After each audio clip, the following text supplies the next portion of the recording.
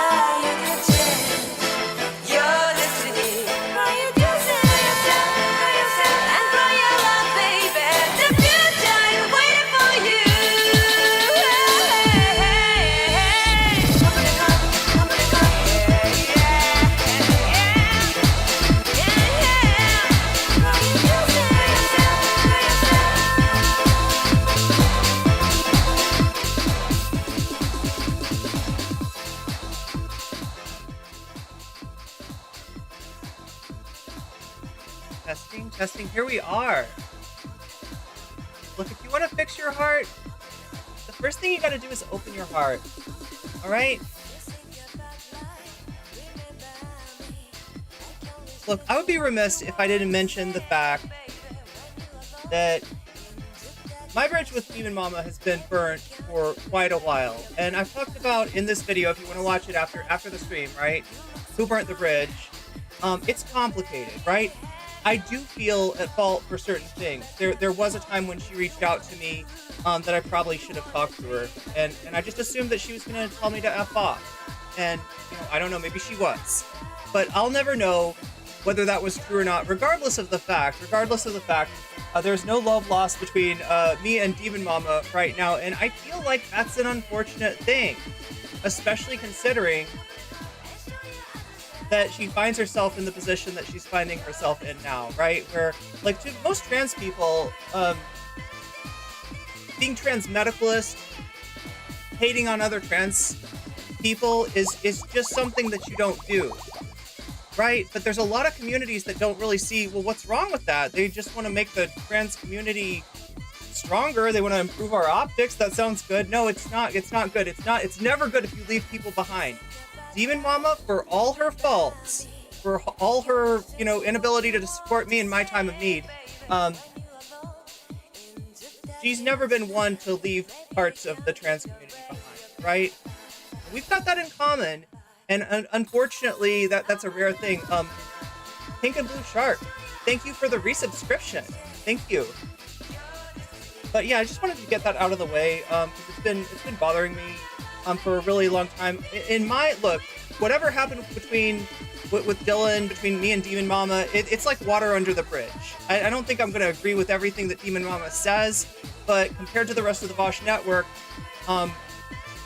you know, I don't really have that much of a problem with her, right? So, it kind of sucks that it has to be this way. But apparently it does have to be this way.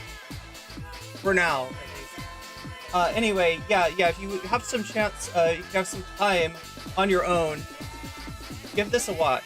And all I had to do was to trash Demon Mama. I refused.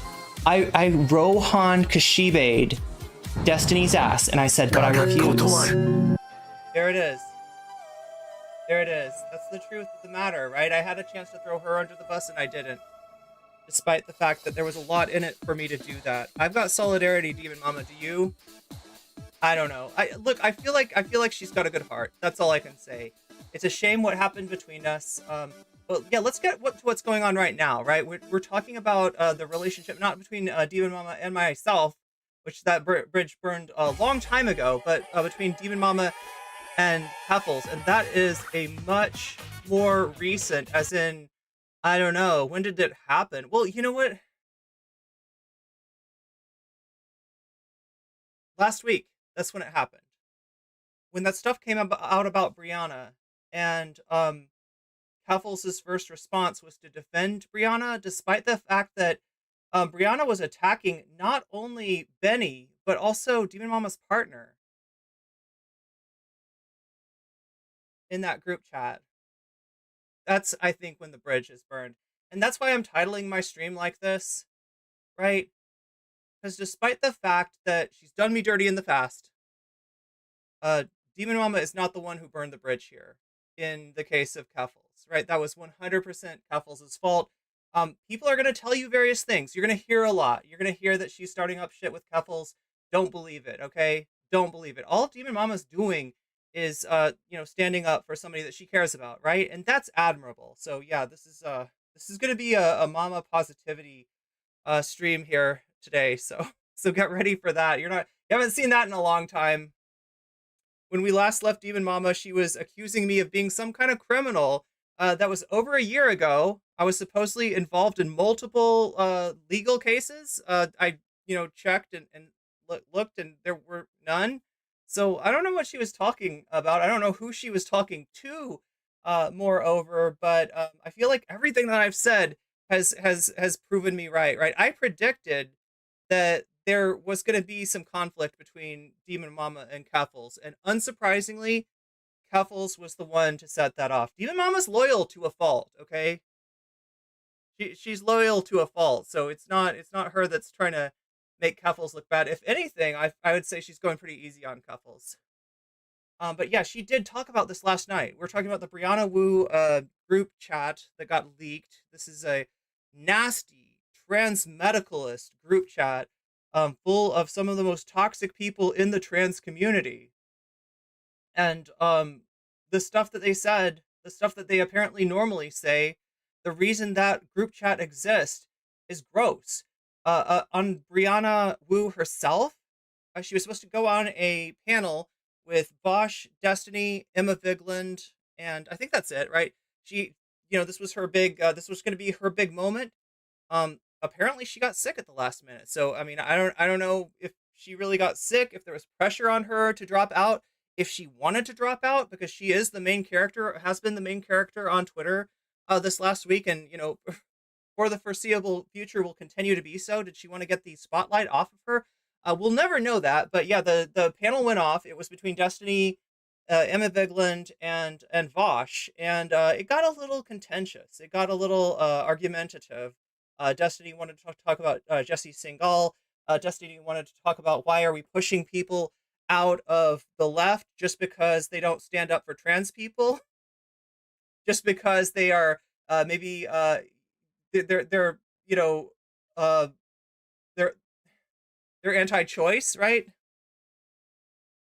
Why can't we make a bigger tent? And I don't know. Look, here's the deal about that, okay? I mentioned Destiny. Destiny's banned on Twitch. I cannot watch Destiny on Twitch. However, my normal offer to Twitch is that if you get me to 10 subs during a stream, I will do extra content for you. Because if people are here for it, then I'm here for you, right? And I love to do it. There's always more stuff to cover than I have time to cover. If I can take a little extra time, it's kind of nice. It's nice for me. It's nice for you, and it keeps me going, right? It makes this sustainable for me. So that offer's still on the table, but also in addition to that, right, I would also like to also extend a little offer to YouTube. YouTube, you might feel like you're getting the short end of the stick. Look, to be real, when I started, I was a Twitch streamer, all right? And as I've gone on, things have moved more and more towards YouTube. And YouTube, you've honestly been killing it lately. Hit that like button to keep killing it, because literally hitting that like button is what brings more people into the stream, right? That's one of the things that brings more people into the stream. Oh my God, there's so many things that bring more people into the stream. For instance,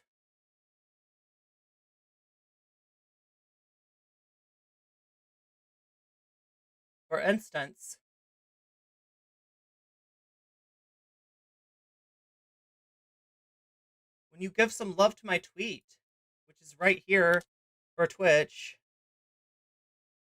and right here for YouTube, it lets people know that there's a stream going on that they might want to watch. There it is. Click that stream. Click that link. Give it a like. Give it a retweet to boost me up there. So that's another thing. And then okay, so what I wanted to show to already look, chat. You're fast. You're really fast. Chat is so fast. Okay. So the other thing about YouTube is that because you've been killing it, I feel obliged to make your end of the stream a little bit better. All right. Now, what am I talking about here? I am talking about, oh my God, thank you for the loves. Thank you for the loves. I'm talking about the stream alert. So normally, Twitch gets the jellyfish when somebody subscribes.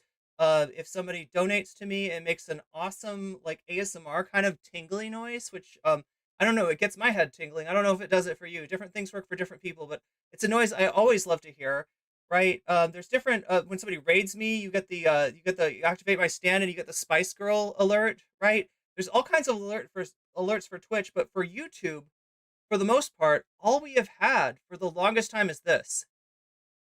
Because it was so peaceful up here, but now there are freaking communists invading radicals.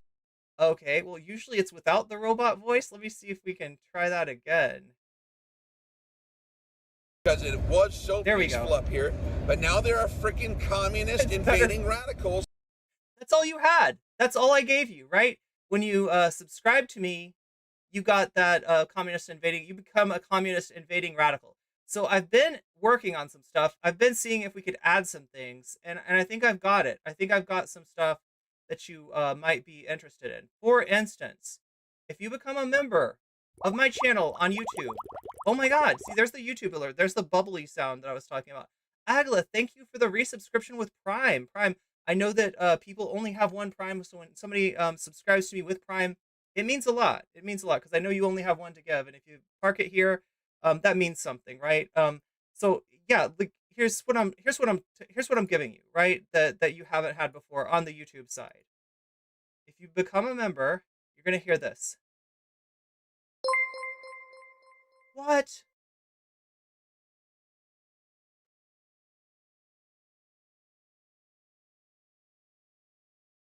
Oh no. All my hard work, it didn't get saved. Oh no. I don't want to do this live. Can I do it live?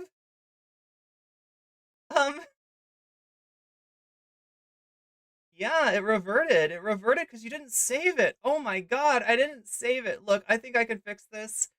I think it shouldn't take too much time to fix it. Upload sound. Because I got all the sounds uploaded. Let's see. This is going to be the sound. There we go. We got that. We got that. And then the last thing we need to do is change the animation settings to make it go light speed in for 0.6 seconds. Look at me remembering all my settings. Light speed out for 0.4 seconds. Perfect. All right, now hit that save button. All right, so here's what I'm talking about. Here's what I'm offering you on YouTube now. If you become a member, you're going to hear this. There we go. There we go. Much better, right? Much better. And if you give me a super chat, this one will take a little bit longer, but it's still worth doing. Because like I said, YouTube's been killing it lately, and I wanna reward you for that. I wanna encourage more of that. Let's see, super chat alert that's the image. What is the new image? Oh yeah, it's this one. And the sound is that. And the TTS settings. Oh my God, did I say TTS settings? Yes, indeed, I did say TTS settings through a burp. British English. Let's get Victoria. I think Victoria is our person.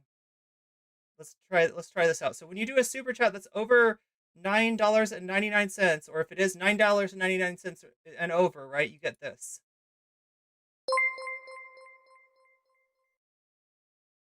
You're supposed to get more than that.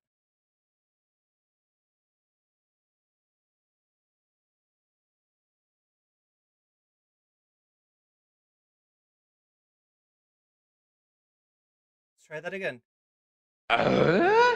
Karina super chatted $10. There you go. You get it'll announce that you super chatted, and it'll also read off your super chat. So if you want to get my attention right away on YouTube, which is sometimes a hard thing to do because I'm juggling so many things all at once, right? That's how you do it with a $9.99 or greater super chat. So I added that on the YouTube side of things too. What I really want to do is get like a sub goal on the YouTube side of things.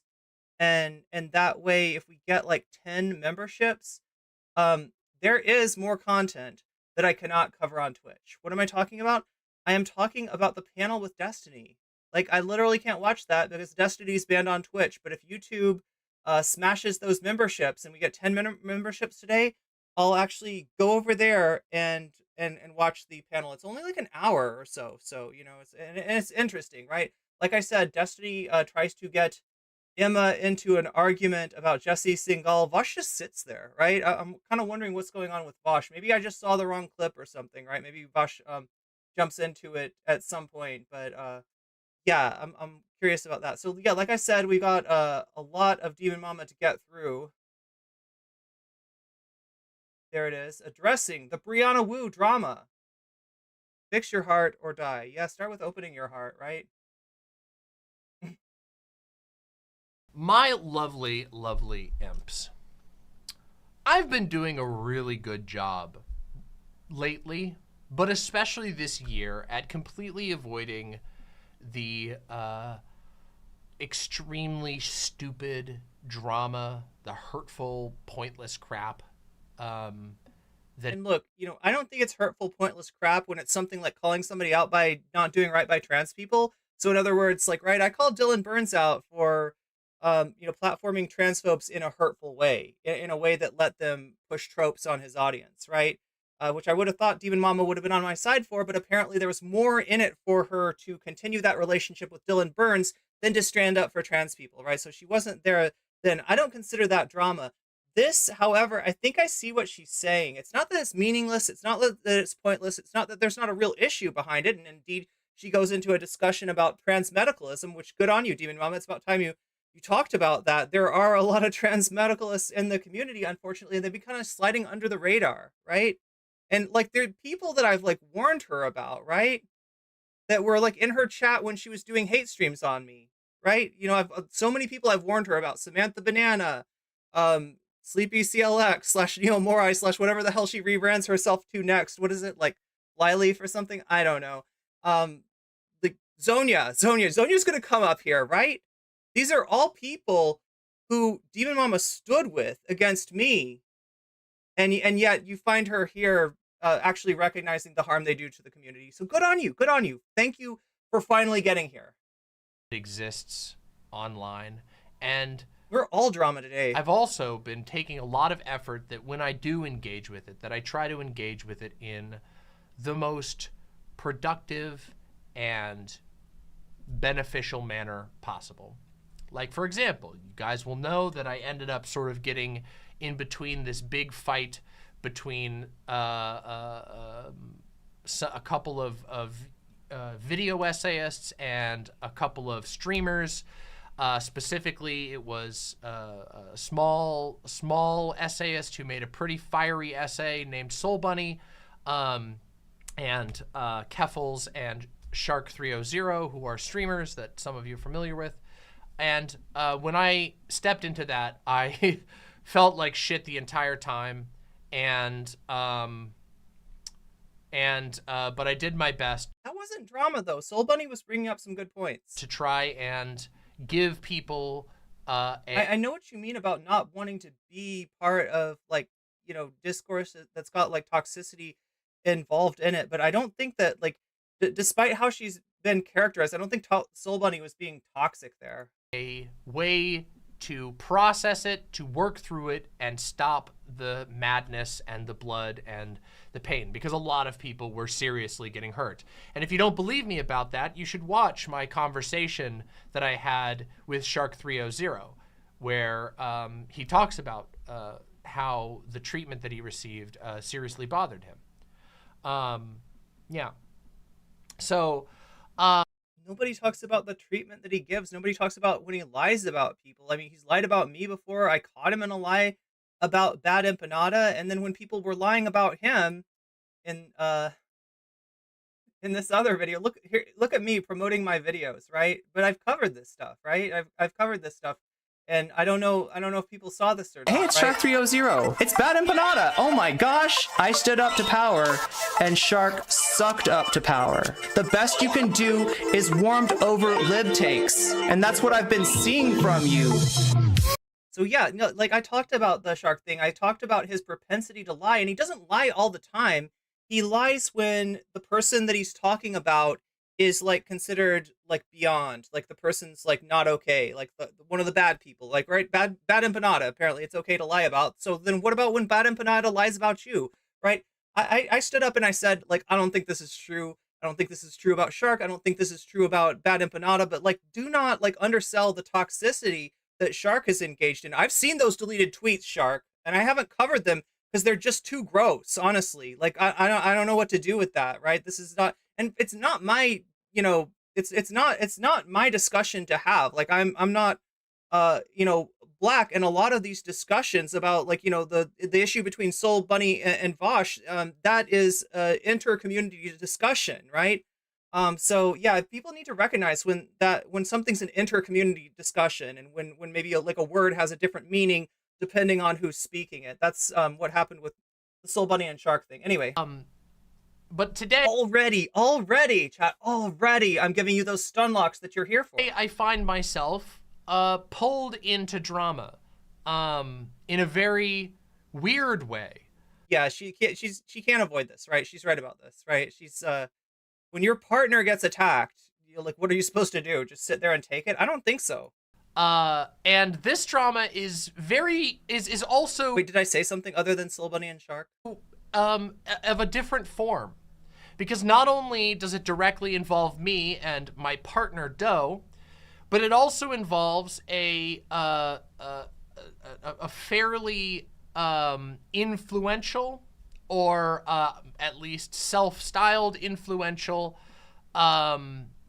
political activist, We're talking about Brianna Wu here, yeah, and she is influential, unfortunately. Not so much about clout, but in the way that she was able to buy her way into a lot of these discussions, right? political operative in these spaces by the name of Brianna Wu.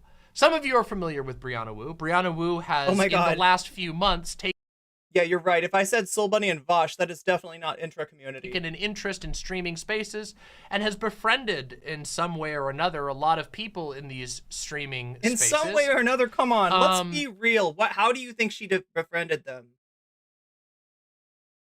How do you think Zonia befriends people, right? It's the same thing. In a lot of ways, Brianna Wu is just like a more successful version of what Zonia was, right? In terms of you know, buying your way, even buying your way into influence in my community, right? Lest we forget about the hundreds of dollars Zonia dropped on me to dunk on Infrared, right? And like in my mind, I was dunking on a Nazgul. In Zonia's mind, I was dunking on a damn commie. That's what she just looks at Infrared and she sees Tanky, and it's like, well, yeah, he'd like you to think he's a Tanky. He's actually a Nazgul, is what he is. And she is the leader of We're talking about a lot of things, Dave, but political Shark's not the main point. action committee that Shark is not particularly relevant here. some people are familiar It's with, just, known as Rebellion. She was talking about the dramas that she's been involved in, and she mentioned the talk that she had with Soul Bunny about what happened between Soul Bunny and Shark, and that's the, you know, discussion that I said was intra-community, that maybe should have been handled intra-community. Pack. And she's fairly well connected on the Democrat side of the world. And this last week, while I was out and about, some leaks from Brianna Wu's group chat surfaced. And we're going to talk about those. But let's just... And these are the leaks that we talked about last time. Now, some of you might not have seen the stream last time, and I do have to mention now, that stream that I did on Wednesday, I think it was Wednesday. I talked about, yeah, it was Wednesday. I talked about Brianna Wu. I talked about the leaks. I talked about all that kind of stuff, right? It got taken down, not because of the Brianna Wu stuff, but because of the Republican debate. Apparently, the Republican debate was more of a dicey thing copyright-wise than I realized getting into it. So, but out of fear for, you know, getting in trouble for that, I ended up taking that video down. I will try to put it up in some way, or at least put some video up explaining the Brianna Wu situation, explaining you know, the background of her, who she is, her controversy. There's a lot going on with Brianna Wu, and one of the parts that I don't think I touched on enough actually was that there were people there were,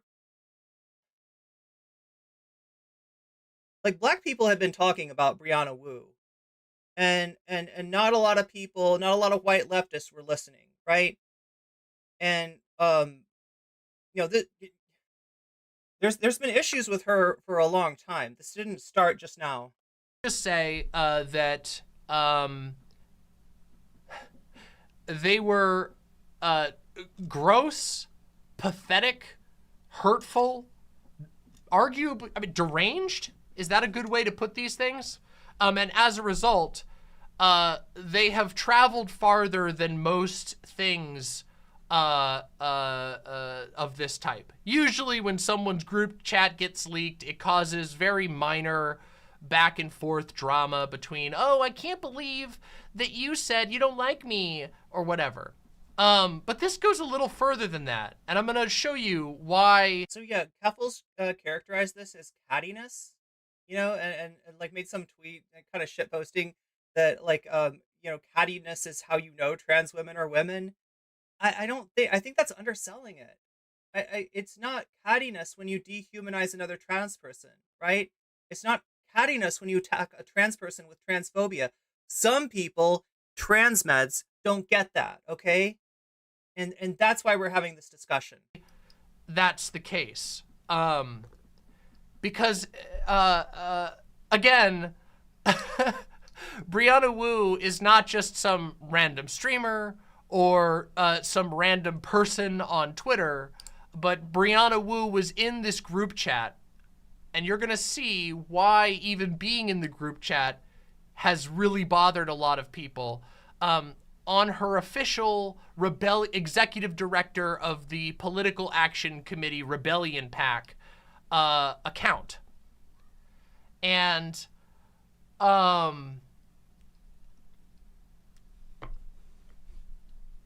also, this drama somehow ended up directly involving my partner, Doe.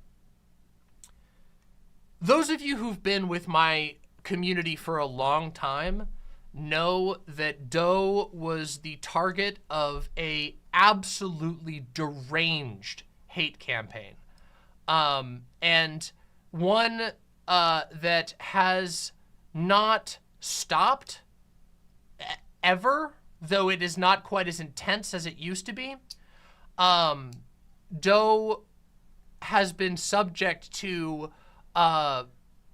multiple manifestos being written about Doe, and So the background is that that Doe uses its pronouns. Some people have an issue with that. Some people have an issue with xenogenders, and because of this, Doe has constantly been getting attacked by debate bozos. Right? We covered a long time ago the debate that it had with our relevant, the same person that compared being trans to blackface when he talked to me, right? And like I don't know what his point was, trying to accuse me of being engaging in the equivalent of blackface by being trans, but it was pretty cringe. I think that Irrelevant's attacks on Doe were cringe as well. Bringing up like making like jokes like that. What if somebody's Batman gendered? What if someone's N-word gendered? Like, right? Just like kind of stuff that, look,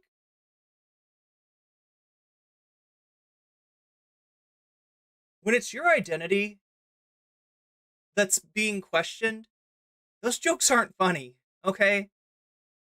And that's what I think a lot of people don't get. Is that this is Doe's identity that we're talking about. This is not a joke. accusations of crimes, false accusations. Oh my god, no, Demon Mama, please. We're trying to do mama positivity here. I'm trying not to remember when you accused me of crimes or said that I was involved in multiple legal cases or whatever. That I don't know what you were talking about, but whatever. I should be clear, Sorry. that are just so out of the realm of reality. And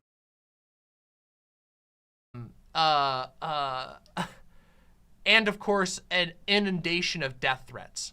I have seen so Yeah, this is stuff I can relate to. Manifestos, personal attacks, and many death threats that. sent at Doe. Now, I also have been harassed an insane amount. But, and this is not to downplay anything, because I've talked at great length about the things that I've been through as a content creator, specifically at the hands of certain content creators in this space, who I think behave in incredibly unhealthy, deranged, and outright So, backstory, right? After I was excised from the streaming community with the help of Demon Mama, They looked for somebody new to attack. They were like, you know, attacking a trans woman, that really works well. Let's find somebody. Oh, Demon Mama. It was her turn. It was her turn. This is what I mean about solidarity, right? They're like, in addition to solidarity being the right thing to do, solidarity is something that we very much need. And when you get isolated, like Demon Mama was, when you get attacked from all sides, like Demon Mama was, right? You really miss that, and you don't want to be saying, God, you know, like, where are my friends? Oh wait, I already threw them under the bus. Malignant and antisocial ways. But Doe isn't even a content creator. Doe hasn't streamed for a long time, and its stream was always, you know, fairly cozy and small. And I mean, I don't know about small. I feel like Doe was got to a pretty good size, but Doe's stream was definitely cozy. It's really weird. And the way that Doe engages with other people is not even mean. At the worst, what Doe will say to somebody is, I think you're stupid because of this political opinion that you heinously hold. That is the worst I've ever seen it say. Okay? Now, my partner Doe uses it, its pronouns. And that you're going to see that that's somewhat central to this whole thing, okay? This is the thing that debate bozos can't handle. Xenogenders and, pronouns like it, its pronouns. Has Doe streamed after its debate with RGR? No. And Doe showed up on it, was invited to a panel on political violence and used my stream setup for that, but didn't stream on its own platform or anything. Doe is more, and by the way, before that debate, Doe had barely streamed at all.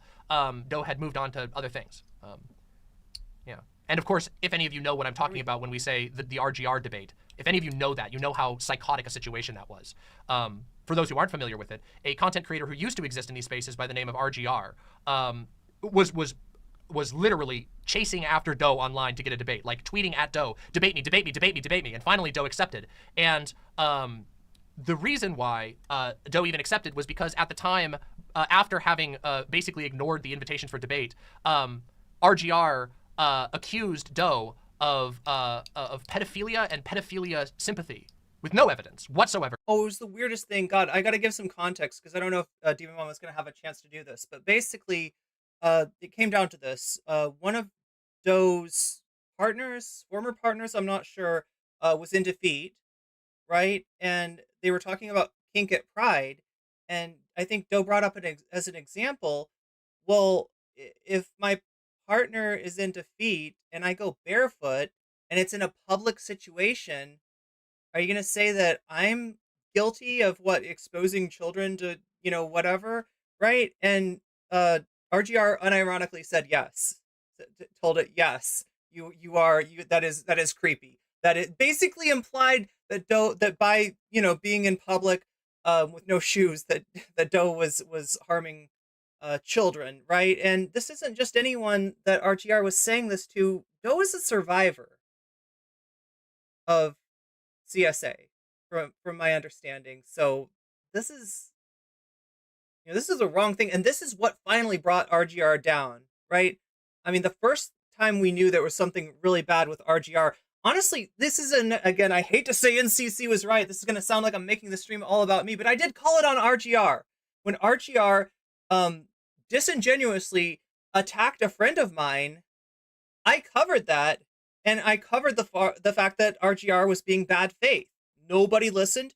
Nobody believed me. When RGR got in that fight with Demon Mama over gender self-ID, right, which is it's at the center of this discourse about transmedicalism. This is the main thing that transmedicalists reject, right? The idea that you are the gender that you say you are, because it's a subjective thing we're talking about, and you're the only expert on what's going on in here, what's going on in your heart, what's going on in your being, what's going on with your identity. This is what RGR was rejecting in that debate. So yeah, and that was, I think, when Demon Mama realized that, and the rest of the world kind of realized what was wrong with RGR when RGR attacked Doe with charges of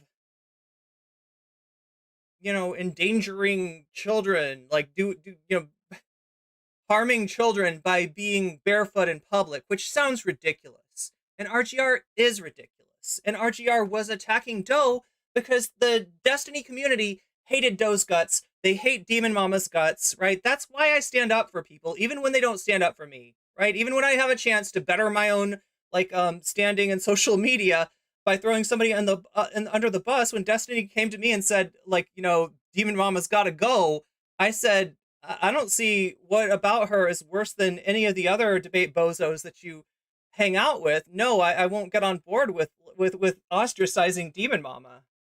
Based off of a deranged and convoluted argument about being barefoot in public. I'm not kidding you. I wish I was making this up, okay?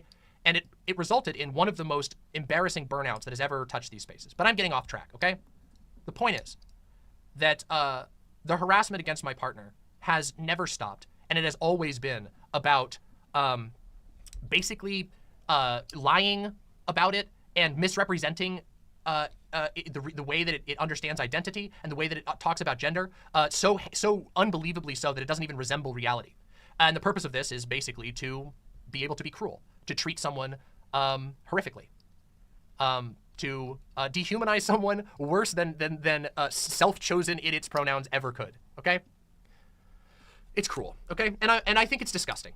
I just want to be clear about that. I think it's fucking disgusting, and I just don't understand how anybody can see that behavior and not go, that's fucking crazy. It's fucking crazy that there are so many people who are weirdly obsessed with Doe, who just does its own thing.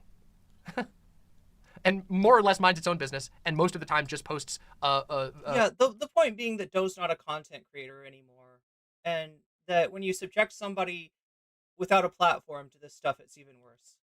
Vague, not even vague, but vaguely about politics and flowers and animals and plants. Like, all I'm trying to say is I can be abrasive, okay? Doe is not, all right? They pick on Doe because they think Doe is like an easy target or something. Wait, Afternoon Tune, who do I look like? Do I have a doppelganger? But anyway, I thought I looked unique, but you're about to tell me who I look like. Get into the heart of this drama. I've set up enough. Wait, who do I look like? Okay. So, these leaks from Brianna Wu contained a number of things. I'm going to show a couple of them right now. The first one has nothing to do with my partner, but has to do with a trans content creator by the name of Benny Carollo. Okay, so let's take a look at the first leak here. Okay, so here we have a group chat, and here is a picture of Benny Carollo, and a person here named Cactus says, it puts the lotion on its skin. And then somebody follows up by saying, her dress reminds me of those god-awful skirts that femboys buy. Like Demon Mama. Okay. Then it says, please. Then we have, here we go, Brianna Wu, the executive director of Rebellion PAC, a self-proclaimed progressive activist, on her main account saying, God. I thought you were going to say Keffals. And then, following it up, as you can see, this repost so you can see the continuity. I mean, if you're not super hot, maybe just dress normally and don't present yourself as a transvestite. Okay, so Sweetlebug is asking me, what are my thoughts about BIPOC, queer, and trans people who object to being in solidarity with folks like DM and Doe based on feeling like both of them have been involved in racist social media campaigns? I am not going to tell people not to feel the way that they feel. It's understandable. I've got a reason, not to. I guess there's a difference, I would say, in between like if somebody attacks a trans person who has been horrible to me in the most transphobic way possible, I'm gonna defend that. But yeah, no, I'm not gonna tell BIPOC people, that they need to, have that's not how solidarity works, right?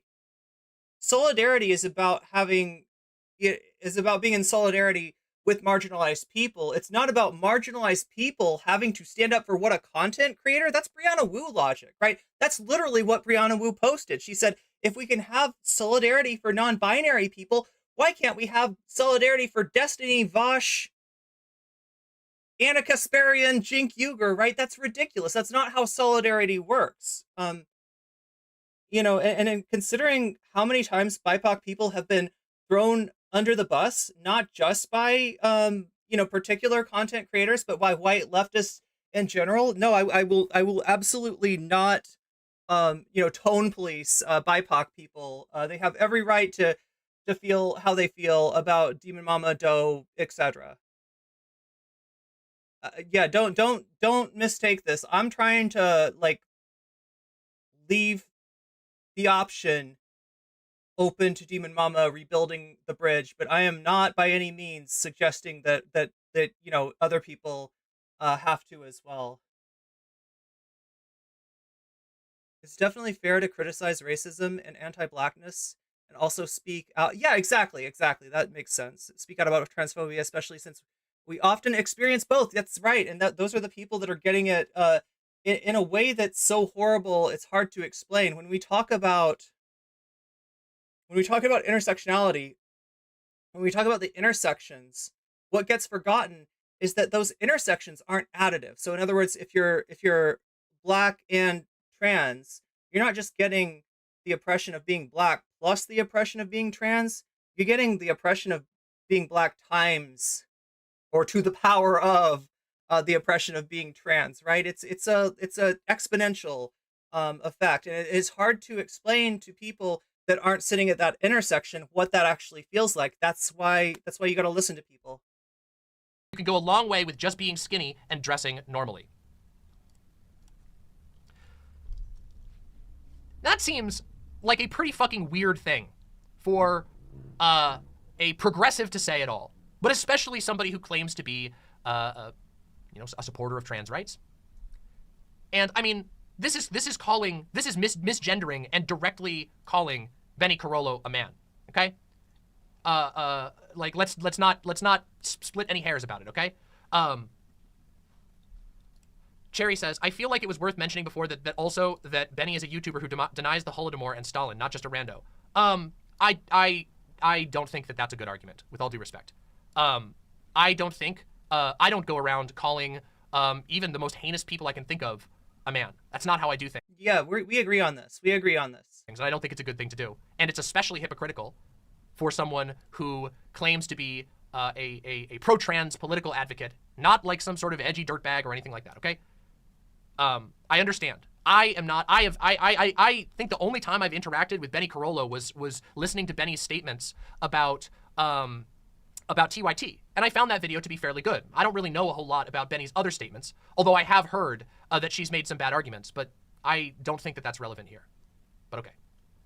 I think it's worth. So there's a thing that goes on in I don't know if I want to call it the Vosh network or the White Leaf network. I mean, we're talking about people that are tangential to Vosh. It's also a formalized network. In other words, a lot of these people, including Demon Mama, have their website provided by Vosh's sysadmin. That's called White Leaf, right? So I mean, whatever you want to call it, right? There's an issue with a lot of people in that network where they have one standard for people within their network. They have one standard for people that are okay with them, and then they have another standard, just like Shark, right? It's not okay to lie about people, but maybe it's okay to lie about Bad Empanada, because Bad Empanada is not a person. And listen, as much of a dick, and I've experienced it too, as much of a dick as Bad Empanada can be, that doesn't justify making lies about somebody escaping to another country in order to avoid charges of a assault charges, right? That doesn't justify that. So all I'm saying is good on Demon Mama here, because this is refreshing. You don't get this. You do usually get a double standard. I've experienced the double standard. I've experienced the double standard from Demon Mama, right? When you go against the family, when you go against the network, right? Nothing is, you deserve everything. You deserve anything. Even big upping your stalker is like, it's like fair game, right? And that's how it used to work with Demon Mama. I'm glad that she's grown since then. That's a good sign. The context, she's not just a rando. I hear what you're saying, but I still don't think that justifies also, it. Paul Squall, thank you for the subscription. Especially in this context. Stop fighting in chat. Don't be shitheads to each other, please. Or else I'll just nuke chat. Also, I'm not going to get into this particular thing anymore because obviously there was another drama that has been going on that I don't even care to talk about with regard to Benny. There's another whole beef. Okay, let's just stick with the subject here. Okay, please. Maybe I don't know that drama. I think that is a bad behavior to engage in. Okay, I think it's hypocritical, and I think it's no good. All right, we're getting through this. All right, let's make progress. Don't fucking argue in chat right now. Don't argue with it in chat, but also you can't argue with the top of the hour ad break, which is coming at you in exactly 4 minutes and 40 seconds. That's right. We've got our first ad break of the adventure coming up. It's 1 minute and 30 seconds of whatever ads Twitch wants to throw at you. The only way that you can get out of that, your only hope against that is to get a sub. You can get a sub from doing a prime like Agleth just did. You can get a sub by resubscribing or subscribing like Paul Squall just did. It's wait, no, we're not in September anymore. I can no longer say that you got the 25% off. We might have missed out on that opportunity, but it is only $5, right? And the other way that you could possibly get a sub, if you're lucky, don't count on it, is if somebody's feeling generous, you might get a gift sub. You're more likely to get a gift sub if you're active in chat, because that way the people see you, they see that you don't have a thing by your name, and they say, you look like somebody who needs a sub. And you might just get a sub, so. Let's continue. Oops, these are out of order. Why did they go out of order? Here we go. Is she talking about the Keffals and Benny thing? Was the second. No, sorry, this is not the second one. This is the next one, okay? That I want us to talk about here. That was that a lot of people got frustrated about. Okay? Here we go. So Brianna Wu had received some criticism in recent memory and said about her statements around non-binary people. A number of different people had basically brought up, they said, I don't think that Brianna Wu supports non-binary people. And so Brianna Wu had made this tweet right here. Just wanted to put on the record that I unequivocally support non-binary people and that anyone that says otherwise is lying for clout. Okay?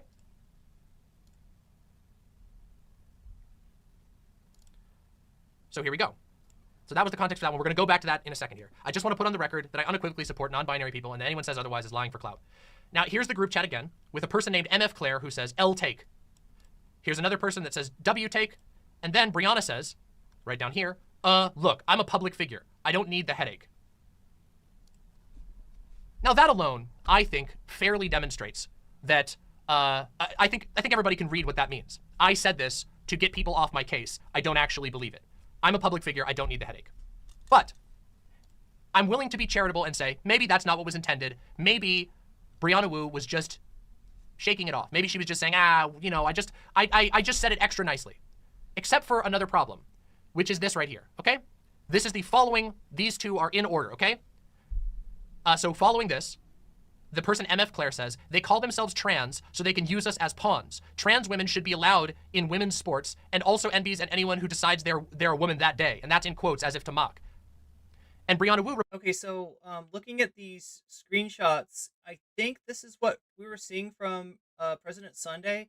It's a little bit easier to see on Demon Mama's screen. Thank you so much. Because, yeah, we're having trouble. It was kind of hard to tell. President Sunday did it in like a MS Paint setup. I think Demon Mama has separated these out for us to look at, so they're a little bit easier to see. But yeah, these are people in the Burn Book, Mean Girls, Transmed group chat, the Sissy Hippo Hub. Replies to this, saying, look, I agree. I think these are two related but separate things. Trans women are not drag queens and we're not NBs or transvestites. Here is Brianna Wu directly saying that I agree with the sentiment. They call themselves trans so they can use us as pawns.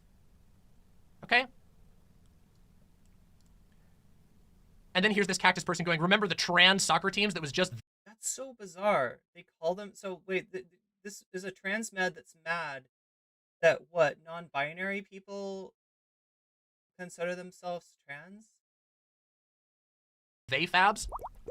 It's a silly term that's used to claim that that the only non-binary people that exist. The term they fab is it's a 4chan term. Thank you for the resub. Almost a year of knowing that gorgeous, intelligent, and funny NCC is right. I try to be right. Listen, if I'm ever wrong, I'll let you know. Okay. I don't want anybody coming away from this believing that I am just like existentially right, because I know I have the ability to be wrong. But thank you for remembering all the times that I wasn't wrong. That's basically meant to say that the only people who are non-binaries are females who are looking to spice it up. It's a really fucked up and stupid term. Okay, it's a no. I know what's being talked about here. Yeah, I've had friends say weird stuff like this. Embarrassingly, they don't stay friends with me for very long. A term that doesn't even make any sense. Okay. So those were the first two that really got people. Yeah, female at birth. Yeah, that's why I used the quotes. And of course, it's on its face false. But we don't need. I'm not going to sit here and argue with moronic terminology that originates from 4chan. It's just not.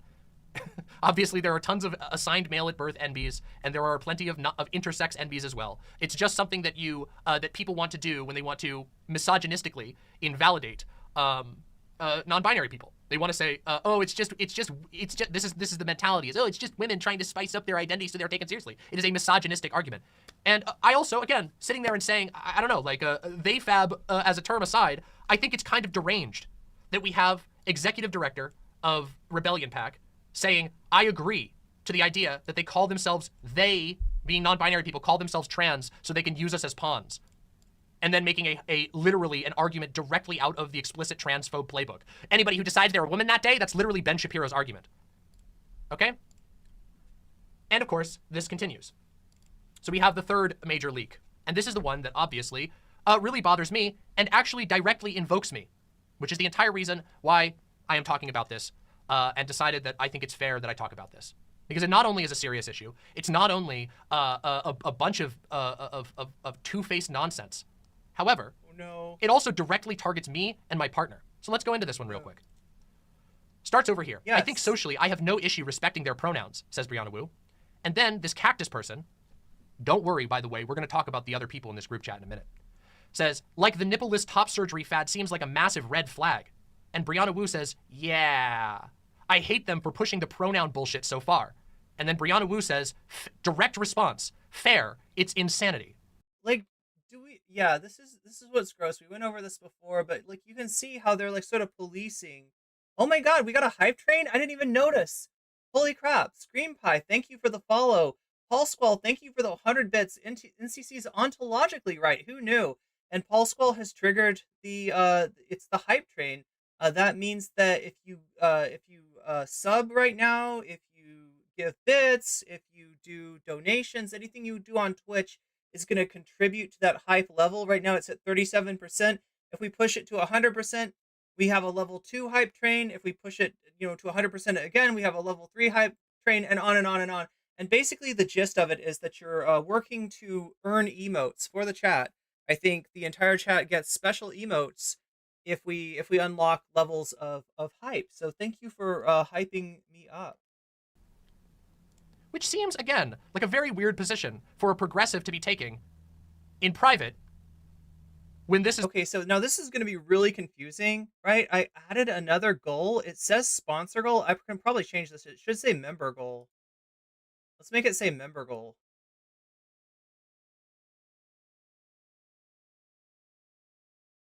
And what this is, it says that there's 491. Now, I think what that means is that like 491 times somebody has become a member or re-upped their membership on YouTube. I don't actually have 491 members, although that'd be really cool. Maybe I should say I do claim to be a bigger streamer chick than I actually am. No, I'm going to be real with you and tell you that I have, I think, 23 members right now. That's on the real. We have 23 members, so you're a ways behind YouTube. But don't worry, your memberships are cheaper. I think they're about like 25% less than what it is for, no, maybe even more than that. It's a fairly good deal on YouTube to become a member, but that's the member goal. It says we're at 491 here. The goal is 501. That is what we get to unlock the Destiny, not Brianna Wu, because Brianna Wu called in sick. Destiny, Vosh, and Emma Vigland. And yeah, like I said, it was just going to be a panel. I thought it was just going to be, they were going to be like, yeah, get out the vote. Go vote. Vote for a Democrat. Yeah, everybody should vote. Like I thought it was going to be a big hug box, right? But no, actually, it was a debate. Actually, Destiny made it very, very testy. The tweet that's being put publicly. The pronouns are insanity. Anyway, let's continue here. Here's the next part. So this is a person named Olive Oath saying, and I quote, this is a quote, Doe didn't detransition because they still consider themselves trans, but agender, and believe trans is an amorphous blob of a term that means a political statement against the societal concept of gender. They have stopped taking hormones because they also believe hormones are a weapon of societal construct of gender assimilation, and hormones should be a tool to be played with. We missed the track. Okay, well, we got to 38%. Not medical usage, because all gender should be abolished. To which Brianna Wu responds, no, that is not well. Now, there's a couple of things here that I'm gonna talk about. Obviously, literally none of what was said there is even an accurate representation of Doe at all. And it's incredibly funny because I literally just watched Doe take its hormones the other night. Like, Doe has not stopped taking hormones. Doe never stopped taking hormones. It's like...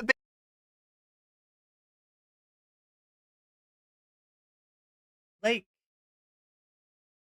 really? Really? They just completely made that up. I'm surprised. They literally have invented this, among other things. And we're going to talk about the other things in a minute when I get to what some of the members of this group chat have publicly done. Okay? So we got Brianna Wu on her official executive director account going after my partner and saying that my partner isn't well based on, frankly, a completely deranged fiction. It's such a weird reason. I mean, like, you know, you shouldn't be, like, looking to illegitimize, invalidate other trans people, first of all, right? We don't need that. We've had enough of that from the medical establishment, right, in terms of gatekeeping. But, like, for somebody's choice of top surgery, really? Because they don't want nipples, they're, like, invalid? Really? Is that what I mean, I guess. A completely deranged fiction made up by a, you'll see, a very interesting person, okay? There's a lot of interesting people in this group chat. And by interesting, I mean scary. There's another aspect of this that only I can talk about. And the reason that only I can talk about it is because only I know about it, okay?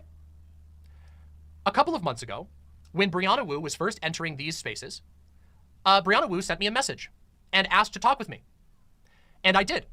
And in over a course of a couple of hours, I talked about myself, my partner Doe. I talked about my partner Doe's, the harassment that had been directed against my partner Doe because Brianna was directly asking about that. And a whole bunch of other things. And you're going to notice something throughout this whole thing, that there is some further weird two-facedness going on. Because not only has Brianna Wu pretended to not... Look, normally I wouldn't take, like, a single comment of, like, catch me up and give it time. But I feel like, Artist Riley, if you're confused, other people are confused too, all right? And I feel like a lot of people just got here. So if you just got here, we're watching Demon Mama responding to the Brianna Wu drama, which you may or may not have seen me cover last week. You definitely didn't see it, though, on a video because I had to take that video down because I did the Republican debate too, and apparently the Republicans were going around, you know, taking people's streams down, giving people strikes. I didn't want to be messing with that, so I took the video down, right? But the gist of it is that Brianna Wu, who is, I don't know what I almost don't want to call Brianna Wu an orbiter. I will call Brianna Wu an orbiter because there's nothing else really to call Brianna Wu. But whereas most orbiters get to where they are by glazing up a streamer, by being excessively defensive of the streamer, by feeding that streamer's ego, right? That's how orbitership usually works. Brianna Wu's may have been also somewhat the fact that she runs a very large PAC, a political action committee called Rebellion PAC. She's influential in that way. She's independently wealthy, right? So in other words, there might have been, I'm not going to put it out of the realm of possibility that you know, Brianna might have bought her way into being relevant to people like Destiny, to people like Vosh, etc., right? But that's who Brianna Wu is. She's always kind of struck me as being a little self-hating. The fact that you're a trans person at all that's okay with Destiny means that you're willing to put up with Destiny shit. That's a little sus to begin with. And then if you've actually watched her on Destiny and seen what her viewpoint is, it's very much like an optics-based viewpoint about the trans community, right? But despite all of that, she's always maintained that she stands with non-binary people. And yeah, so whatever, right? Last week, screenshots came out of a Twitter group chat with Brianna Wu and some notorious transmedicalists. Transmedicalists are people who buy into antiquated, medicalized ideas of who is and is not a trans person, right? So they want to gatekeep the trans community. They want to be like, oh nope, you're not trans, right? That, you know, and generally they're hated for this reason, right? Trans people are sick of that shit.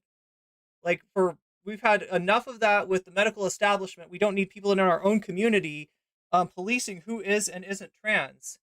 So it came out that Brianna was not only in this group chat with these sussy bakas, but Brianna Wu herself was saying some transmedicalist stuff. And I mean, I'm not surprised. Some people were surprised by it. But you know, this was a revelation that is probably responsible for Brianna Wu not actually being on the panel that she had set up with Destiny Vosh and Emma Vigeland from Majority Report, right? She was supposed to be the fourth person on that panel. She tapped out, and it was either because she was pressured to tap out because, you know, there's so much bad press about her, or she didn't want to continue the attention because she did become basically the main character on Twitter last week. So are there more trans people than anti-trans? Wait. I'm not, that's a tough question to ask.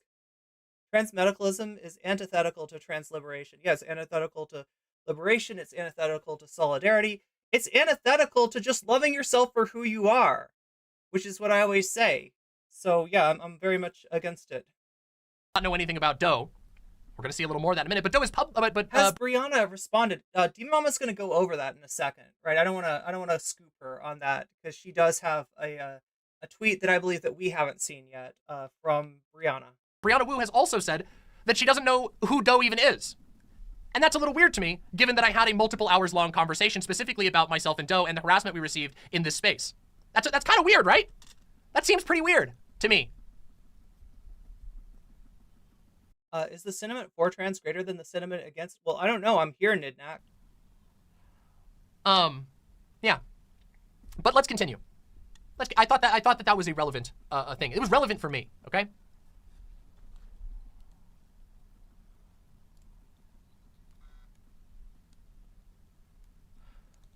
Now, this is one that involves me, and I'm going to talk about this again. Lol, Void Zonia started a shitstorm tonight. We'll talk about Zonia in a minute. Be patient, everybody. Doe came up, and I repeated your very plausible position that it pronouns are about a degradation fetish, okay? Listen to that real quick. Lol, I started a shitstorm tonight. Doe came up, and I repeated your very plausible position that it pronouns are about a degradation fetish. Demon Mama is in the GC, and I didn't know they were dating, lol. Well, then the police came, and it was all over. I mean, then I asked what she did for a living. That also didn't go over well. Not she. Okay, no, so we saw President Sunday's chat react to Zonia being mentioned, right? If you've been following me for long enough, that's a name that you've heard of too, because we have had our issues with Zonia, and you can see it's a very different reaction in Demon Mama's chat to Zonia.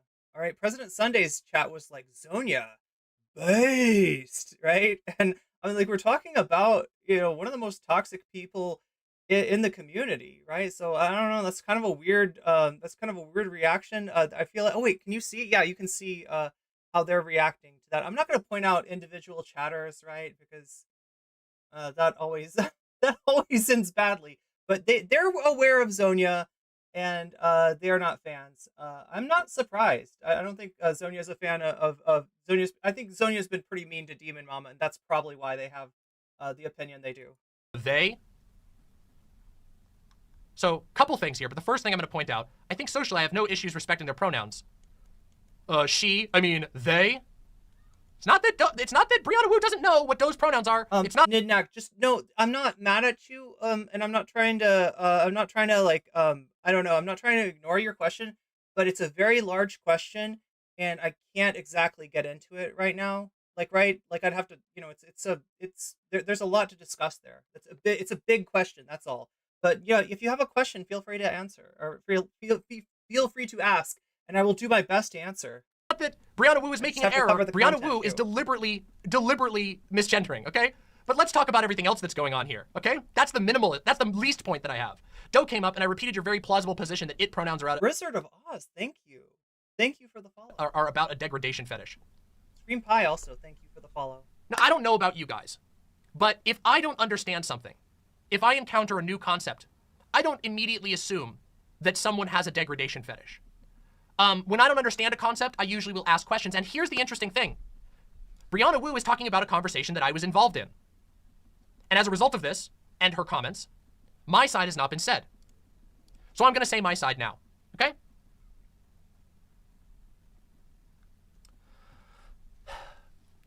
In the group chat that Brianna Wu is referencing, I saw my partner getting talked about in a very weird way. Now, my group chat, this group chat that's being referred to, I quite like, okay? I've been a member of this group chat for a very long time. And Okay, so not to get confused, right? There's multiple, we're now talking about multiple group chats. The first group chat that you saw, the thing that you just saw screenshots from, that is called the Sissy Hippo Pub. It's a joke off of like Sissy Hypno, right? And that is the Transmed group chat. That's the one that Brianna was in. Demon Mama's now talking about a different group chat that she has been a member of for a really long time, a group chat that she really likes, a group chat that apparently Brianna Wu was invited to, and that's where Zonia comes in that Brianna's saying, I triggered the people in Demon Mama's group chat, or it's not a Demon Mama group chat, in the group chat that Demon Mama was in, by bringing up some arguments that Zonia had made. So one wonders what arguments we're talking about. and I quite like it. It's a nice social space. Usually, I don't expect to go to that group chat and see someone saying that my partner is engaging, my partner's identity is just a degradation fetish to involve the public Okay, that's with. what it was. Yeah. God.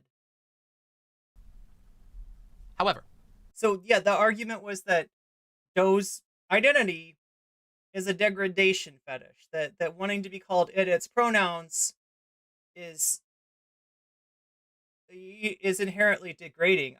That's that's just not true. I responded and I said, that is not accurate.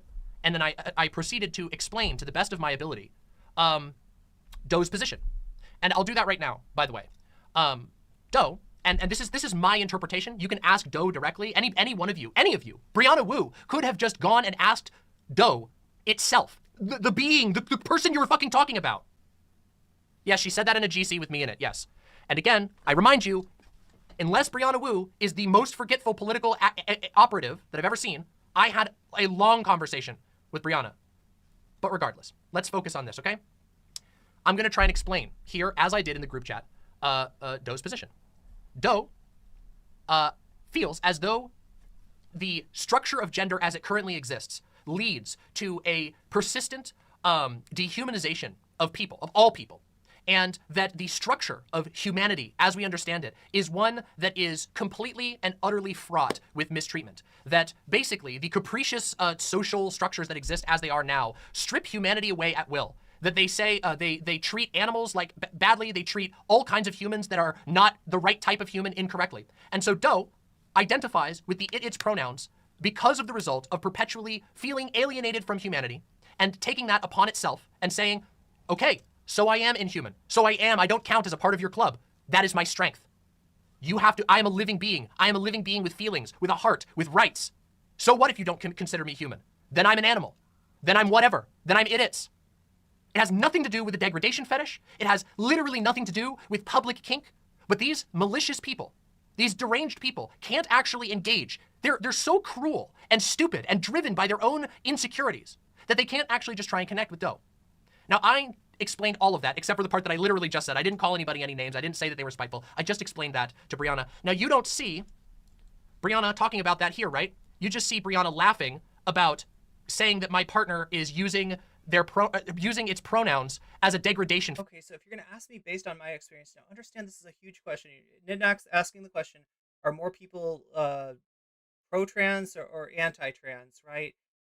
That's a question which usually you'd have to define your terms, but since you're asking me my experience, the people that I've met, have they been mostly pro-trans or anti-trans? They've been mostly pro-trans, right? That's my experience. That's not necessarily the way that the world works. And you also got to remember that if you want to define like pro-trans, and if you want to ask that question and get like a definitive answer, right? First, you have to define what's pro-trans and anti-trans. This came up on the Destiny panel with Emma Vigland in speaking about Jesse Singal. Myself, Emma, Sam, the Majority Report, we regard Jesse Singal as being anti-trans, but Destiny obviously has different feelings. So, it does really, that is like a parameter that you really need to set.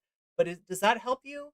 If you're asking me, in my experience, are most people pro-trans or anti-trans, I would say pro-trans, but there's probably a bias in that I will tend to be around people preferentially who are more pro-trans. So understand that my answer is based on my experience and is not the be all end all. And if you want to ask, like, writ large in humanity, that's then you're going to have to get into a situation of defining all your parameters, and it'll be a big thing. But I don't know. Fetish. You don't see Brianna Wu and her friends talking about the fact that I nicely explained. I was incredibly, incredibly chill, okay? I will stand by that. And I would be willing to bet that the people in the group chat would also stand by that. The police came in and it was all over is literally nonsense, because the police was me simply saying, that's not how it is. Now, there's more here, okay? Yeah, see, I was confused by this. Then the police came, right? So when I first read that, I was like, did somebody get swatted? The police came? What are we talking about, right? But no, literally, Brianna's calling Demon Mama the police, I guess because she has a lot of pull within the group chat. And that dehumanizing shit that she was saying about Demon Mama's partner was not appreciated. So that's what the police thing is about. Brianna says here, I asked what she did for a living. Oh, good point. Artist Riley says, I think people don't care enough either way. There are a lot of people who are just like, they're not, like, most people are like, yeah, I would characterize as neither pro-trans nor anti-trans. What actually happened is that after I explained that, Brianna went, well, it's not just for the internet, right? Like it doesn't really use its pronouns with people in the real world. It's like it's a persona online, right? And I said, no, Doe uses its pronouns with every person that I know. And Doe actually has a lot of IRL friends, all of whom are perfectly fine. And some of you are right now in chat and can attest to that. And then after I said that, Brianna said, well, out of curiosity, what does it do for a career? And by that I mean, Brianna said, what do they do for a career? Okay, yeah, so Brianna's uncomfortable using its pronouns. She's saying using they, them instead. So, and I figured my understanding of Doe is that it would rather be referred to by its pronouns, but for people who just absolutely won't do it, you can just say Doe, right? You could, like, I think it would rather people omit pronouns if they're not comfortable using its. That's what I remember from the exchange with our relevant. I am justified, given that I was invoked here, given that my partner was being mocked here, to say the other side of this story. Okay?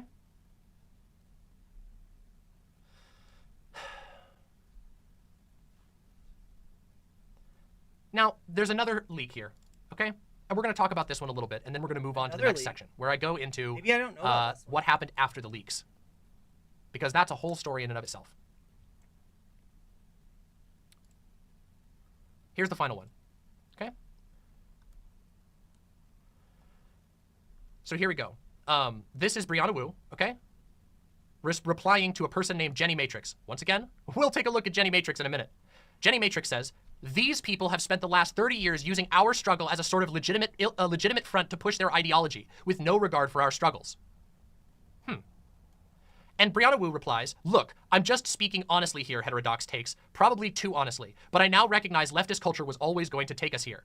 I said nothing about the BLM riots because I didn't want the trouble. I said nothing when tankies started taking over the party because I didn't want the trouble. I said nothing when...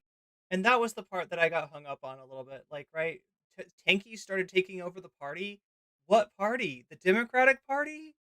Like, what is she even talking about? They took over trans stuff and said you didn't need to have dysphoria to be trans. And I'm looking at where... God, it's weird how she like look at how many people she's putting into that they category. We are, and it's just like my silence led us here. All of ours did. We did it with So you not being like openly transphobic is what led us here? You not being like openly anti-communist? great intentions, but if we don't stop this bullshit, leftism Joe Biden is definitely a tanky. will die. That's what I I heard. think because I'm old enough to remember when we moved away from transsexual, I'm a bit more nuanced. You have to remember, daytime TV was obsessed with the my sex God. of transsexual, so it was trying to water that down. I do think that as transgender doesn't mean anything clinically anymore, it makes sense to bring it back. There's a lot in there. There's a lot in there. But I'll point out that this leak, once again, indicates that Brianna's public word cannot be trusted. I'm speaking too honestly here. I said nothing about the BLM riots because I didn't want the trouble. What were you going to say about the BLM riots? I said nothing when tankies started taking over the party? What party, first of all? First of all, what party has been taken over by tankies? There are barely any tankies. That's what I asked. I have criticized, you all know, my viewers, you guys know how hard I've criticized tankies on my channel. And I have always pointed out the fact that tankies are a very loud super minority. Okay? That is, what the fuck, okay? Okay, so if, you know, I wanted to see if I could find the clip. Nobody's made a clip.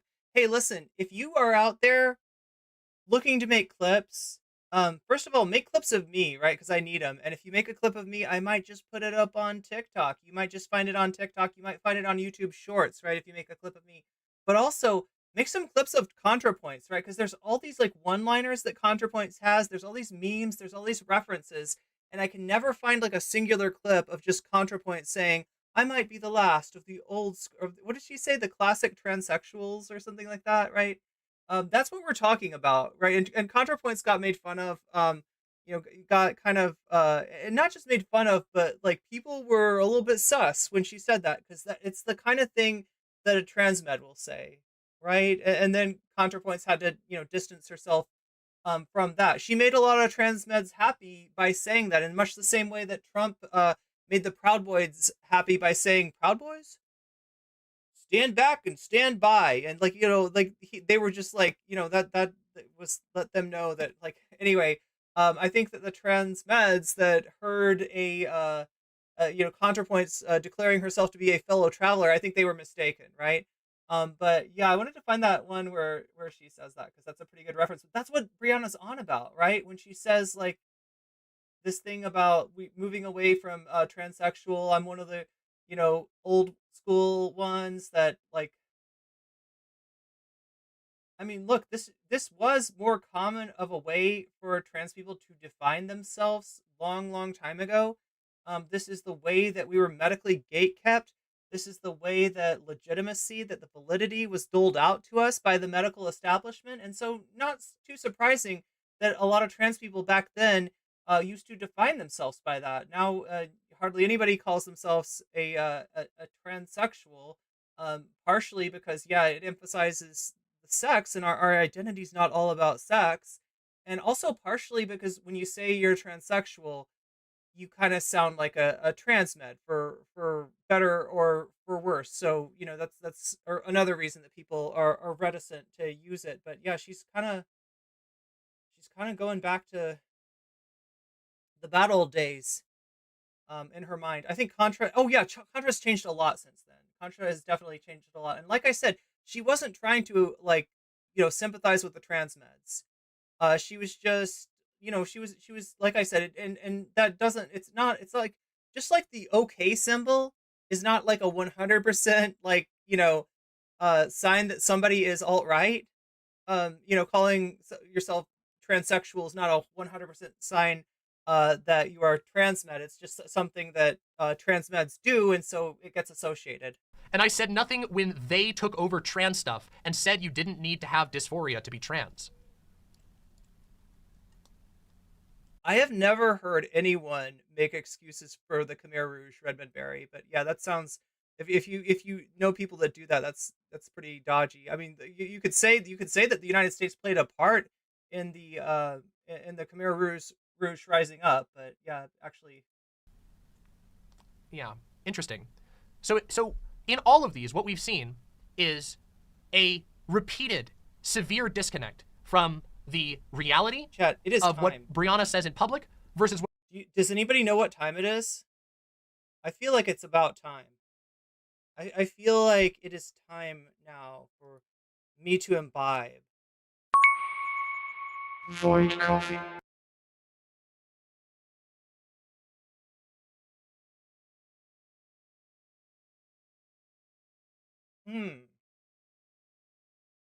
Seriously. That is some good stuff.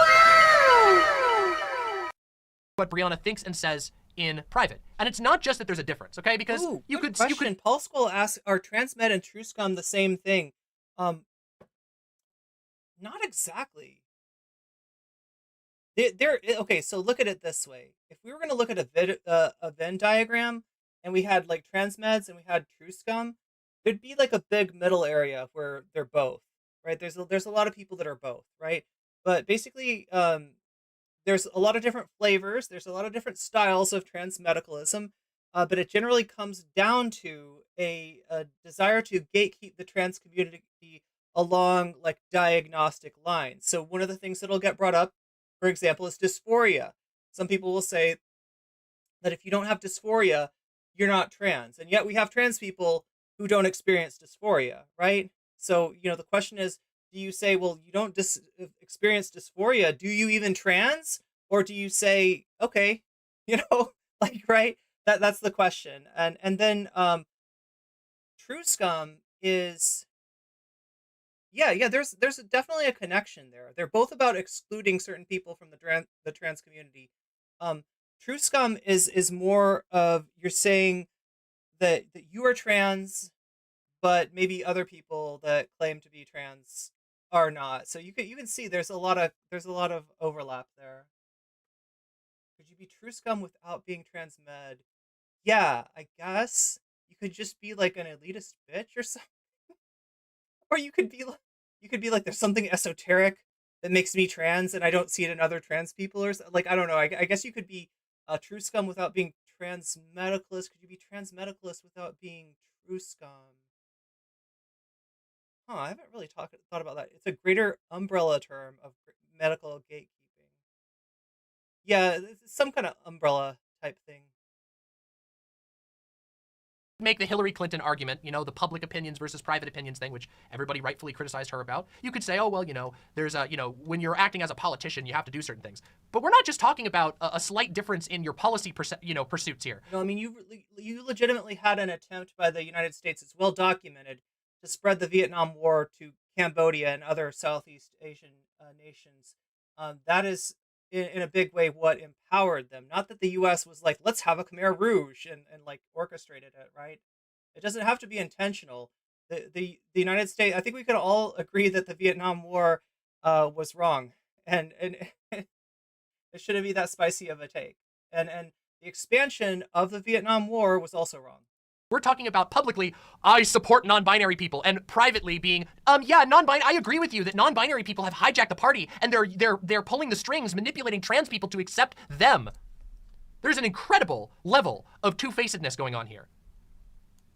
These are pretty drastic differences in opinion. Not to mention, of course, the fact that for no fucking reason, going after my partner, for no fucking reason.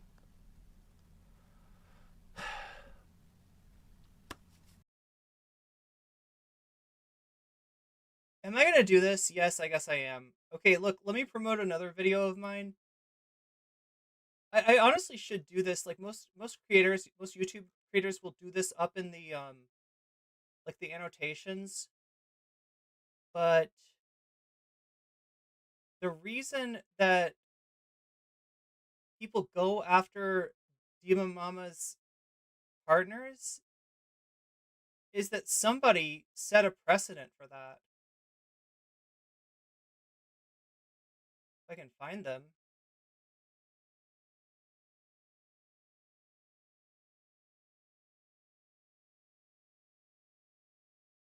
If I can find this video. It's just been a thing that goes on in the Destiny community, right? For as long as I can remember. There we go. RGR, no, that's not it. There it is. Okay. What is she? Don't want to hear that voice. This video right here, right, is when I saw Destiny and his community going after Demon Mama and her partners, and I just thought it definitely crossed the line for me. That's not okay, right? Like, that's what I always try to do. Like, for God's sake, can we leave people's personal life and their loved ones out of it? Maybe, if you want to go over after Demon Mama because you think she's got a bad take, have at it. But please leave people's families, leave people's loved ones out of it. So, the group chat itself, okay? All of these opinions. Yeah. Wow. Okay, so like, let's not hijack chat. I think we all I don't think anybody. You're not gonna find anybody in chat who supports the Khmer Rouge. I don't know where that comes from. I've never heard anybody support the Khmer Rouge. Right? They're We've now looked at all. These are the core of the leaks. Okay, there's more, but these are the core of the leaks that people were talking about. Okay. You just did a tanky? Like, what the fuck is that? Other things, but this is what most people were talking about. Okay. But I want to talk about something else, because this group chat are there McCarthyite brainworms in chat? Like, what's going on? Is full of absolute dipshits, heinous, immoral, and disgusting dipshits. Not only are numerous members of this group chat, which as we will see, I will show you the receipt for this in just a few minutes, but Brianna Wu describes as her closest trans friends. Keep that in your mind, okay? Not only are a number of these people who, for literal years, have obsessed over my partner. And when I say obsessed, I mean the closest you can possibly get to being a stalker on the internet without ever actually, like, people leaving their room, because obviously these people are fucking pathetic. Zonia, Cactus, a couple of I don't know about MF Claire, but Zonia and Cactus are the two that I saw in there who have obsessively tweeted at, you guys, Cactus has made so many false allegations against Doe over the course of years. Cactus has been banned off of Twitter like 5 times. Cactus has made death threats against Doe. Cactus has said that Doe has committed crimes that it didn't commit. These people, and Zonia, oh my God, I don't even want to get started with Zonia. Some of the old heads in my chat will remember when Zonia used to be a part of this community. You mean when you were going after NCC? That's when Zonia used to be a part of your community, right? I fucking warned you about her. That didn't go well. And Zonia has obsessively tweeted about and at, just lying, derangedly obsessing about my partner's gender. Look at how many people in chat. Yeah, she's like a very self-hating person from what I can tell, and she's a very toxic person. She was toxic to me, you were okay with that, and then now you got your face eaten, Demon Mama, by the leopard eating, the leopard face eat, what is this called? The face-eating leopard party. You didn't think that she would eat your face, but she did. God damn it. So predictable. So unbelievably predictable. You're surprised that the face-eating leopard lady ate your face? Really? Who could have predicted that? Who could have? Oh, yeah, me. That's who did predict that. God damn it. Okay. Look at how many people here are familiar. You guys want to see this shit? Let me just show you. I'm sorry, leopards ate her face. You an example of Zonia's behavior. And guess what? I'm going to show you guys a couple of examples of the. Look, I'll say, like, I'm glad that you realize now that it doesn't feel good to get your face eaten. And next time when somebody's getting their face eaten by the leopards, maybe you could stand up and say, I don't think we should vote for the face-eating leopard party, right? I think the face-eating, spicy take, but I think the face-eating leopard party is bad. Behavior of people in these chats real quick. Oh my God. Because, and let me tell you, I didn't have to dig for any of these. And if you don't believe me, you can go check their motherfucking accounts now if you want to. You can go right on Twitter and just look. Remember, don't fucking engage, but you can look if you want to. Let me just show you what I didn't even barely. Look, if you're coming in here from Demon Mama's community, understand, like, this isn't me hating on Demon Mama. I'm frustrated. I warned her about not just Zonia, but a lot of people, right? It's frustrating, okay? But I'm on her side in this situation. I was on her side when Destiny came after her family, or after her loved ones, after her partners, right? I was on her side when debate bros mischaracterized like literally everything that she said, right? Nothing that she said about me, nothing that she's done to me, no like clip of her flipping me off because she's so mad that I was mean to Dylan Burns has changed my disposition, towards people targeting Demon Mama. It's wrong. It was wrong then. It's wrong now, right? I just wish I could get some of that solidarity back on the other side. That's all. That's all. Have to scroll. This was from yesterday. Here you go. This is from yesterday. Zonia, mind you, the person who Brianna Wu took the reasonable degradation fetish argument for and brought it to my group chat. I feel like Zonia's gone after Polly too. Am I right?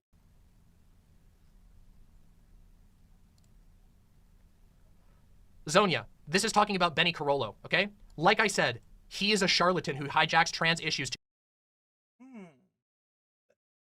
That's misgendering. That's gross. his fiscal benefit. I don't think he's trans. I think his coming out was a stunt. I hate hearing that. Look, it's bad enough when I hear that from transphobes. It really hurts when I hear that from other trans people. Right? Purposefully misgendering somebody like that is gross. Drive more traffic to his sex work. I think it's all a grift. I'm not playing into that. Sorry, I'm not playing into his grift. I don't owe him pronouns or respect. If you think that's transphobic, that's fine. Zonia has done this to Doe. Zonia has even done this to me. This is a explicit, unapologetic transphobe. Okay? No ifs, ands, or buts. Brianna's closest trans friend. Who Brianna... And Redmond Berry, if you're still hanging out, I don't think we really disagree on anything. I'm against the Khmer Rouge. I don't know what you heard about me, but...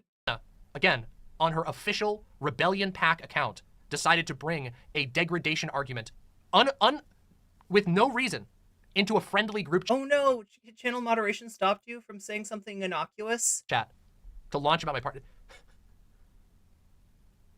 Nut says, Zonia wrote a creepy fanfic about gayfesh. Yeah, I don't know if you guys know this. Zonia wrote a... This is true. This is gross. Non-consensual sexual sexual fanfiction about gayfesh.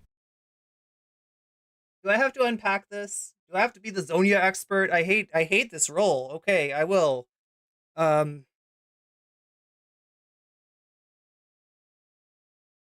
Zonia, I think, tweeted out a story, a fanfic, if you will. What is gayfesh? That is the reference, right? So if you're thinking the South Park reference to gayfish, that is, I believe, where gayfesh's name came from. But gayfesh is Demon Mama's. I think does music and maybe does a podcast, right? Isn't there a podcast?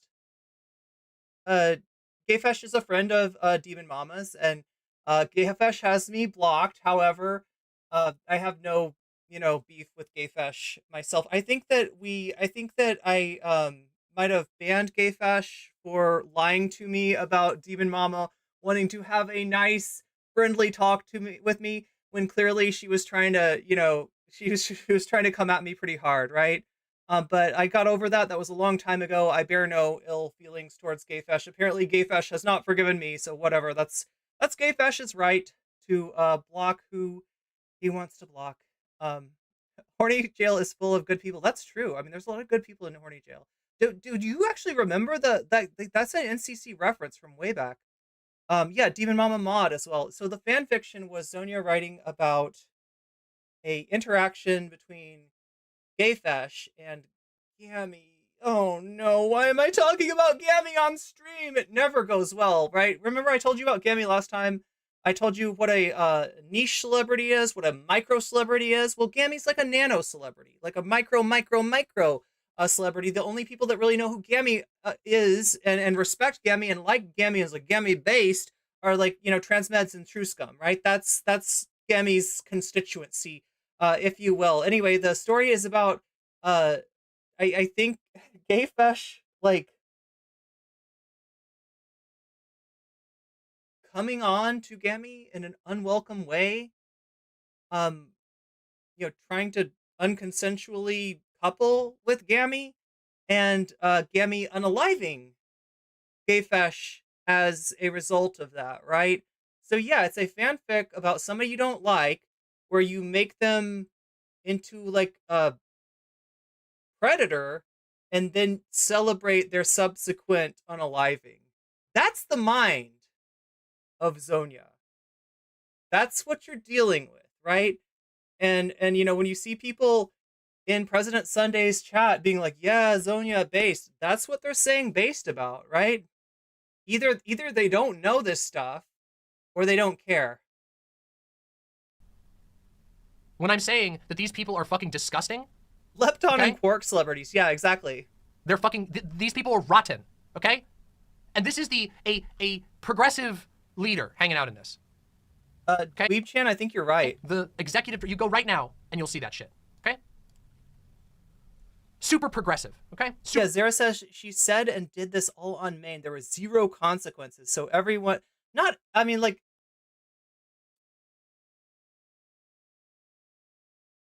she hangs out in really toxic places, right? So that's why it makes sense that everybody was ostensibly okay with it. Super fucking progressive. And again, Like, if you hate Demon Mama, if you're like like, if you're a Destiny stan who hates Demon Mama and everybody in the Demon Mama community, like, I guess that justifies it to you, right? It doesn't make sense, but that's where they're coming from, right? People who are outside of their people who are dehumanized by the content creators that they follow are acceptable targets for this kind of stuff, right? Where normally you wouldn't say this about somebody that you know, you were friends with. It's somehow okay to say it about Gayfesh because Gayfesh is a Demon Mama mod. it's not just, this is not some guilt by association argument. This is someone that Brianna has said is their best friends with, has taken their arguments and used them against other people, has randomly meted out insane cruelty. Talk about enabling. Can you tell me, I'm sorry, am I fucking crazy for saying that it is disgusting and deranged for somebody with a platform of a major political action committee to be enabling somebody who goes an explicit transphobe, a progressive rebellion pack? Am I crazy for saying that enabling someone and taking someone's arguments about degradation fetishes to target against a random person who didn't do anything against you, to enable that person to say they're your best friend? No, Demon Mama, you're not out of line for saying that. You're exactly right. It is unfortunate that because of the ignorance, and I'm not saying this in a mean way, but I am acknowledging that in the cis community, there's a lot of ignorance of trans people. This gets allowed to slide. This gets allowed to slide. And yeah, there's trans people that are okay with that too, right? And that's messed up. But no, you're I mean, like, it is mind-boggling that this stuff is allowed to slide in a place like a political action committee. If you don't know, political action committees, they are all about optics. And the forward-facing face of a political action committee is supposed to be somebody that's halfway decent, right? They can make mistakes, but you know, like, there's a line when you start attacking people in the trans community. It's just like, how is that okay? Crazy. That's crazy. That's absurd. Apparently it's crazy for me to say that that's not appropriate. Yeah, it wasn't a deal breaker. It didn't get her. For anybody who believes seriously in cancel culture, if cancel culture was real, right?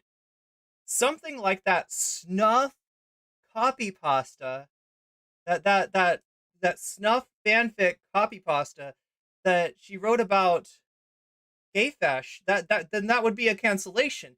That, as Groundskeeper Willie would say, that'd be a canceling right there, right? It doesn't really happen. It doesn't really exist. No consequences.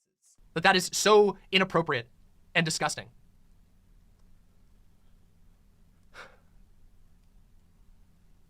I expect this shit from transphobes like Zonia. I don't expect it to be boosted by people who are representing themselves as public figures, as people who are seeking power. And that is what's going on. There is a seek to power going on here. Okay? They seek to power. Okay, I gotcha. And they're using my partner as a ball. Someone who didn't do anything to them. And This is unironically supervillain behavior, right? The supervillain, when they see that they can't get to the protagonist, you know what I mean? they'll go after the protagonist's family. They'll go after the protagonist's loved ones. They'll go after the protagonist's partner. That's what you're getting here. Being used that way because And like, look, this happens. It's happened to me, right? People that I love, people that I care about have been attacked because they wanted to get to NCC. of the deranged stalker obsessions of people like Cactus and Zonia. That's fucking insane.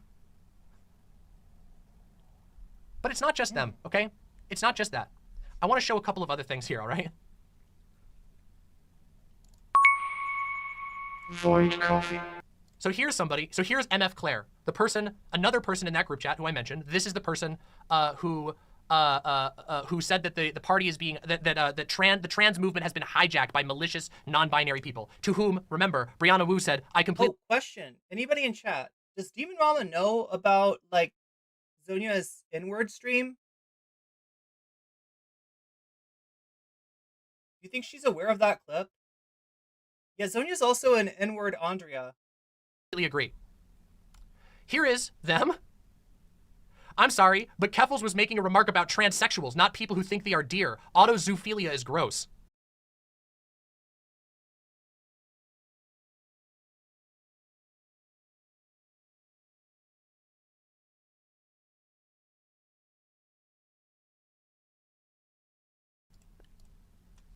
A little interesting, right? Kind of weird, right? Kind of a weird thing, a deranged thing to say. But it doesn't stop there. Because, and again, I didn't have to dig for this. You can see the dates right here. Here you go. Here's another one of Brianna Wu's closest friends here. Here we go. MF Claire again. Eugenics is bad, actually, Claire. This is from September 24th. Explain to me why we should produce more unhealthy babies just to cause suffering for funsies. Not done there. Actually, you can utilize eugenics without violence. Every trans person is self-eugenicized when they start HRT. That's actually factually false, but whatever.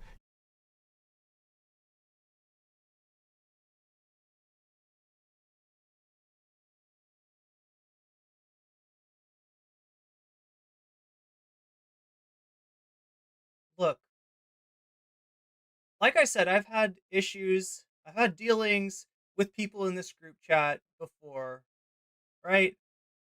There's a reason that I don't bring them up. And maybe that's what that lets them slide by. Maybe that's why there's no consequences, right? Maybe that's why they're still able to move in and out of communities at will.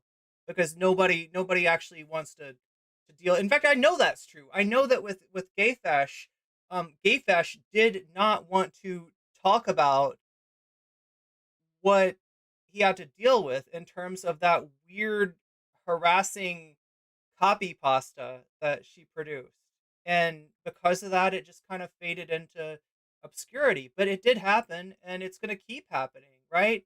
And any community that she's involved with is going to deal with this. Listen, if you let the face-eating leopard lady into your community, she's going to eat somebody's face. It's going to happen, okay? It's going to happen. You want to outlaw that? Let's keep going. God. My position hasn't changed. People who suffer because of their genetics probably shouldn't reproduce. Here we go. And I got another one. This one's deleted now. This one got deleted after the leaks happened. This is a retweet from MF Claire of another person in this circle. It's scary that there are people who genuinely want humans to suffer more because eugenics to eliminate genetic disorders that would cause suffering is bad because eugenics were used. And then followed up by a retweet from MF Claire that says, most self-ID'd trans women are in prisons, aren't TS, and are likely not even non-dysphoric AGP. You're making my head spin. You're making my head spin. What is this?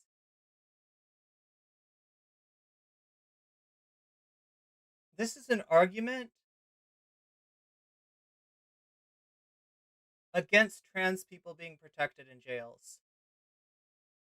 This is an argument for continuing, as some states do, right? It's not a universal thing, right?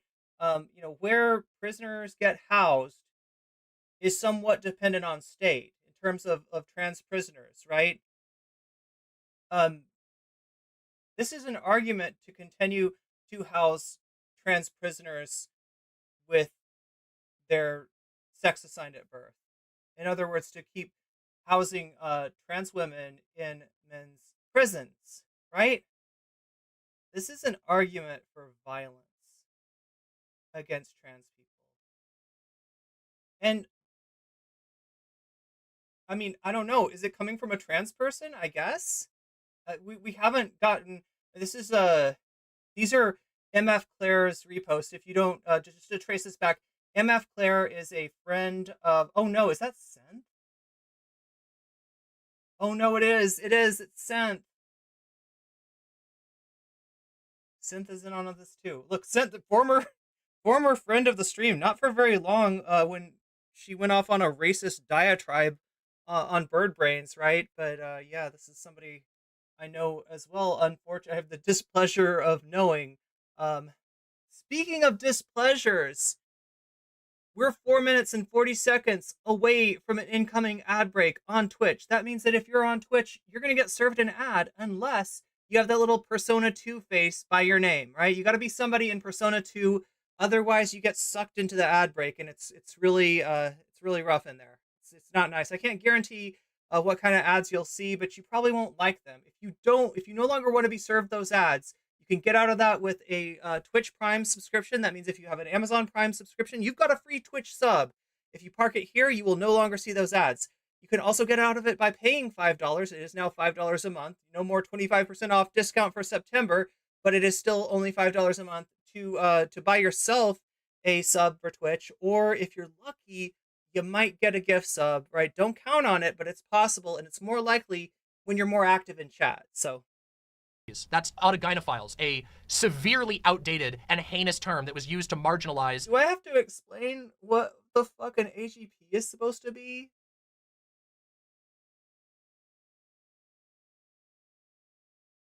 Like, okay. When they use it, they're using it to put down other trans women. Oh my god, Diamond Joker, thank you for the subscription. Tier 1 sub, welcome to the cat cult. And thank you for making that jellyfish noise, because I always love it when those bubbles hit. Especially when I'm dealing with toxic garbage like this. Okay, so I mean, some of you know this already, but some of this might be new. All right, this is discredited science by a chaser named Ray Blanchard, who came up with his own little theory about how trans people work.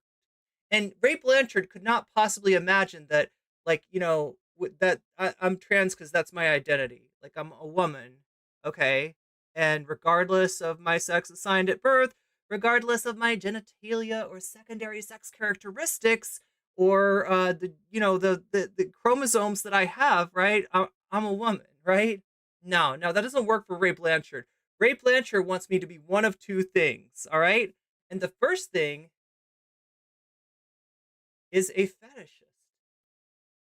Somebody who is not actually trans, but the idea would be then that I am attracted to myself as a woman, like I want to do myself as a woman, and that's what I'm getting off on, and that's why I present like this, according to Ray Blanchard, right? That's the AGP thing, right? The other one is the HSTS, and that means you are, according to Ray Blanchard, a gay man who is embarrassed to occupy that role in society and would rather pass as a woman in order to avoid social disgrace, right? And these transmeds generally like to think of themselves as HSTS, which is weird because it doesn't really comport. When I think about it, it's weird, right? It doesn't really comport with the idea, like the whole gatekeeping thing, the whole thing of like, I'm trans, but I don't know about you, right? I don't know. It sounds like they're invalidating their identity right there. If you subscribe to Blanchardism, you're literally like modeling your self-identification off of a gross chaser transphobe who hates you. But I mean, I guess whatever floats your boat. Any trans person God, that wasn't to the rough. liking of a very specific and at one point influential and now disgraced sexologist. Yeah, But straight up regular Blanchard. ass men abusing a system. This is a Nazi argument. I am not even kidding you, okay? This is the argument that Nazis make. This is the Nazi argument about trans people. There's no evidence of this. And again, Yeah, and in general, what transmedicalism is about being one of the good ones, right? Just like any other form of pick-meism, they're doing a little bit of what Hassan might even call Dingus Gambit. kind of a dingus gambit, betting on the fact that if they distinguish themselves from other trans people and say, no, it's not me you hate, it's those darn AGPs over there, it's those not valid people over there, those are the weirdos, but you're okay with me because I follow all your rules, right? I subscribe to the gender binary, right? I check all the boxes. I hate trans people too. Hell, I even hate myself, right? And that is their Dingus Gambit. thinking that somehow the face-eating leopard party is not going to eat their face after they're done eating other people's faces. But it's a losing gambit, the dingus gambit. just so we're clear, This what's is going so on sad. here, This all right? is so toxic. The open eugenicist is this person right here saying it's an L take to unequivocally support non-binary people who Brianna Wu says I agree with when that person says they call themselves trans so they can use us as pawns. Okay? And I didn't even have to scroll. That was within the last 6 days. All I did was just out of curiosity, I was like, who's this MF Claire person? Let's go see what they said publicly. And there's another one. Yeah. This is Jenny Matrix. Remember I told you to remember that name? This is another one of Wu's, and I quote, closest trans friends. Here we go. Who was in that group chat right here. Okay, something changed. It looks like these people are getting served a 3-minute ad break. Why is that happening? Okay? Am I on Hassan time now? Do I have one ad break that takes place at the top of the hour? Non-binary is not a real thing. Transgender is a meaningless category. Self-ID is a terrible idea. You're not if you are not transsexual, you are not trans. Most trans activism is a complete joke. The trans movement has been hijacked and subverted by gender abolitionists. Sounds pretty turfy, right? Linguistical gambit, my lady. Tips hat. Right? Fedora. It's literally that. Here's another scalding hot take from within the last couple of days from this person. Hundreds of white characters are suddenly brown. Wow, why do you even care about what color their skin is? You know this is fiction, right? Why are you so hung up about it? One brown character is depicted as white. What the fuck is wrong with you, you racist piece of shit?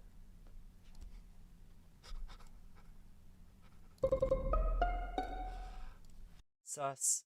Okay, let's continue.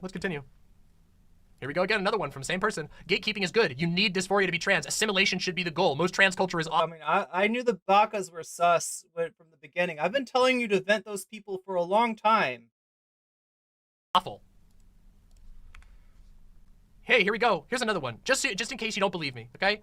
Here's Jenny Matrix again. Just a couple of weeks ago. There are pretty easy solutions to this, but the TRAs, this is a term that is explicitly used by TERFs and Nazis, who have spent the last 10 years making us look like a joke, would rather we lose. TRAs stands for trans rights activists, right? Now that might sound innocuous. Yeah, I'm an activist for trans rights. What's wrong with that? Is that a derogatory term? Yeah, it is, because it's supposed to parallel men's rights advocates or men's rights activists, right? So they're calling trans women, because, you know, TERFs and transphobes in general seem to be obsessed with trans women. They're calling trans women men by saying TRAs. Lose all our rights and support than cede even a millimeter of their ideology. There's the inner circle, folks. There's the inner circle. Interesting. Do you guys think that these people are progressives? Do you think that any of those positions that we just looked through are progressive? I mean, Open only according to Destiny. eugenics? Only according to Destiny.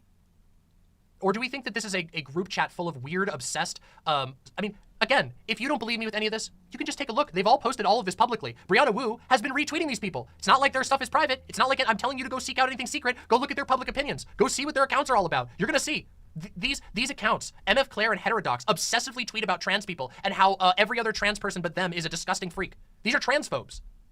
These are people who are so desperate to feel better about themselves that they put down anyone who doesn't exactly match their worldview. It's funny because they are their own form. They're like, what's a woke scold that's not woke? Just a scold? I don't know. A fucking conservative scold? It's called a chud, Demon Mama. It's called a chud, and in general, it doesn't have anything to do with woke scolds. I don't know, are the woke scolds, like, in the room with us right now? Like, what's going on? that you still at this point have woke scolds on the brain. Demon Mama, guess who the woke scold is? You.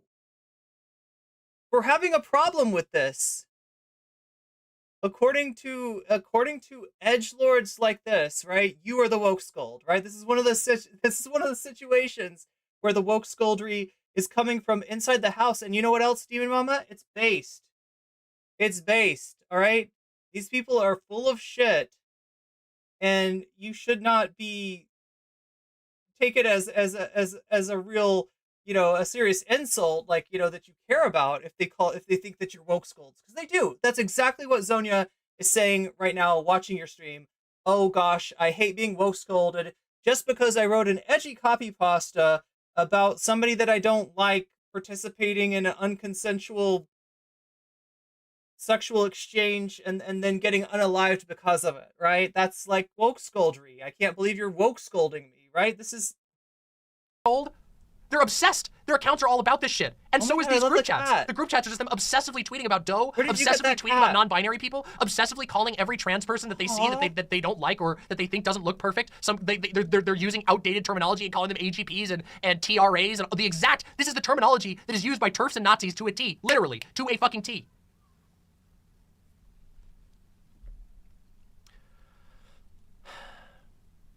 It's funny watching reactionary leftists eat each other to a point. Listen, I've seen Demon Mama get like too much shit, and like I said, I have every reason to write her off as being, a Vosh orbiter and somebody that doesn't have solidarity. But it still hurts. It still hurts to see, and I don't wish this on any trans person, even if they are reactionary in some ways. I would hope that, like, look, this stream is called Fix Your Heart or Die, okay? Whisper of a dream that she's starting to get it, right? If we look back at her trajectory, after my conflict with Dylan attacked her, right? After her bringing Samantha Banana into her community to attack me, Samantha Banana attacked her. After her, making common cause with Sleepy CLX drew a beard shadow on her picture as an own, right? And now, we're finding, and then the Zonia thing and everything else, right? All these people, right, that were part of her community because they said NCC bad. They said the magic word that let them into the Demon Mama community, NCC bad. Let's hope instead of being like, okay, bitch, you're getting your just desserts, right? I'm going to try to be the bigger person here and say, no, it sucks. It sucks that you're getting targeted. I know why it's happening. I know what they do. They target people to the left of them, right? And when there's no NCC to kick around, they're going to kick around Demon Mama. And it sucks, and it would be awesome if she'd recognize this, because there is a power in our union, okay? There always has been, and that potential will never die, right? My hope for that potential will never die, all right? If there is a bridge burned between Demon Mama and myself, it is because she's keeping it burned. I no longer hold any grudges towards her, right? That doesn't mean that, I think that criticisms of her takes are invalid. In fact, honestly, it'd be refreshing if people would criticize her takes rather than attacking her identity, rather than attacking her loved ones, right? It would be nice if the kind of drama that she had to deal with was just like, oh, you know what? You're kind of being reactionary there, Demon Mama, right? I think she would prefer that to dealing with this stuff, to seeing these disgusting screenshots of her partner being dehumanized by a bunch of transmeds, right? But yeah, no, it falls in her court as far as I'm concerned. Now, real quick, Brianna Wu issued an apology. Everybody, Okay, I really don't want to turn the subject to me, but what happened between Dylan and me was that Dylan platformed a transphobe. Dylan let the guy gish gallop. He said a bunch of tropes and there was no pushback to the tropes. I criticized him for that. He asked for a debate. I brought him on, and he kind of shit the bed. He didn't do a good job in the debate. He looked ridiculous, and when I gave him a chance to change his mind about it, he just kind of shoved it in my face and said, like, "Oh no, you've just convinced me that I was more right than ever." And I was like, "Okay, fine, whatever," right? She took his side because he was valuable to her as a platform. He had a panel roundtable show that she was on a lot, right? And so she chose his side in the conflict, and ever since then, I have been a persona non grata to a lot of the imps. I won't say all of the imps because yeah, I do still have friends that are in that community. There's people that I care about that are fans of Demon Mama, and like I don't really have a problem with that, right? Um, she has a problem with me. Okay, so just so people understand that, that's how it is, right? And when we last left her, she was speculating on legal cases that I might be involved in, like somehow implying that I'm a criminal or something like that. That's been a year and nothing has happened, okay? I don't know what she was talking about. I don't know who she talked to, but there's no reason for her to keep going after me. There's no reason for her to keep making digs at me. And I'm going to support her when she's getting attacked by bad people, just like as I always had, right? I had a chance with Destiny. He came on and he wanted to try to argue that she was somehow worse. She's like the worst, most bad faith person. She's a danger to trans people. I told him I wasn't seeing it, right? I turned down that relationship with, a very large content creator. One, because I didn't trust him, and two, because he was wrong about her, right? I had my problems with Demon Mama, but they weren't the problems that he was talking about. I don't think she's like worse than other debate streamers, right? She's just herself. Like the problems that she has, the disagreements that I have with her are disagreements that I have with a lot of people. She's not somehow like this bad faith monster that needs to be stopped like Destiny was trying to tell me. So yeah, I mean that's the history of it. And again, I don't want to dwell on it. I don't have like, this is all in the past. I don't have any beef against any of these people, including Demon Mama. Excellent. We got an apology, everybody. How wonderful. I'm only criminally based. Good job. Everybody loves one of those apologies, right? Everybody loves a good concocted apology, yeah?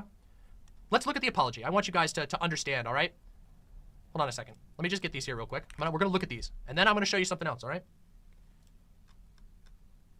Hold on. I turned down a hell of a lot of clout for staying true to my principles. Yeah, but if I had, like, I couldn't live with myself. As a Destiny Orbiter, I couldn't live with myself. No way.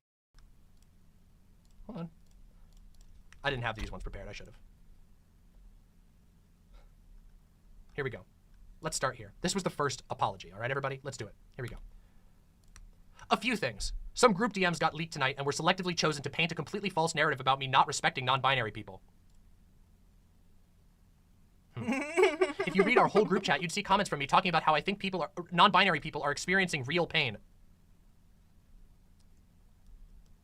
These are some crocodile tears. I'm gonna take this statement on its own first. We know that this is not accurate. This is a complete misrepresentation of what was in those. Saying there's a false narrative when you decided to use a degradation fetish argument, not just generally, but directed at a person that you suppose. And you were so entertained by it, right? She didn't just use that degradation fetish like argument, right? Against. Then she went back and bragged, "Oh, hey Zonia, did you know I used your degradation fetish argument against Stephen Monmouth's partner?" And she got triggered. She was triggered. She was triggered. She was a triggered SJW. And that, like, no, she was proud of it. Don't fucking blow smoke up our ass, Brianna, right? You were proud of that. You were entertained with that. You were like, Zonia, did I do good? Did I do good, Zonia? Supposedly didn't know, but actually you did know. And you knew actually a lot about. Interesting. But also, if you read our whole group chat, you'd see comments from me talking about how I think non-binary people are experiencing real pain. What a dodge. That is like... What the fuck is that? I mean, look, I'm glad that you're not to the point where you've dehumanized people to the point where you think they can't experience real pain. I'm glad that you don't look at... I'm glad that you're not looking at non-binary people as like philosophical zombies, right? But seriously, that's such a low bar. That is such an incredibly low bar. No, I think that, I think that the savages are experiencing real pain. It's insane. That's a literal nothing statement. But let's continue. This is not an apology. This is nothing. We'll get How did he become a leftist kingmaker? I mean, I don't think that many people take him. I mean, nobody takes him seriously as a leftist, right? As a leftist. But in terms of being on the left, the people that are opening doors for Destiny are people like Brianna Wu. She's the one that arranged the panel, the panel that he was on with Emma Bigland and with Vosh, in order to discuss like how the liberal / left axis could could organize, right? And so yeah, no, he's definitely, you're right to be suspicious of Destiny as being anything other than a grifter. there. And even though I don't understand it, they deserve respect. Like you directly misgendering them, calling them Nobody supports non-binary people more than me. transvestites, saying that they're engaging in a degradation fetish for no reason from a person who repeatedly stalked them. This is why you should be very suspicious of things selectively edited by people with an axe to grind. They're not going to show you the parts that don't fit their agenda. 3, I respect non-binary people. I will call you by whatever pronouns you prefer, and I'll vote for whatever politician that will give you more rights. Also, we know this is true, but we know this is false. Anyone that says otherwise is lying. My record is nothing but allyship. Oh, convenient. I don't even have to go to this one. To be honest, the leaks are pretty mild, Lamau. The internet is wild. If that's mild, you should join. Here's Brianna recommending someone join the group chat. Super sorry, guys. Super sorry. She's not sorry for what she did. She's sorry for getting caught. Let's look at the hidden replies. You didn't make unkind comments. You called her a transvestite. That literally happened. You were caught using transphobic slurs. These are the hidden replies, by the way. It's only cool when I do it. When anyone else does it, it's an ism. You're a hypocrite and a liar. Here's the hidden post about it. After seeing Look at that, just hiding those replies. you mocked a furry trans person and said that NB people are politically inconvenient, none of the screenshots really surprised me. You really don't care about anything but optics and liberation. Just interesting what, look at the interesting hidden replies there, huh? And here's the first actual apology, quote unquote. I admit that I should not have used that word to describe Benny's outfit in that OnlyFans picture, even privately with some of my closest trans friends. Okay, so I don't have the sub goal up the right way, but basically we're 5 Twitch is 5 subs away from being able to extend the stream. So if we hit we get 5 more subs, then we'll extend the stream. YouTube, we're still 10 subs away, but I put that out there for you now because I've got something that I can do as a YouTube only stream that I would have to do as a YouTube only stream. I mentioned the panel show of it was going to be Brianna Wu, but she dropped out right after the controversy. So it's Destiny Vosh and Emma Bigland arguing about things like Jesse Singal. I will do that as a standalone YouTube stream if I get 10 memberships on YouTube. But it's kind of confusing. It looks like I got 491 subs on 491 members on YouTube. God, I wish. The real number is something more like 23. But if we expand that by 10 today, then yeah, I'm gonna give you the same deal that Twitch has. The only difference is your memberships are slightly cheaper than the Twitch subs. So, because YouTube has been kicking some ass lately. Closest trans friends. At least 2 stalkers. Thank you for the follow, DMR. An open eugenicist. A person who uses TERF and Nazi language to make TERF and Nazi arguments. Those are your closest trans friends. She had been attacking me viciously for days, but even then, I should have been kinder. I'm sorry. Hidden replies, more like hidden gems, exactly. It's not about being kinder. It's about being a hypocrite. You aren't just some random person getting in a spat or a catfight with somebody. Again, let me remind you, Executive Director of Rebellion PAC, former candidate for the U.S. House in Massachusetts, currently engaged in a bunch of other stuff, using a group chat with open eugenicists to targeted bully people. To fucking report back from the group chat that I love with my friends about how when I was being disgusting towards one of the members of that group chat's partners, people didn't like it. They called the cops on me, tee-hee. But guess what? Let's just say that you felt like, that apology, I'm being uncharitable about the apology. And I understand. Maybe you think that I'm being uncharitable about that apology. Well, let me just show you what was retweeted and replied. We already read one of them, but let me show you some of the others. These followed the apology, okay? Here is ex-Gamergate alt-right freak Sleepy Devo, also known as Short Fat Otaku. Yeah, this is SFO if you're not familiar. Short Fat Otaku. kind of a slimy sort of I don't know. Weasel! Yeah, like a Weasel! weasel. Yeah, definitely. The President's Sunday leaks of Brianna Wu's private conversations make her Like, sound honestly, kind of alt-right, if I'm remembering correctly. based. Was this supposed to be a hit job? And then Brianna Wu says, I think I've said most of this to you in DMs. Super sorry, guys. Super sorry. I'm super sorry, guys. Let's see another one, shall we? Let's bring up the next one. Here's Shoe on Head. Hey guys, remember when Shoe on Head, for absolutely no reason with no evidence, directly accused me of falsely of being a pedophile defender in order to get back at me because I correctly called out her factual misrepresentation? Oh yeah, that's right. That's another person that came to play defense for Brianna Wu was Shoe on Head. Of the Balenciaga saga. Remember when she did that? I don't think I mentioned that last Wednesday. Remember when she conveniently forgot to censor out my name or my website? That was what a funny time. I love it when people lie and completely misrepresent your position and then also accuse you of serious crimes. Anyway, Shoe on Head, famous leftist. Now you were Shoe on Head, more like blood on hands. Yeah. spitting in some of those caps. The amount of left-wing YouTuber streamers, large Twitter accounts, trans and cis who agree with you, but like you have not said anything publicly is hilarious. Not my place to out them, but inshallah they grow a spine someday. To which Brianna Wu says, the thing is, all of us are having private conversations concerned about how anything but the most maximalist position will get you in trouble. And you're right, this isn't gonna stop until we say this stuff publicly. Super sorry. The maximalist position. Well, I mean, you're saying it publicly by people outing your screenshots, I guess. I don't know, you should be happy. Of don't call trans women men. Look, if you want to own it, Brianna. Oh god, I shouldn't say that. Because here's my concern.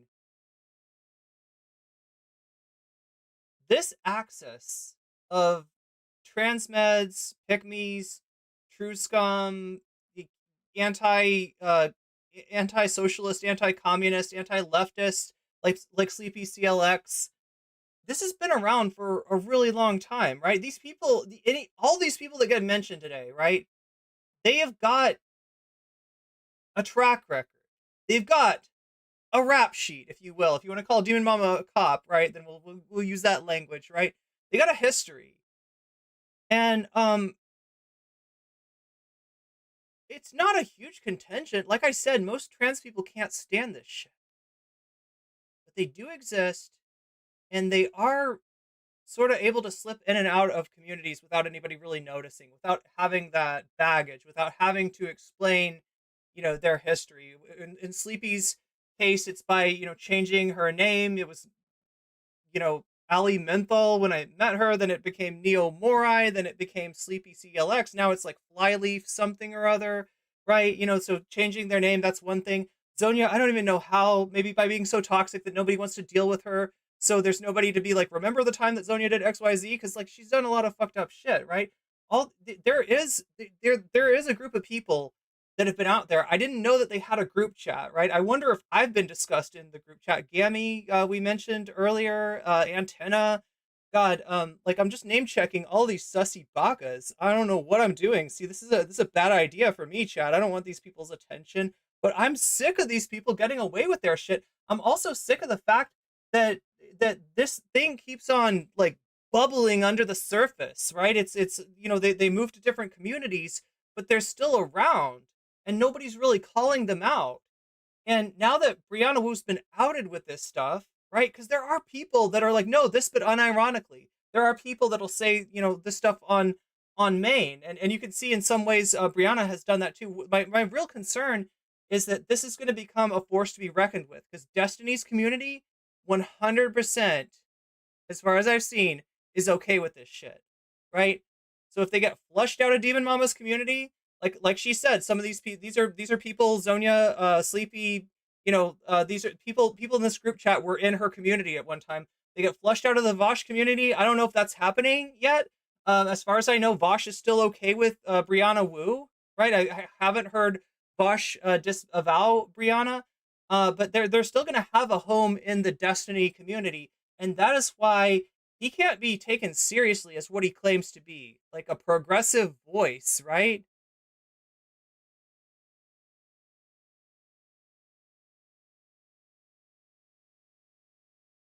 Like, to the extent that there are trans people in his community, he's harboring trans people who hate the trans community and who want to destroy the trans community, and that want to be like, no, we're the good ones, we're the good ones, we're the good ones, like, accept us and throw everybody else under the bus, right? This is dangerous.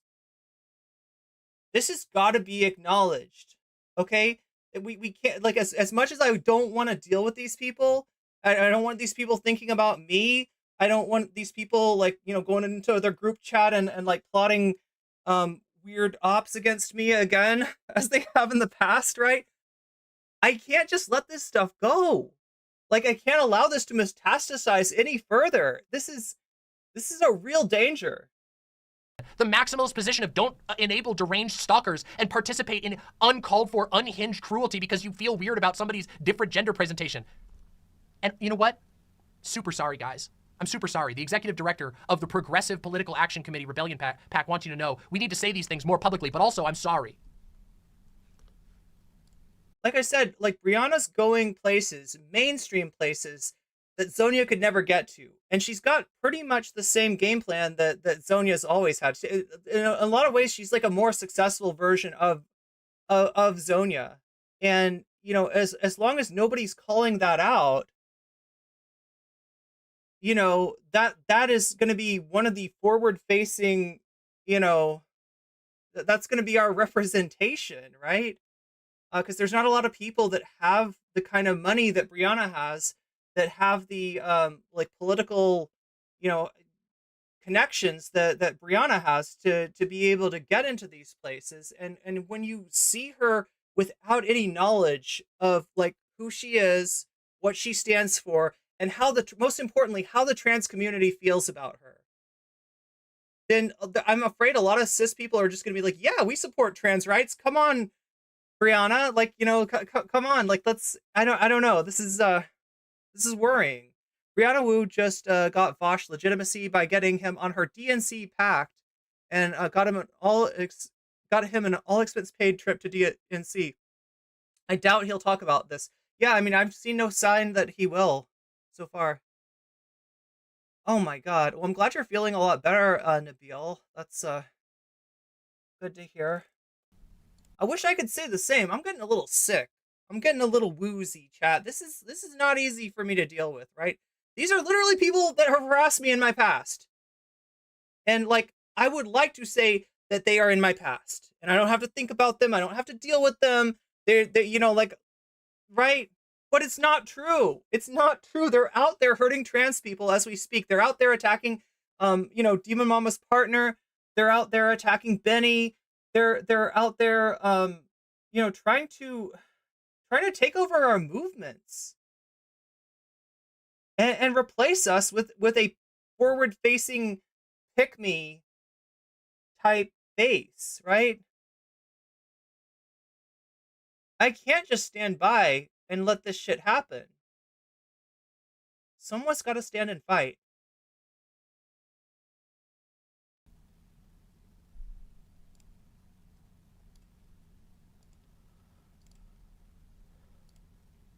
And here is, of course, the final one. Brianna Wu. And it's not Keffals. Look, Keffals gave me a lot of hope. Like, to see Keffals stand up to some of those, to Destiny, to Dylan, to the debate bozos that she used to stand up to before she literally made peace with Destiny over this weekend. Like, what the fuck is that? She was sitting there with Vosh and Destiny at the table. Like, after all the shit that Destiny did to her and her community, right? Yeah, it sure as hell isn't Keffals. And honestly, I was here for it. I wanted it to be Keffals. But I don't know. Look, there's nobody's perfect. And I'm not claiming to be perfect myself. And I'm not claiming that we can find like a perfect, I don't know, avatar for trans rights. I think in some ways extending that benefit of the doubt to somebody because they've done good things for trans people, because they've stood up for trans people, is a mistake. We still have to have accountability. Nobody's beyond that. Nobody should be beyond that. But yeah, there's just been like a lot of harm done, and we got to start listening to the voices. Like, when Black people tell you that they're getting, racism from Keffals. Instead of just being like, well, this is all cancel culture, you're trying to get rid of a prominent trans voice, like maybe listen in the future. Same thing with Brianna, right? And I feel bad about it myself because I could have signal boosted these voices that were warning us about these people ahead of any of this happening.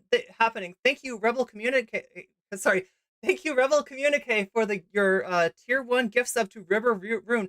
River Rune will now no longer have to listen to or watch or be inundated with ads, which I don't know what's going on with the ads. Can anybody in chat that's getting ads? Can you tell me? Like, it looks like you're getting 3 minutes of ads at the top of the hour now. So, I mean, I guess then that means that I only have to make the announcement once every hour? Like Hassan? Exactly like Hassan. Oh my god. They are all bonded over their mutual hate of leftists. Oh, thank you, Craig Ash. Tweeting a meme from, that's right, Jenny Matrix, the one we just looked at a few minutes ago. Oh yeah, that's Jenny Matrix's meme. The joke is that Sunday's mad about the screenshots. Sunday's mad about attacking other trans content creators, and he's like, "This you?" And what it actually says on there is the most base thing ever. So Brianna did nothing wrong. Brianna did nothing. Yeah, that's like that is not a sign of contrition. That is not the way that you say that I'm sorry. That shows those tears to be crocodile tears. This whole situation a nutshell. You most said nutsack, didn't you? Thing ever. Now, Brianna Wu has since unretweeted this after realizing your apology comes off really fucking hollow when I've done that before. You're being accused of being a two-faced liar, and sometimes I get nutsacks mixed up with nutshells. Then you say that you're sorry, and then you retweet memes saying that you're actually super based, and that everything that you said was based. But I'm sorry, everybody. I'm really sorry. I've been blown out because a second apology has arrived. Here we go. So I told you she was going to bring up some tweets that I didn't bring up on Wednesday. I think this has happened since then. When is this? September 28th. That would have been 30th, 29th, Thursday. Yeah, because I covered this on Wednesday, so this wasn't available to me. But so she made one like non-apology. She made another sort of apology. Dirk Money Rich, thank you for the tier 1 sub. Welcome to the cat cult. I don't know why you're...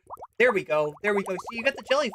You get the jellyfish every time you do that. So what are we on? We're on 7. 7 out of 10 for extending the stream. Yeah. This is frustrating because I want to extend the stream and just show you the panel. Unfortunately, that panel has Destiny on it. And I know other streamers watch Destiny with no issue, but considering the amount of toxic Transmed NCC haters I have called out in this stream, it would be silly of me to think that I can watch a banned streamer without myself being reported, right? They're watching. They're watching. Hello. How are you doing? Yes, I'm your favorite AGP streamer, aren't I? I don't know. I don't know if they're calling me. I don't know what they call me, right? But not anything nice. This one was from a day before yesterday. Sincere post. I genuinely am sorry, and I understand I let a lot of people down. It's not just my opinion that non-binary people are part of the trans community. In private, God, they're gonna clip that thing, aren't they? Yeah. I just gave him a clip. Said that they were not. Enjoy it. And also explicitly agreed with people who said that, and also explicitly directly agreed with someone who said that non-binary people are trying to hijack the trans movement. But all right, it's a fact because it's right there in the WPATH standards of care. You cannot pick and choose which parts count. Now, I'm sorry, but if that apology works for you, you're a mark. Don't take my word for it. This book says you're a human. That's how I know you must be a human. Just, like, the word... Wasn't she just criticizing the WPATH? Like, wait, Demon Mama might not have read this, but I remember in those screenshots there being this whole discussion of whether the WPATH was influenced by Marxists. We literally had McCarthyism in the screenshots, right? You know, where these dirty Marxists have allowed non-binary people to be considered legitimate, have allowed, like, you know, exceptions to our rigid transmedicalist rules. curses to them, and then you're gonna turn around and be like, well, I guess if the W pass says you're valid, then you're heckin' valid. She's got such a different face, forward facing, than she does in her group chat, and that's one way that you know how disingenuous of a person that she is. This reads worse than most corporate, like, it's worse than the, like, BP public statements about an oil well. Oh, Fucking wait, disaster. so somebody's asking me about the event. This did indeed happen before the event. So if you don't know, that event went off without Brianna Wu participating in it. Now, I don't know why that was. The official reason, I think, was, oh my god, Spark That Blood! Spark That Blood! Thank you for the resubscribe. That's 22 months. I just had to do, you're playing Destiny. We're not talking about Destiny the streamer. We're talking about Destiny the game. Oh my god, so that's one of those shooty games. I'm no good at those shooty games, unfortunately. Jesus Christ! One in chat if you've seen me suck at Apex. I also just should not have used that outdated term to describe someone's outfit in an OnlyFans pic. It's not just about the term. It's the way you were using the term. You were calling this trans woman a man. That's what you were doing. You got caught doing that. No matter how cruel they had been to me personally. It was wrong and I will never use that word again. Now, I don't know. You guys can tell me. Has Benny been cruel to Brianna Wu? I don't know. I legitimately don't know what beef they had. I saw like a little bit of the Keffals reaction to Benny's... Now listen, as far as Vosh goes,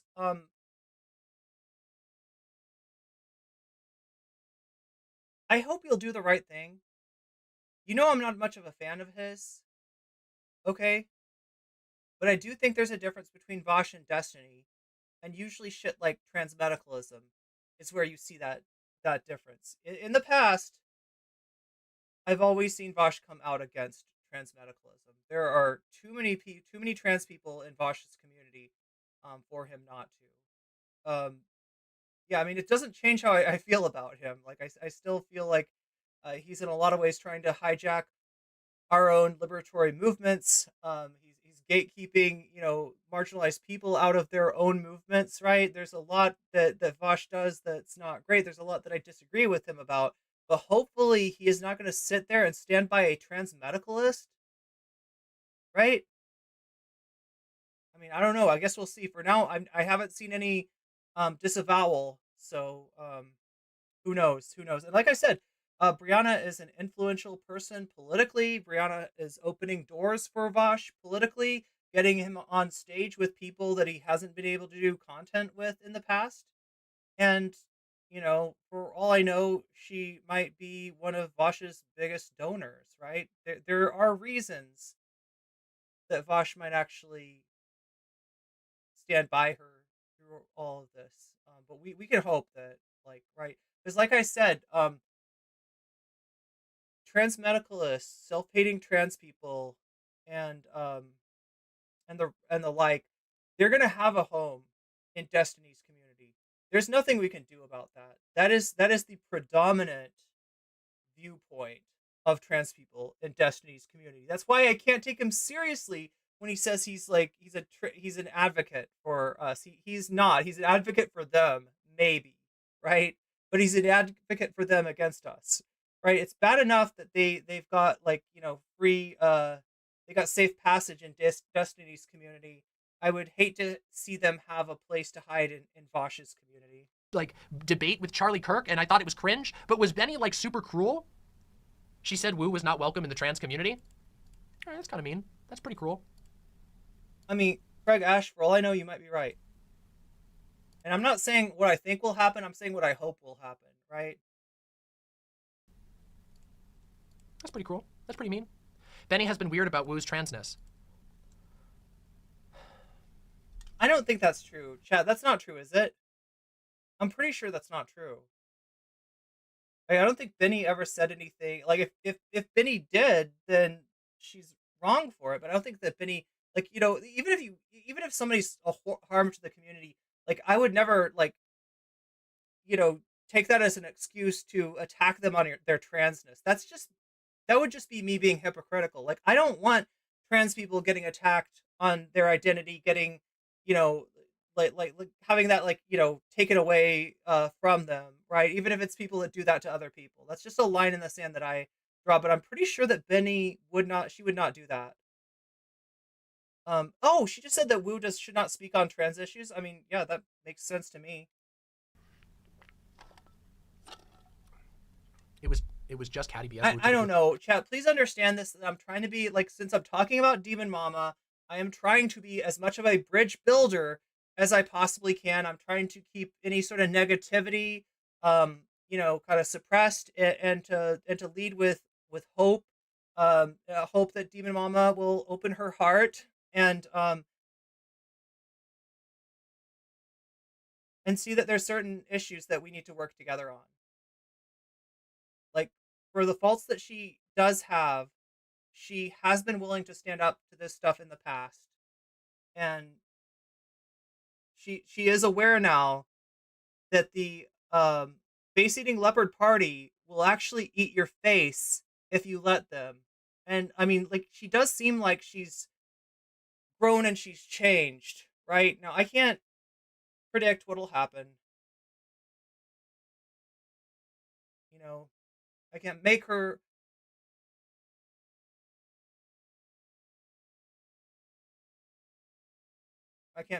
accept the solidarity, but all I can do is to try to try to always extend that olive branch, right? To people that are willing to pick it up. Another level? I don't know. I don't know about this. So then Wu called her a man? Yeah, it seems kind of weird. But also, I mean, I do think that's fairly cruel. But I still don't think it equates any of that. I don't think it equates at all. Wait, who? Benny clarified her statements today on stream. Benny just said that Wu should not speak on. Yeah.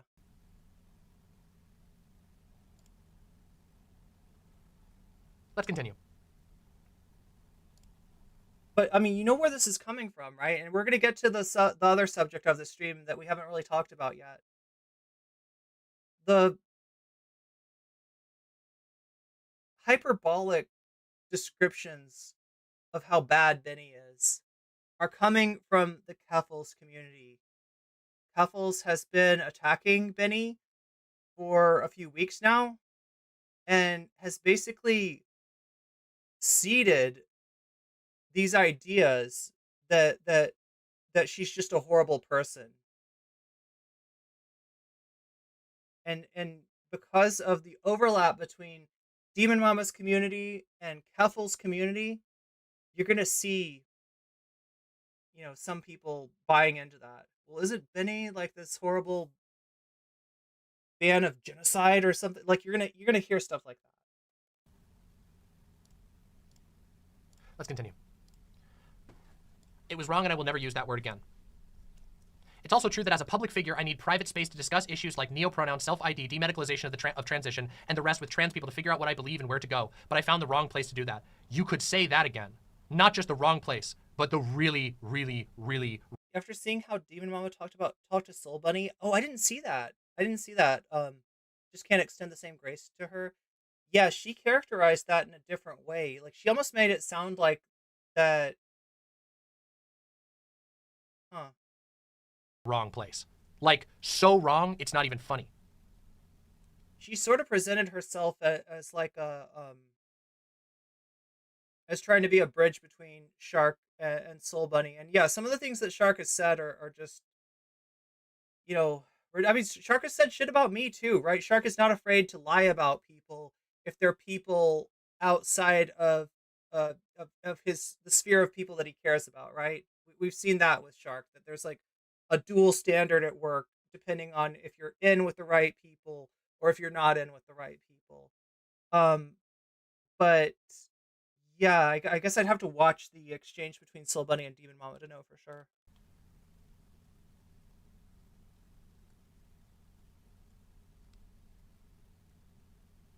It was apparently Benny's friend who said that?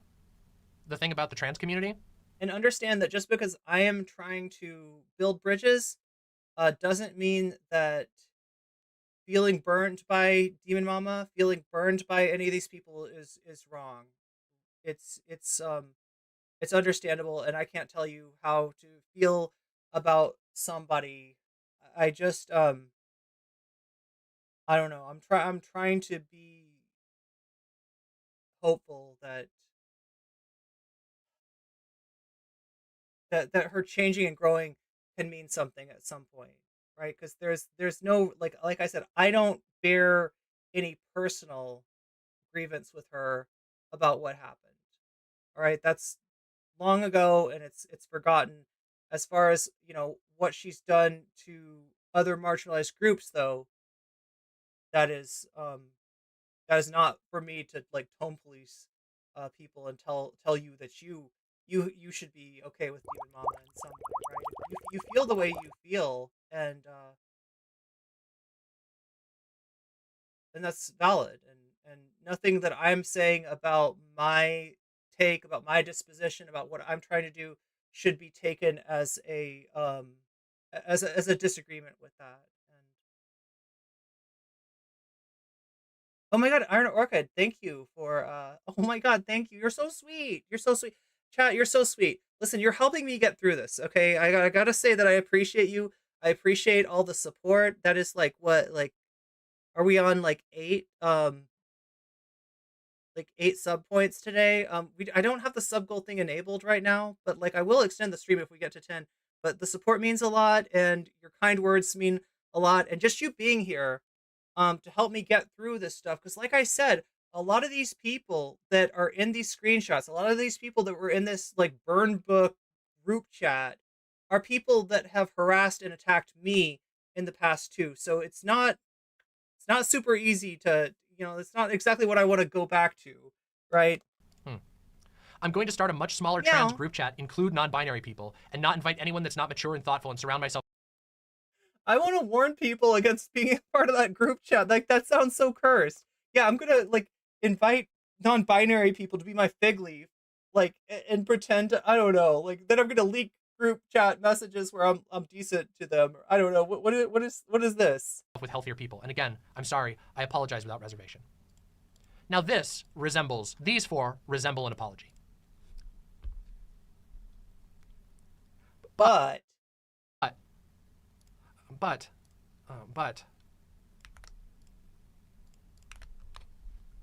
pointed out, that's interesting. Now let's check your likes tab. And in Brianna Wu's likes tab, after posting the apology, I personally think Benny being a red fash lunatic that praises authoritarian genocidal regime should be the scandal everyone should be talking about, not Brianna Wu being moderately rude about some. Okay, so that's an account called, I think that person is named Pretty Tony. Anybody ever seen this account around? That's Pretty Tony on Twitch and on YouTube. Pawsfish on Twitter. That's a toxic person. Someone's appearance in private.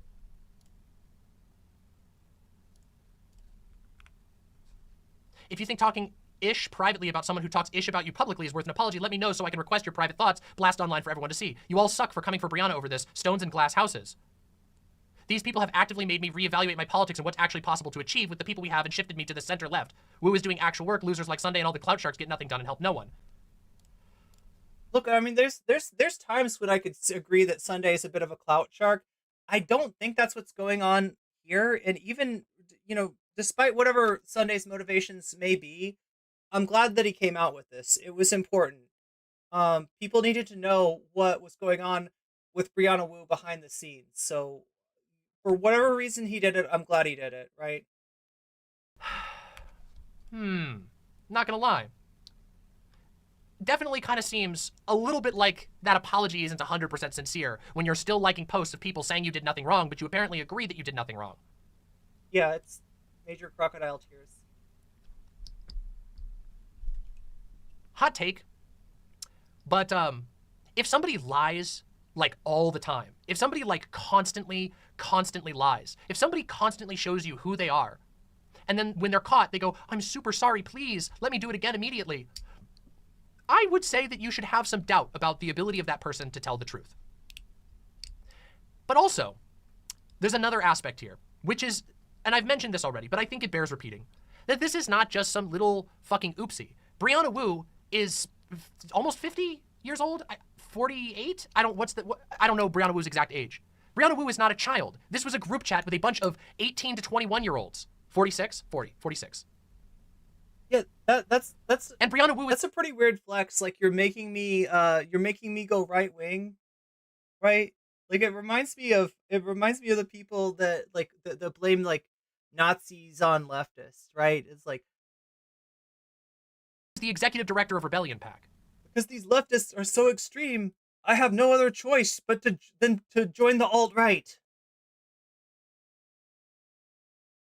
Hanging around, calling other trans people transvestites, saying that you believe non-binary people are hijacking the party, saying that you won't tell the truth about the BLM riots, whatever that fucking means, obsessing over Doe and enabling people obsessing over Doe. And let's be real. Let's just be real. You guys saw these people in this group chat.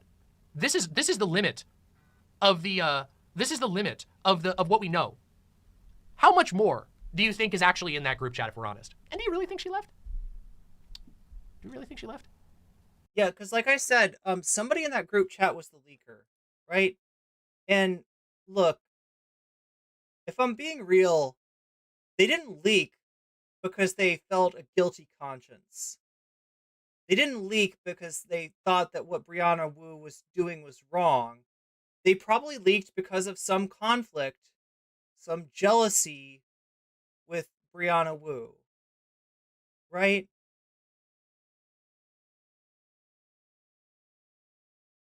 Her closest trans friends, you think she abandoned those? So what that means is that there's somebody in there that's showing screenshots to make Brianna look bad and not showing the screenshots that make them look bad or make their friends look bad, right? This is like an in-group, this is infighting, right? This is the reason we're seeing these screenshots is due to infighting. There's some kind of conflict, some kind of something, in the Mean Girls. Surprise, surprise! You join a Mean Girls society. You join a burn book society, and your name ends up in the burn book. Surprise, surprise. Brianna, are you surprised that leopards ate your face at this point? Because I'm not. Yeah, this is like transmed infighting. Like, what is that? Like, I don't know. I guess I get no. You know what? It's not like surprising at all. It's not surprising at all that a bunch of mean girls are being mean to each other. Paul Squall says, "Look what you made me do, NCC. Oh no, I've radicalized you. I'm sorry. Thank you for the 100 biddies."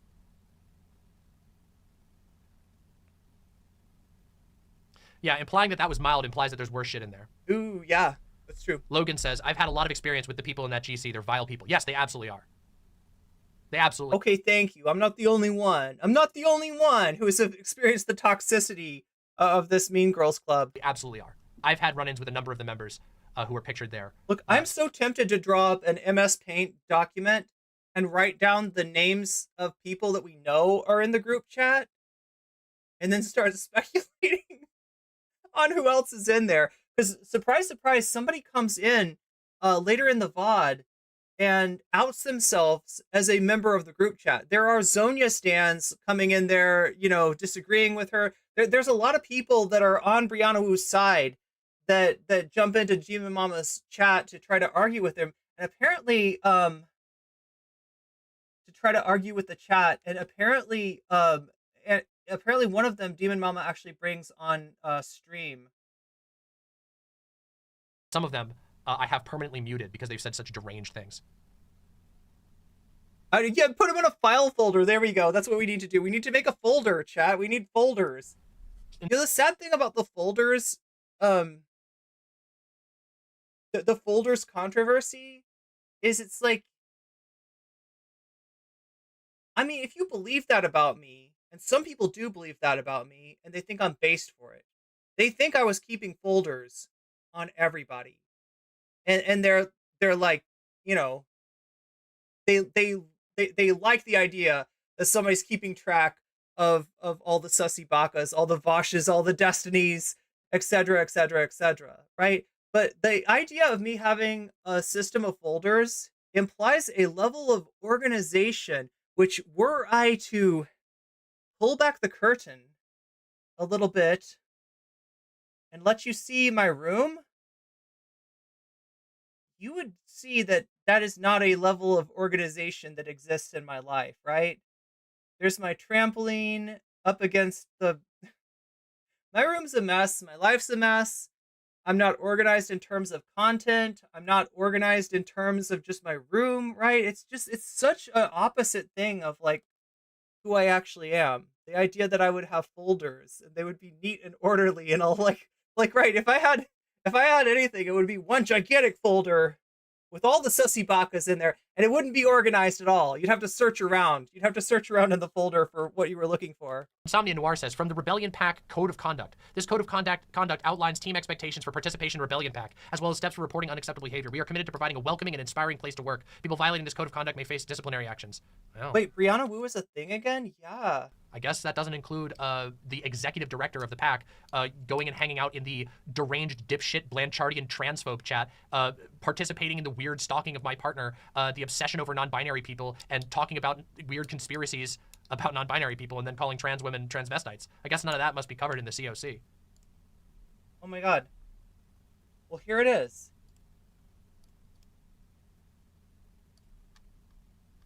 Wait, the SOC, she means. She's talking about the standard of care. One thing that's definitely not covered in the standard of care, whether it be WPATH, Harry Benjamin, or whatever, right, is the fact that at the top of the hour, there's an ad break, right? That means in about 4 minutes and 30 seconds, if you don't have a Persona 2 face next to your name, if you are not in fact a Persona 2 character by that time, you will be facing that ad break. You know, and if you want to be saved from that bloody destiny, all you need to do is subscribe. You can do that by using an Amazon Prime sub or a Twitch Prime sub. If you have Amazon Prime, you can convert it into a free sub. You get one of those to give to the streamer of your choice. If it's me, you get out of the ad break, and you get all the emotes too, including. Wait, what do we have? I feel like we have like a Weasel. We have like a weasel emote. We have like some void coffee. We might also have an Alf. Yeah, there's a bunch of emotes there. Right, you got them all. You got them all, and you got them for free if you are if you're able to use a Twitch Prime sub. You can also buy a sub for yourself if you don't have Twitch. If you don't have Prime, you can buy yourself a sub. It's $5. I am to understand. It was cheaper for September, but now we're in October, so the prices are back up at $5. That's another way you can get out of it. And the last way that you can get out of it, if you're lucky, and if somebody's feeling generous, right, you might be gifted a sub. Somebody might see your name there, realize that you don't have a sub, and they might give you a sub. It's more likely to happen, though, if you're active in chat. So that's an incentive for you to be active in chat.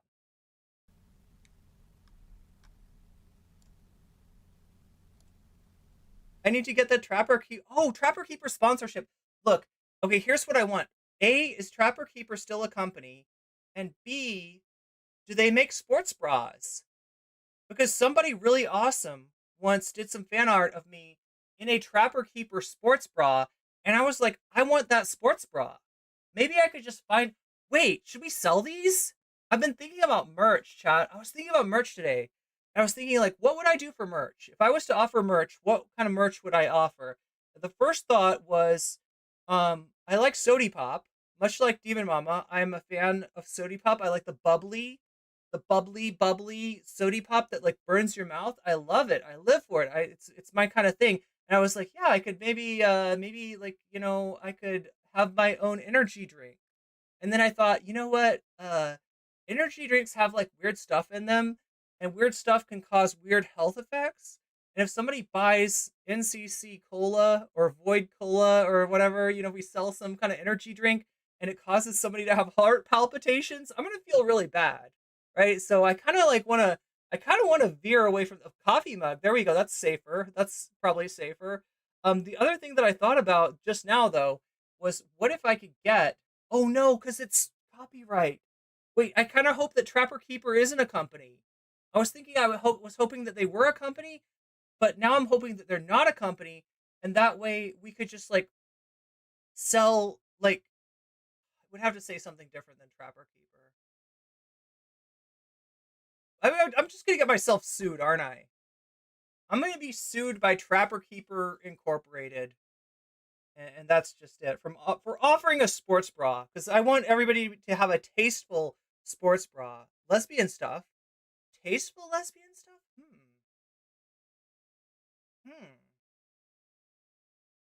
Like, wait, when you say lesbian stuff, are we talking about shoes? It needs to be a full-size file cabinet. Yeah, it kind of does. Yay, lawsuit. I know, right?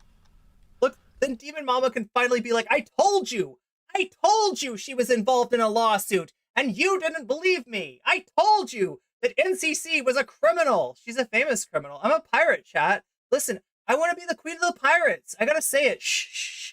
Don't tell any Marines, okay? But my plan is to eat the gumma gumma fruit and become the pirate queen.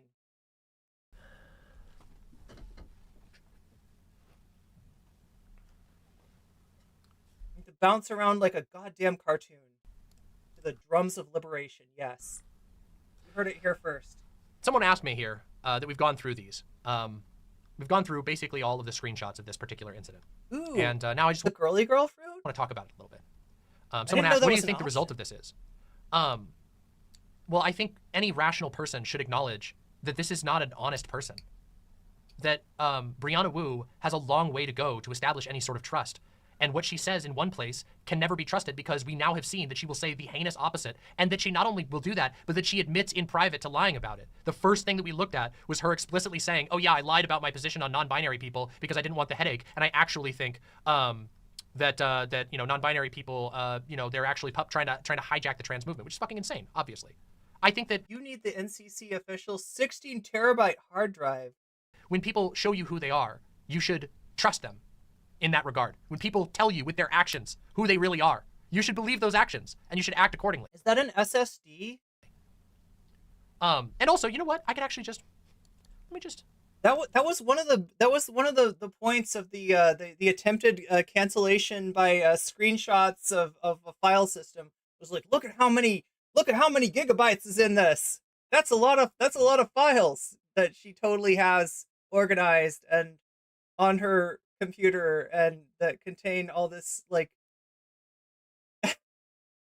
all this video that could easily be found on YouTube, and there's no real reason to, like, you know, need to store it. But anyway, that, let me just, you know, in case any of this happens, all right, let's take a look at this. All right, here's Brianna Wu.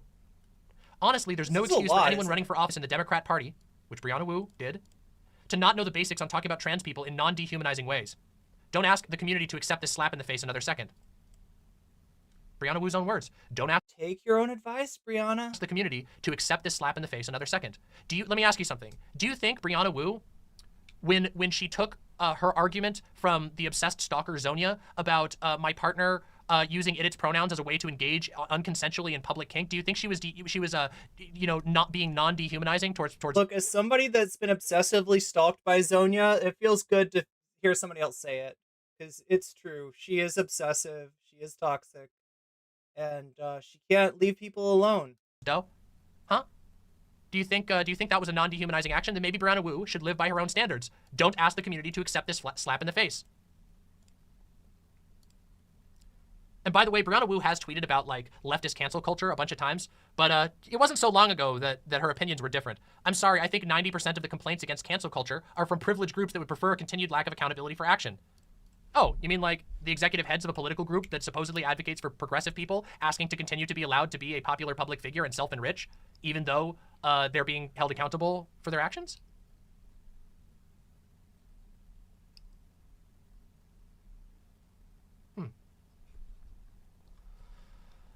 You don't know who that person is? You don't want to know who that person is. Now, some people are bringing up the Keffals post.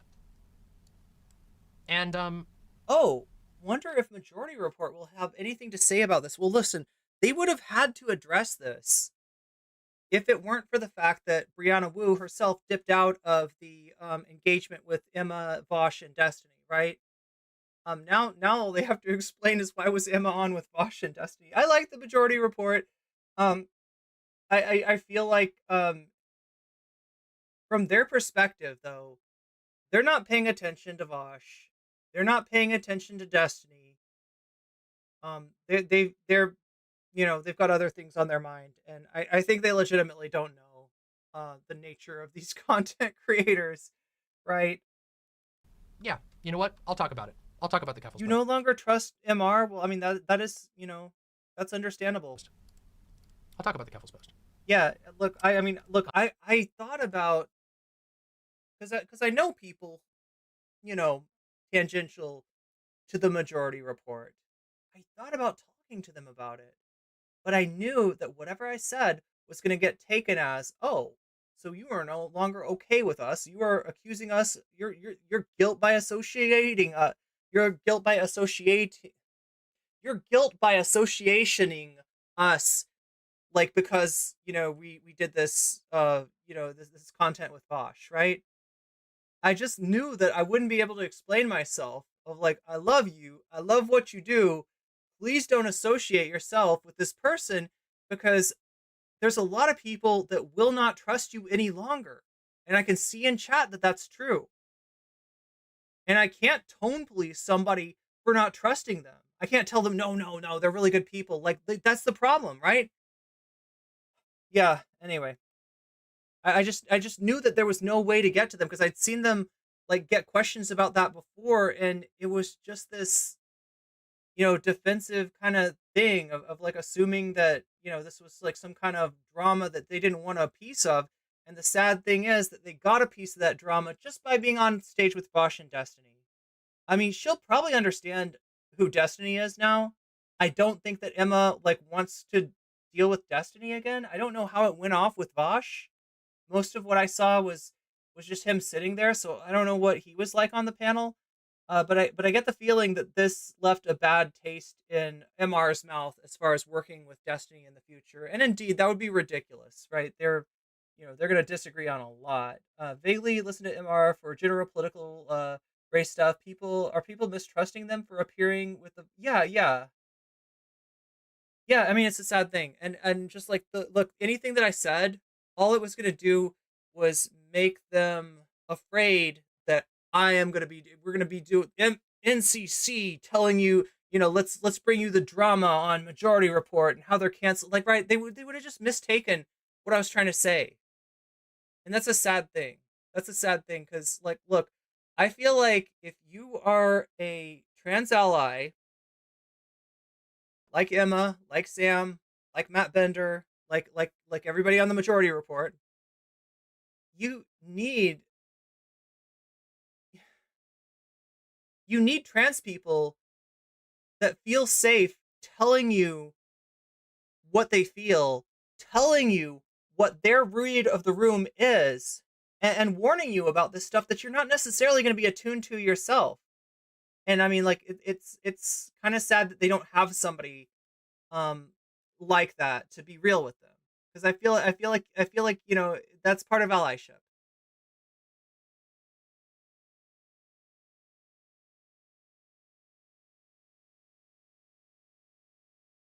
Oh, you watched the live stream with Destiny, Vosh, and Emma? Yeah, so I put that up. Like, look, here's the problem. Okay, maybe Polly can get away with watching that. I can't. I have just called out like 4 or 5 of the most toxic people in the entire community today. All right? And I'll be damn lucky if there's not like 3 of them watching right now. I'd be damn lucky if I'm not being discussed in some group chat right now. So I know that if I put Destiny up on the screen on Twitch, my channel will no longer exist. I will get reported, right?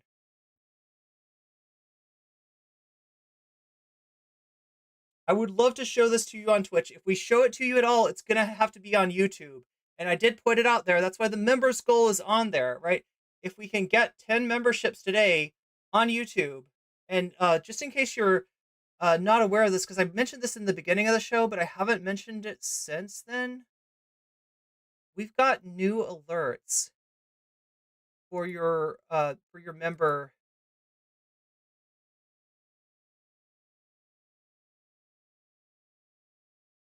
membership stuff. Wait, how do I make this work? I think I have to mute this tab, and then we're gonna click emulate. Okay, so if somebody for the memberships now, you're gonna see this. Wait, did it pop up? Yeah, there it is. There it is. There it is. Fake person became a member. Not really though. Not really though.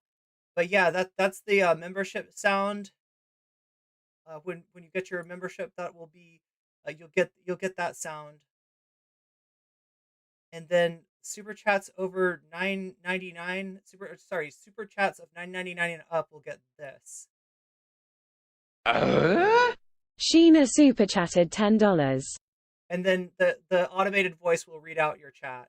And as always, we still have the you haven't subscribed yet, you have the power just by hitting subscribe to make this happen. Because it was so peaceful up here, but Oh now my there God, are it's over my freaking face? communist invading It radicals. wasn't supposed to be over my face. Oh, we gotta find a new place for these alerts.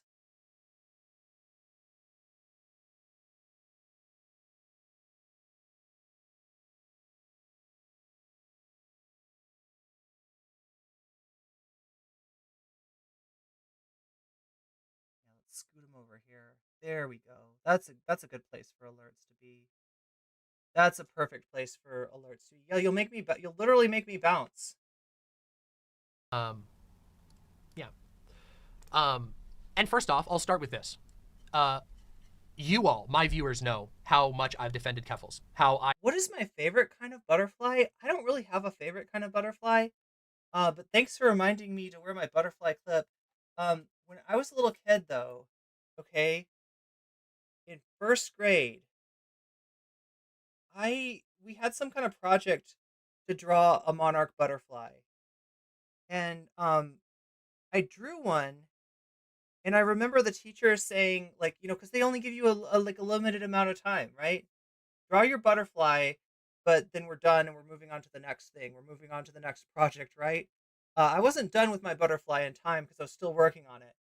And my teacher came over and she looked at what I was doing and she was like, actually, keep drawing your butterfly. Look, thank you, teacher, for doing that. Because, like, I really liked drawing butterflies. Yeah, I got a little bit obsessed, though, after that. Like, any spare moment in class, I would be drawing butterflies. And I got really good at drawing the monarch butterfly. I got really good at that, and then haven't really done much art since. I have defended Keffals Communist invading radicals in my chat? and been very explicit in my support for Keffals against the deranged behavior that's been directed against Keffals. So there is no world in which anybody can charitably say that I'm being a Keffals hater or anything like that, okay? I mean, you can just look at my videos. You can search Keffals on my channel and you'll find the videos I've done. Even so, when I've... Yeah, not a Keffals hater. Not trying to start drama. I hate that she has to give this caveat, but yeah, you kind of do, right? critiqued Keffals. I've always done so in a very respectful and very measured manner. So none of you fuckers out there try to act like I have. Thank you, Morgan. Keffals says, I've been out as trans for almost 13 years, and I guarantee most people outraged by this have a private account somewhere on Twitter where they are saying worse.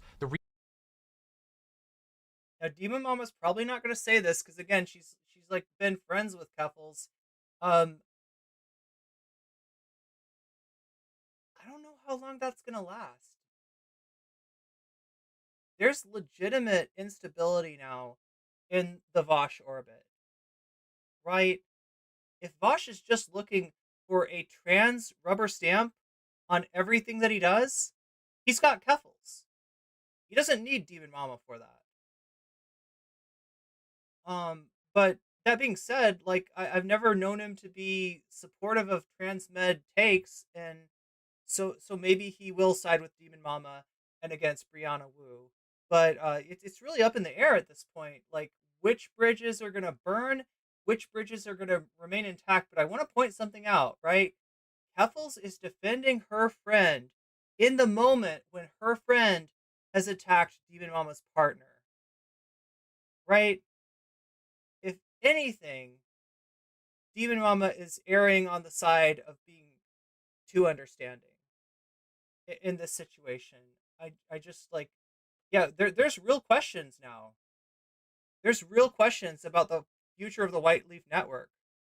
Real proof of... It's self-snitching. That's what I said, too. Yeah, it sounds like self-snitching. Like, everyone's got a private account where they bag on other trans people for being invalid or ugly or AGPs. I hope not, Keffals. I hope not. I hope it's not happening on any of your accounts. Trans women or women is how catty they are to each other. just to clarify, I agree those DMs aren't good. My point is that it's not that it's okay Brianna said those things. What I'm saying is this mean girl behavior is much more common in private than most people are willing to admit. I mean, look, yeah, Keffals has a mean girl group chat herself. I'm aware of this, right? Like, that's part of her rise to prominence on the internet, was putting together that mean girls network, which sometimes they turn on each other. She's kicked a mean girl or two out. Who was the Mommy Big D? Do you remember Mommy Big D? Somebody get me dirt on Mommy Big D. Like, Mommy Big D had an issue with Keffals at some point, and that was when Keffals tried to Kiwi farm her own community. Like, was literally like asking people to Kiwi farm this person that she'd fallen out with. But that was one of the mean girls. There's a bunch of mean girls left that still support Keffals. That mean girl group chat is still around. I don't know what they say in there, because I was not invited to the mean girls chat. I'm gonna probably for the best. But yeah, it's weird that she's like normalizing this. It makes it sound like not only is she okay with this, but she's like, who among us has not called another trans person an AGP, or said that they dress like a transvestite or some other horrible thing. I've seen little attempt at constructive dialogue today. Lore request, that's right, I forgot it was lore request. And that's fucking bullshit. And I think Keffals knows that that's fucking bullshit. This isn't just fucking being catty. And I do find it, I gotta say, I find it kind of shitty that Keffals is... Look, I don't know where Keffals is at. Honestly, I thought I knew her, right? We were cool with each other back in the day. We were always supposed to do a debate of which is better, cat girls or cat boys. Keffals, fan of cat boys. I'm, a cat girl. We were always supposed to have a debate. I stood up for her when all this shit came down, when the Destiny community attacked her, when the Kiwi farmers attacked her, when the debate bozos were attacking her. And I feel kind of silly. I feel kind of silly because as soon as she could, she burned every bridge that she had with anybody decent, and she turned. She did a heel turn, right, and became what she hated. Like I said, she's acting like a Kiwi farmer. Lore request on Mommy Big D. Oh yeah, and I think they did end up going after Mommy Big D even after she came back. After she came back from not doing content.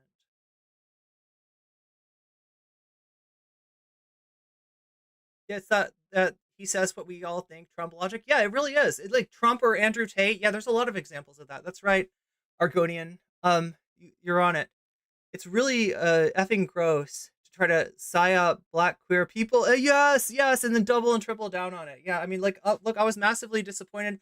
I felt like I misled you by supporting Keffals for so long. I always couched it in saying this is critical support, right? Because I knew I didn't agree with, for instance, Keffals' apologia for Vosh. But at a time when she's being attacked by the final boss of the internet, by the Destiny community, by every transmed out there, by all kinds, including some people in this group, right, in this voice chat, the person that accused Keffals of the Catboy Ranch thing was actually in that, had changed her name, as she always does, to avoid any sort of accountability, but is in that group chat along with the rest of the transmeds. Willing to look the other way on this, because it's directed at, because the first part was directed at someone she doesn't like, Benny. But let's not forget. I wish more people would realize that there was no turning point with Keffals. I get how it feels to be betrayed. Many of us saw it from the get-go. We're going to get to that, right? I'm going to read an article about exactly that, because there were people calling Keffals out from the beginning. There were people calling Brianna Wu out from the beginning. And, a lot of those were BIPOC people who did not get listened to. It wasn't just directed at Benny. It was directed at all non-binary people, and it was also directed very specifically at Doe. Doe is someone who's been nothing but supportive of Keffals. Who's the final boss of the internet? Well, we should refer to this group in in all kinds of euphemisms, right? Because if you said their name, you would invite attacks from them. But we are talking about the Kiwi place. See, I still can't say it. I'm still afraid to say it. Nothing but kind to Keffals. And it actually really, really sucks for Keffals to immediately jump on a grenade to just downplay what was said in there in that way, and to defend Brianna Wu in that way. I mean, look, if you don't know what that is, consider yourself blessed. 'Cause that's one of the most toxic corners of the internet, right? Anything that I could say about 4chan, I could say like 20-fold about this website. just a couple of weeks ago, I reacted to that foreign man video. And remember in the foreign man video when the FBI open up joke was played, Keffals called that a pedophilia joke. And I said, that's possible. I think that's a possible interpretation of that. So Keffals is definitely willing to read what a joke is saying and not just dismiss it as being catty. Keffals is definitely willing to look at a joke and read between the lines and read implications. Well, what's the implication of calling somebody a transvestite, a trans woman? Okay, so wait, now, is she talking about the foreign man video where foreign man plays the FBI open up sound? And Keffals was saying that that was foreign man calling her...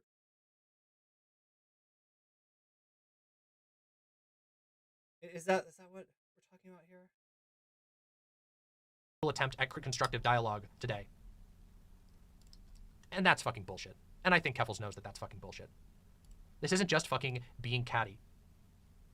And I do find it, I gotta say, I find it kind of shitty that Keffals is willing to look the other way on this because it's directed at, because the first part was directed at someone she doesn't like, Benny. But let's not forget, it wasn't just directed. Yeah, she's like actively trying to destroy like Benny as a content creator at the moment. At Benny. It was directed at all non-binary people, and it was also directed very specifically at Doe. Doe is someone who's been nothing but supportive of Keffals, and nothing but kind to Keffals. And it actually really, really sucks for Keffals to like immediately jump on a grenade to just downplay what was said in there in that way, and to defend Brianna Wu. I've said I told you so enough times already. In that way. I mean, just a couple of weeks ago, I reacted to that foreign man video. And remember in the foreign man video when the FBI open up joke was played, Keffals called that a pedophilia joke. So yeah, that basically Keffals was accusing foreign man of perpetuating the groomer narrative on her in a sly dog whistly kind of way. Now, if you know the clip that we're talking about, it's kind of a meme, right? And I mean, I guess, yeah, you should probably be careful, like, you know, because memes can mean different things. The main thing that meme meant to me, and I think what Foreign Man was using that for was like, oh, you're busted, right? You know, caught you being racist, right? That was what that meme was saying. Like, there was no even reason to bring up what Keffals interpreted that meme as being. That being said, right, when you're talking about a marginalized person, oh my God. When you're talking about a marginalized person, you got to be kind of careful to not echo these kind of references, because as a marginalized person, you don't really know. You have no way of knowing what is like a real, you know, whether somebody intends it or not, right? So I will say that, but yeah, I don't, obviously that's not what Foreign Man meant. Chat, I feel like I have triggered the transmed vortex. To what do I owe the pleasure of this hate raid? To what do I owe the pleasure?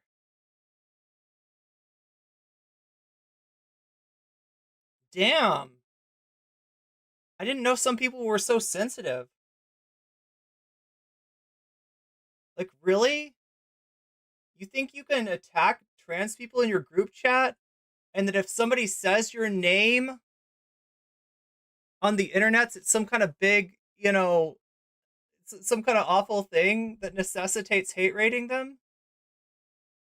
Look, I don't even want to guess to whom I owe this honor, all right? All I gotta say is you're fucking fragile. And you're pathetic. Right? And you do the mean girl shit for a reason. And it's because you're insecure.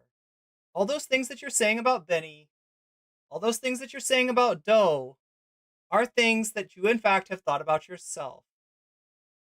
And it might seem to be an effective cope to displace that on other people, but I don't know. It's not the own you think it is. More people at this point are laughing at you than with you. And that's all I'll say about that. Let us get back to the content.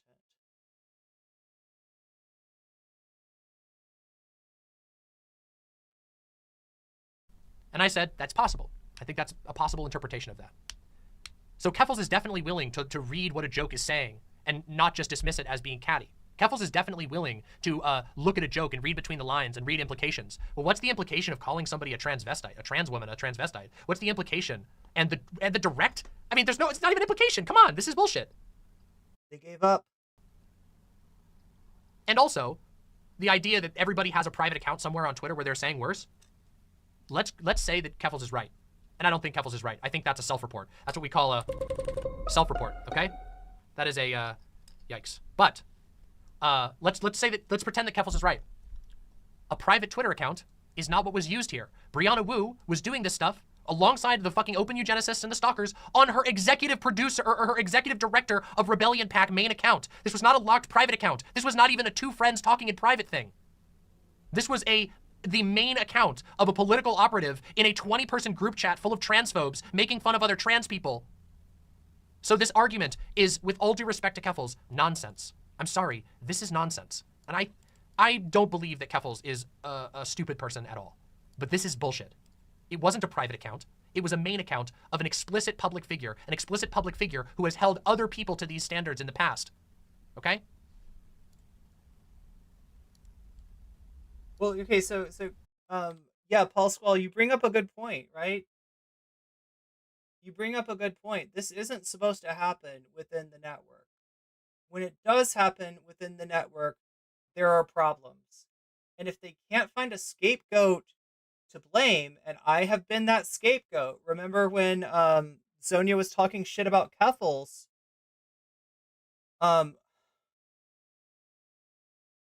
That was when White Nervosa made that weird accusation against me, brings up a Google Drive full of nothing, full of speculation on people's motivations, right?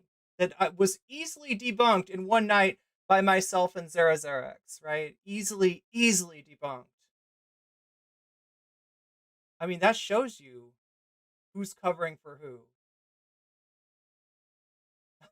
Polly calls it the White Power Leaf Network. Ah. Yeah, they don't like me and they don't like Polly. That's true. Oh well. We can't make friends, with everyone. So I just Wait, maybe we can. I think we have to fight him first, though. I think that's how anime works, right? You have to beat them in a fight, and then they become your friends. I just don't buy it.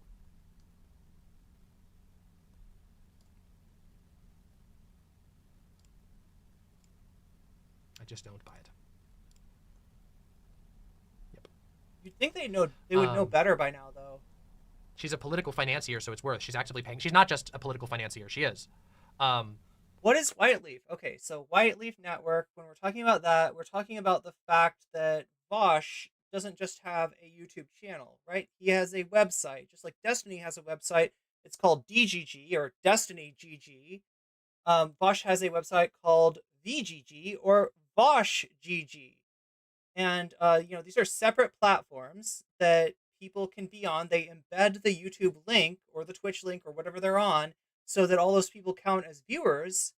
But instead of being on chat in YouTube, they're on chat on Vosh's website, right? This allows Vosh to make double the money on all the subs. So instead of Twitch taking half of the money from the subs, like they do for me, he's able to get all that money. Now, with all that infrastructure that you need for something like that, in terms of servers, in terms of a website, infrastructure, etc., it kind of makes sense that the person that enables that being Vosh's sysadmin, could offer that to other members, other people in good standing with the Vosh community, right? So that's why Demon Mama, Xander Hall.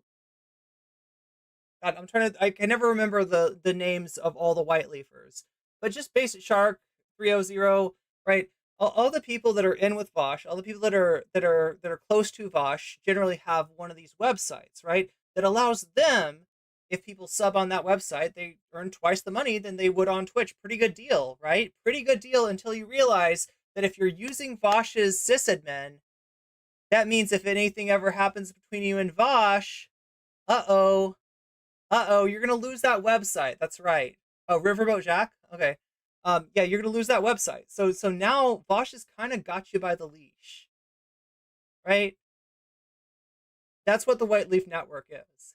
And because of that, we generally don't see a lot of real harsh criticism. We will see these people disagree from time to time. Most recently between Xander Hall and Lance from the Surfs. Actually, I don't even know if Lance uses that website anymore. Lance may have gotten out of the network, and if he did, good on him. I do not blame him. I generally like Lance and hold him in higher regard than any of these people, right? But that's kind of the issue, right? Because now you got two White Leaf people, and one of them has supported Brianna Wu in her attack on their partner. And you can see how Demon Mama is absolutely handling Keffals with kid gloves here, right? Because it's not in her interest to be perceived as starting some fight. But I gotta say, Demon Mama, you aren't the one who started this fight, right? This is not your fault, and you shouldn't have to put up with this shit. Be your own mama. Open your heart. She is a political financier, but she's also a public figure and an advocate who appears on things herself. She just went on Tim Pool. She puts her name on everything that she does. She's not just some background figure. She's very much a public figure.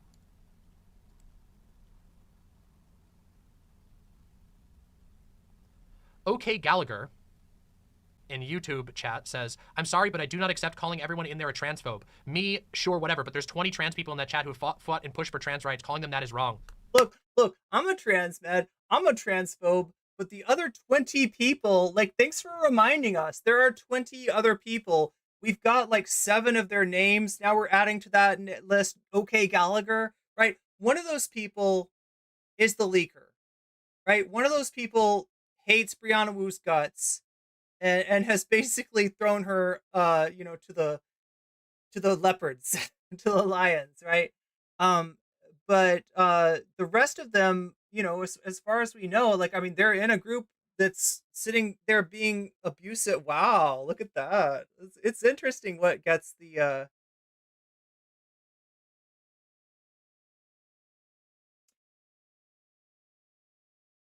don't just be careful you don't give me a clue when you're rating my chat like this, like, right?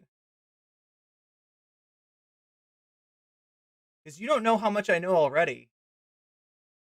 Yeah, let me just remind you. I said the transphobe chat and that it was full of transphobes. It is full of transphobes. I don't know the whole member list, okay? I'm glad that you self-reported to let us know that you're... Do we know who the leaker is? No, and if I knew who the leaker was, I wouldn't tell you. Right?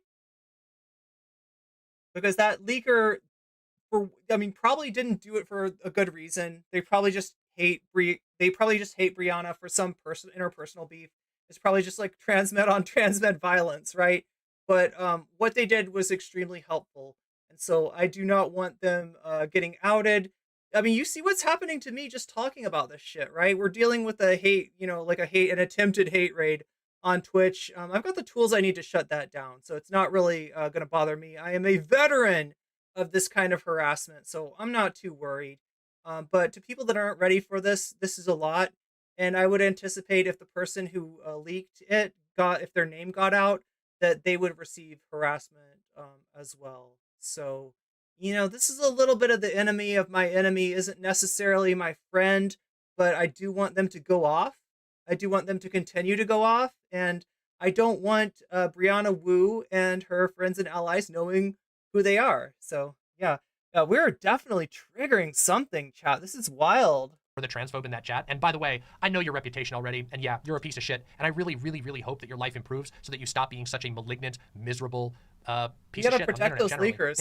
Yeah. Nah, sorry. If you're sitting in that chat and you're looking the other way while people say the most deranged shit I've ever seen, while people literally make the exact same arguments that Nazis make about Jews, but about non-binary people, when you look the other way at people explicitly, look, whoever you are, all you're gonna do by doing this is make me go on make me do detective work to find out what I can find out. So, you know, it's probably not in your interest to continue to harass my stream. Plus, I know how to stop it. explicitly fucking, You're not, yeah, misgendering you're not seeing it because I've got it turned off. people, calling people TRAs. Nah, you're at the table. You're fucking chilling in the Nazi club. I'm sorry, but you don't get to have that. You don't get to just hang out in there Basically, here's what you're missing. and pretend that you're like, oh yeah, you know, yeah, I laugh at all See? these jokes and I hang out and I don't say anything and I'm hanging out in the group chat that's deliberately, you know, obsessed with That's like 1 million followers, and they're probably all bots. derangedly stalking trans people we don't like. But you know, I'm one of the good ones. Nah, that's not how it works. Come on, grow up, grow the fuck up, get real, get fucking real. I made the chat, so haha, wow, I feel bad for you. Genuinely. Wait, we missed Demon Mama not just like excoriate some transmed. I want to see sad. that. You're a piece of shit, and I really, really, really hope that your life improves. Political financier, she is. She is a political financier, but she's also a public figure and an advocate who appears on things herself. She just went on Tim Pool. She puts her name on everything that she does. She's not just some background figure. She's very much a public figure.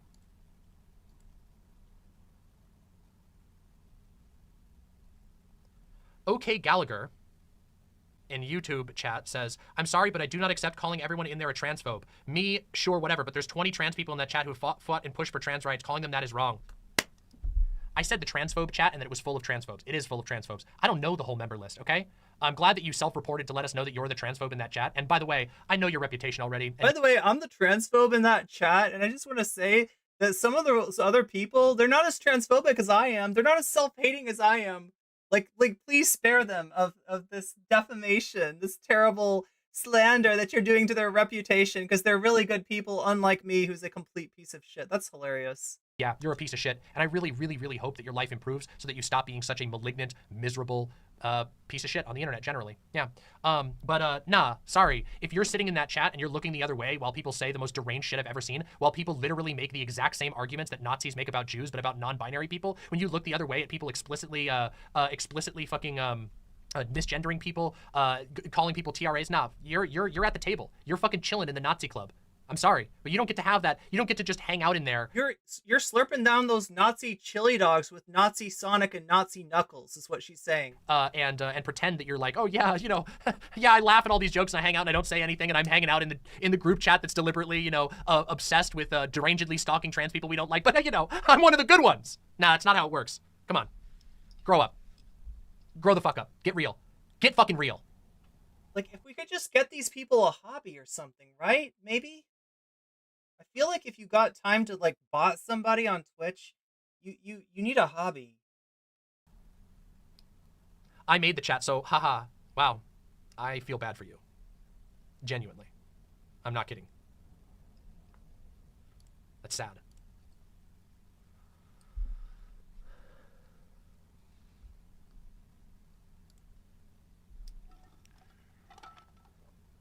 God. Now, apparently this person actually gets on with Demon Mama and has a nice little conversation. This is OK Gallagher, who just outed themselves as one of the transphobes in the chat.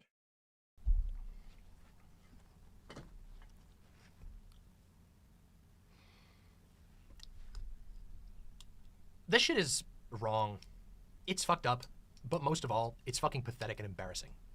All of these people, including Brianna, especially Brianna, are constantly talking about, oh, we need to coalition build and all of this shit, and we need to get, you know. Oh, President Sunday's in chat, and he's saying she's not just in chat, she's coordinating at RE the Mastodon thing.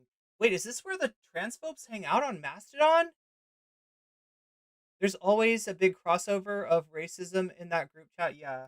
The left is just too split. Motherfucker, what do you call it when you're cruel to people for no fucking reason? What do you call it when you're a gigantic fucking hypocrite, when you lie? You are the split. You are the one splitting it. If you sit there and get on your soapbox and talk about, oh my God, oh my God, I think that we should just get along. Why don't you fucking lead by example? Why the fuck should any non-binary person, any trans person trust you? Why should they believe you and take your word for things? You're undermining your own goals. And it's gross. It's embarrassing. This is a fucking 46-year-old person doing this shit. Are you gonna invite Keffals on? I'll talk to Keffals anytime.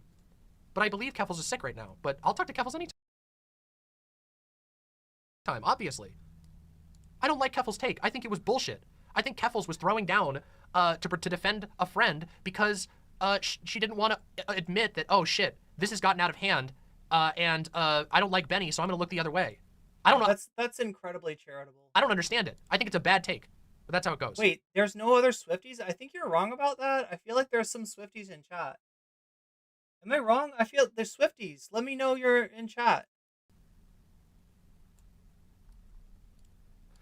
This is fucking pathetic, okay? And another thing, all right? This is a very personal one, okay? I've talked about so much here, but it's really personal. Shut the fuck up about Doe. You fucking freaks. You psychopathic weirdos. Doe owns your ass, okay? God damn it. Do I need to talk to President Sunday? It feels like President Sunday knows more about the situation. I don't want to know the name of the leaker or anything like that. Like, I want the leaker to be protected. But he knows about some shit that I don't know about. What are Swifties? Swifties are fans of Taylor Swift. If you're a Taylor Swift fan, you go to Taylor Swift concerts and love that Taylor Swift got out from under all that contract bullshit that she was dealing with from the likes of, what was his name? Scooter Braun or something? Who was that guy? Scooter Braun?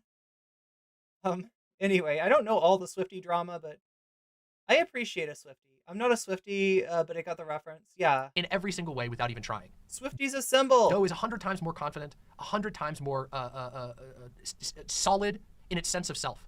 And you obsessively stalk Doe. Even after Doe has not been in the public sphere since before you fucking transitioned. Doe has been hanging out and talking with its friends and posting about its political readings and the mushrooms that it picks up. It used to stream. Occasionally, it will give its take on a political event, just like the rest of us. Doe doesn't fucking stalk people. Doe doesn't fucking speak horribly about people. Doe doesn't insult them. Stop this fucking insane obsession. And I know you won't, but you can't say I didn't try, you fucking pathetic worms. I'm the mean one, okay? And I'm not even that mean, let's be real. I could have been so much more mean. I could be so much more mean, but I don't. Oh, I mean, yeah, no, absolutely. Don't. People get mad when I tell them the fucking truth and they take it as an insult. These people are disgusting. The fact that there is a group chat of freaks still obsessed with Doe in the end of 2023, treating Doe like a fucking football, just free-form fanfictioning. You're sick. You people are actually... I don't even want to say it. Yeah, but, like, that sucks. That sucks when somebody uses, like... Because I've had this happen to me, where they attack me, and they can't get the reaction they want out of me, so they attack somebody that I care about. And I still don't give them that reaction, but... Sick. And it's funny, because you project all of your own mental sickness. It's just such, like, comic book villain shit. And it's we're talking about comic book villain people. Like, when we're talking about this hateful burn book GC, this is... Onto Doe. Wait, should I check on Twitter? Should I see if I'm getting bullshit on Twitter, too? Maybe someday you'll realize that you devoting so much of your life to obsessing negatively over Doe says way, way more about you than it does about anybody else, okay?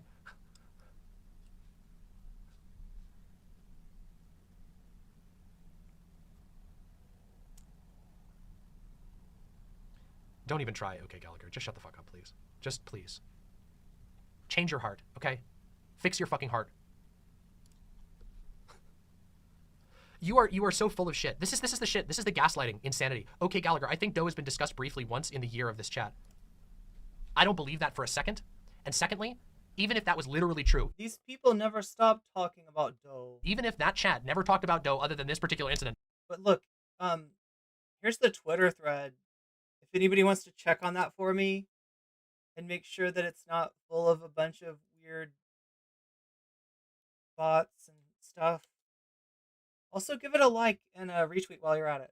which I highly doubt. And in fact, I know that's not true. No, wait a second. I fucking know that's not true. And you want to know how I know that's not true? Hold on a second. I'll show you in the leak. Doe came up and I repeated your very plausible position that it pronouns are about a degradation fetish. So, I got a feeling that you would have had to have talked about Doe at least once before, you fucking lying piece of shit. How the fuck do you talk about the very plausible position? Oh wait, yeah. Unless it's been talked about before. But secondly, let's even be— Yeah, no, like, Brianna's referring to, Zonia's argument that Doe has a degradation fetish. So yeah, that right there is an admission that Doe has come up more than once. charitable. Let's say your slimy piece of shit, miserable hellhole group chat hasn't talked about Doe. Fucking Cactus and all these other freaks have across multiple accounts that you guys get banned off because you can't behave like a normal person for more than 5 seconds. It's funny. You spend all your time frothing at the mouth, soy raging about how, oh, be normal, and then you behave like a literal shit-flinging goblin at all hours of the day. I've seen this fucking shit. I've seen it for years. And guess what? People in my chat, you motherfuckers have seen all— chat, so, like, I didn't think I'd ever have to say this again, but, right? I have triggered the transmed vortex, and as such, we are at war. We are under war conditions, all right? That means that if you get any weird DMs, send them to me, send them to a mod, let me know about it. Don't suffer in silence, because from my experience, this is what they do. They do these, like, bot attacks. They will send weird shit to people's DMs, stuff like that. Just keep us apprised of what's going on, right? Because the worst thing in the world is to be dealing with this kind of shit and to feel alone. That is the exact response that they try to engender towards you. So don't be alone. Let us know what's happening. Get in the Discord if you are not already. Let me put that. Oh God, put the Discord link out there so that the hate raiders can join your Discord. No comment check. Great idea. No, look, I feel like I've got a good eye for venting bakas when they try to jump in my Discord. But yeah,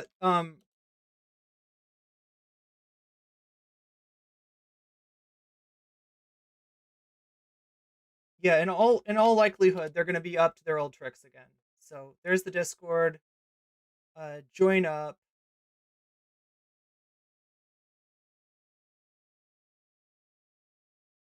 And yeah, didn't even know who Doe was, but I remember there was some other bullshit at least once before.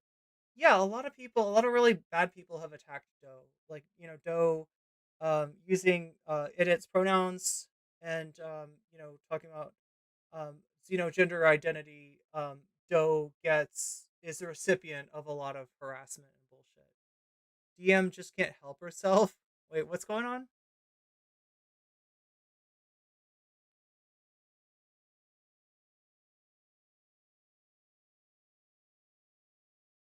hellhole group chat hasn't talked about Doe. Fucking Cactus and all these other freaks have across multiple accounts that you guys get banned off because you can't behave like a normal person for more than 5 seconds. It's funny. You spend all your time frothing at the mouth, soy raging about how, oh, be normal, and then you behave like a literal shit-flinging goblin at all hours of the day. I've seen this fucking shit. I've seen it for years. And guess what? People in my chat, you motherfuckers have seen all this too. Not all of you. There's 819 people watching right now. Thank you for being here. Make sure you subscribe and make sure you press that goddamn like button. Okay? Press the fucking like button. But many of you know exactly what I'm talking about yourselves. In fact, I'm sorry, just genuinely. If one of you, anybody in chat right now, if you're familiar with the way that that MF Claire, Cactus, I don't know if that Gammy freak is in there. I've had her blocked for forever. But yeah, if you get weird DMs, especially weird DMs involving me, let me know. We just need to kind of keep track of what's going on, like what kind of lies are being spread. That is generally their MO. Since she repeated like literally hundreds of times would tweet at me across like 5 different accounts. But if any of you, just real quick, just put a hypers in chat. No, because we don't want to do the combo. Let's just put a 1 in chat real quick. Oh God, yes, click that like. Absolutely click that like. If you've I haven't been mentioning that enough. Seen this shit with your own eyes. If you've seen how these people— Yeah, if we can get 10 memberships on YouTube, I'll do the stream going over the panel with Destiny, Vosh, and Emma Viglin. Because there is some stuff that comes up that we've talked about before. Jesse Singal comes up. Destiny's basically trying to make it like a leftist unity argument or a lefty unity argument for including more people in our discourse, that just because somebody doesn't doesn't agree that Roe versus Wade should not have been overturned, just because somebody just because somebody thinks that it's too easy to get gender affirming care, doesn't mean that they're a transphobe. It doesn't mean that they're a right winger, and we should be including these people in our Discord. We need 10 subs to get actually 10 10 memberships was the way that I set it up. I I mean, we're 2 subs away on Twitch, but we're gonna need to do this on YouTube. Like, if we cover the Destiny thing, it's gonna have to be on YouTube, because like I said, given the amount of attention, given the degree to which I have triggered the transmed vortex, I gotta say that if I don't cross all my T's and dot all my I's, they're gonna get my channel pulled down. Right? I am very much in their crosshairs right now, so I'm not gonna do anything sussy like watching Destiny on a platform which Destiny's banned off of. Yeah, I don't believe housing is a human right, but I am entitled to be involved in leftist organizing, right? Or the other thing that Destiny always does is like attacks student loan forgiveness, right? Like, right, that's one of the priorities of I think isn't that one of the priorities of Rebellion Pack or no, it's not Rebellion Pack that puts it on, it's Progressive Vote. Is that the organization? I'm pretty sure that the student loan thing is one of their priorities, right? That's something Destiny literally does not agree with. Behave, or if you've seen them talk about Doe, put a 1 in chat. Whoops! Sorry, asshole. You can't fucking gaslight us. We've all seen it. You guys can't stop shitting your fucking pants for a minute. We've all seen it. You stand in a public square, you fucking squat down, and you take a big dump, and then you clap at yourself for it, and we all go, yep, that's the fucking dumper. That's the public shitter. And then you go, I'm not the public shitter. Fuck off. Fuck off. I would never do that. Embarrassing. Like, as they're taking a shit in public, I'm not the public shitter. No, not me. Fucking embarrassing.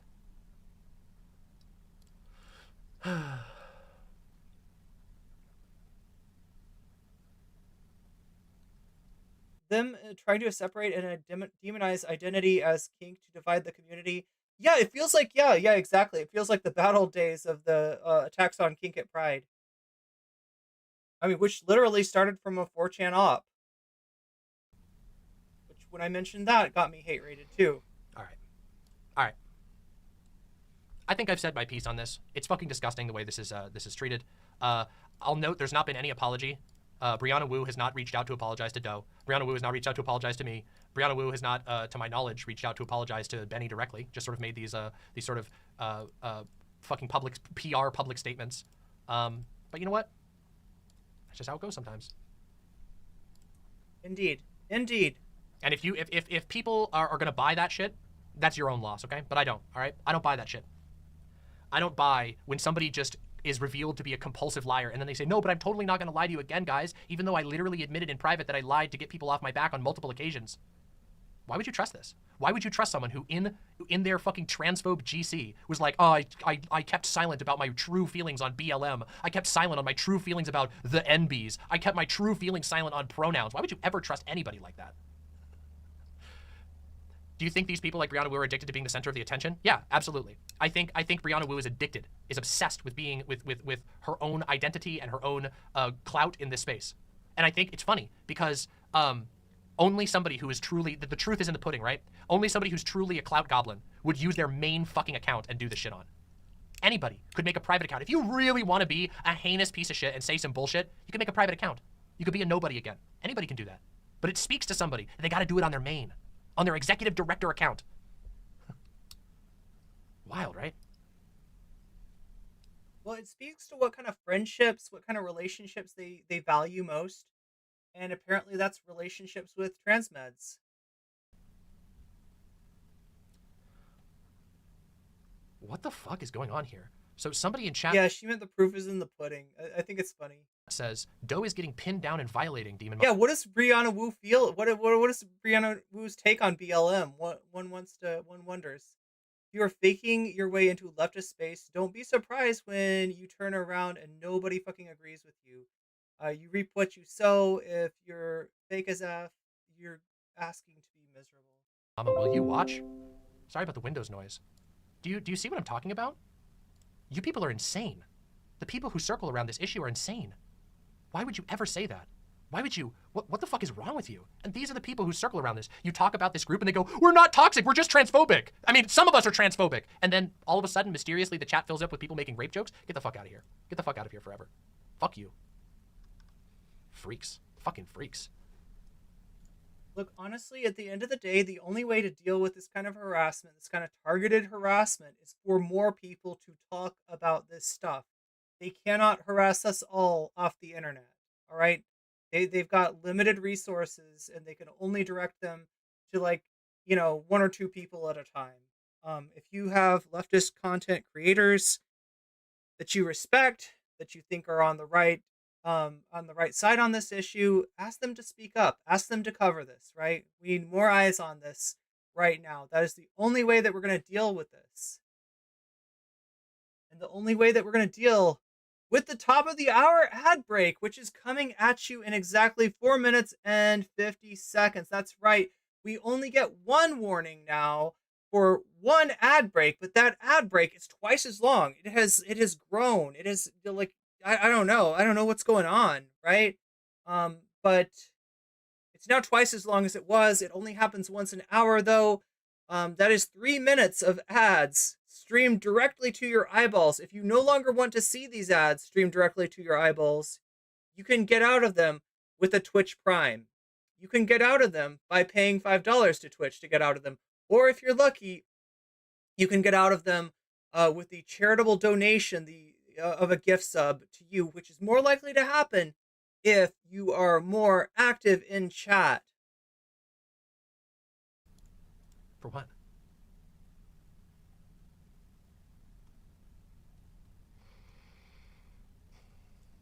Yeah.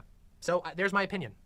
It really fucking sucks, okay? It sucks to go out and go camping and to come back and to see my partner being used as a football, to see somebody who has hung out in my group chats and who, to my face, was like, oh, I'm super interested in hearing your opinion, only to then shit on people like me, people that I care about, only to fucking completely two-face it. It sucks. It fucking sucks. And I don't think that anyone is wrong for saying that. And in fact, I think you're fucking insane if you tell people that they're not, that they're wrong for being mad about that, okay? I think that's deranged. And I think it's toxic. And it's funny because, again, all of this is sort of couched in there's a sort of cloud of a conversation around coalition building. But it's interesting who's asking who to look the other way. Oh, I called your partner a perverted freak for no reason and completely misrepresented them for no reason to a chat. You should just look the other way for political reasons, right? It's kind of interesting. It's kind of interesting which way it goes. It's not the public persona's responsibility to do a better job. I mean, do you see what, God. I've got to take it back to this. I've got to take it back to the, Brianna's mega thread.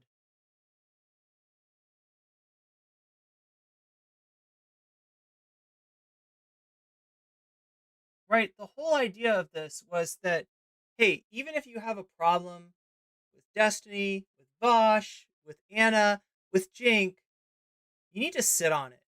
You need to shut up, because we got too much at stake and you are harming our chances, right? Let's reread this. One of my jobs this cycle is to get the Democratic Party to take the streaming space seriously. Oh, do tell. Data shows younger people won the midterms, and if we can't get them to show up in 2024, we are just fucked. They don't watch cable, but they do watch Destiny and Hassan. Luckily, Hassan wants nothing to do with you so far.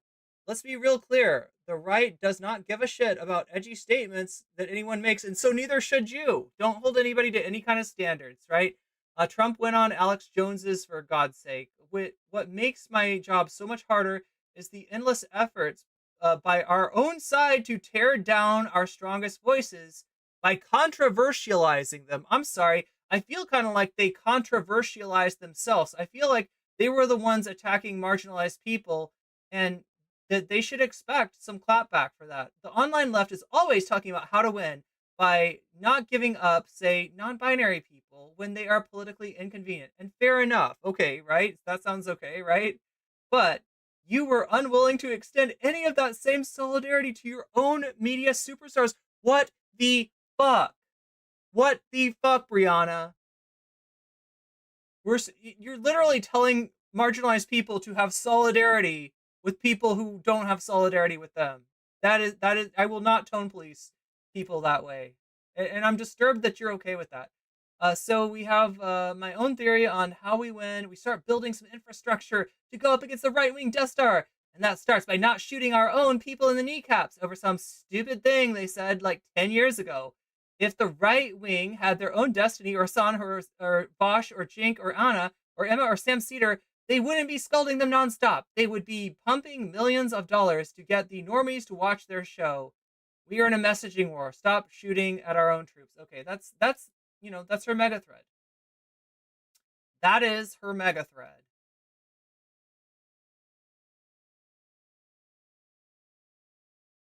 It's not their job to actually appeal to the people that they want to build a coalition with. No, it's everybody else. Yo. I've talked about this before, that left Bakaya, new gender just dropped. Media superstar. unity is a thought-terminating cliche. And that's not because I don't think that lefties should work together, but because when people invoke lefty unity, they do it to shut down conversation, to get you to stop thinking one way or another. It's a literal definition. Go to Wikipedia, look up thought-terminating cliche. That's literally what it is, okay?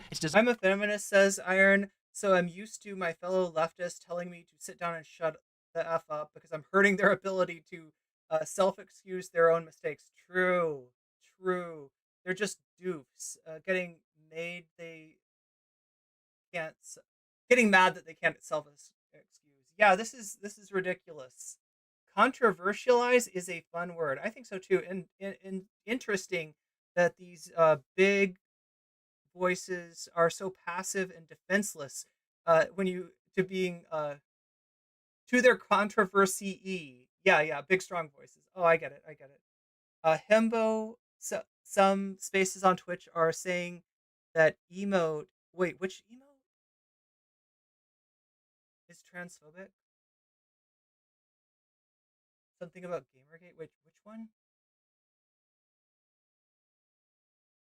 me do some digging here.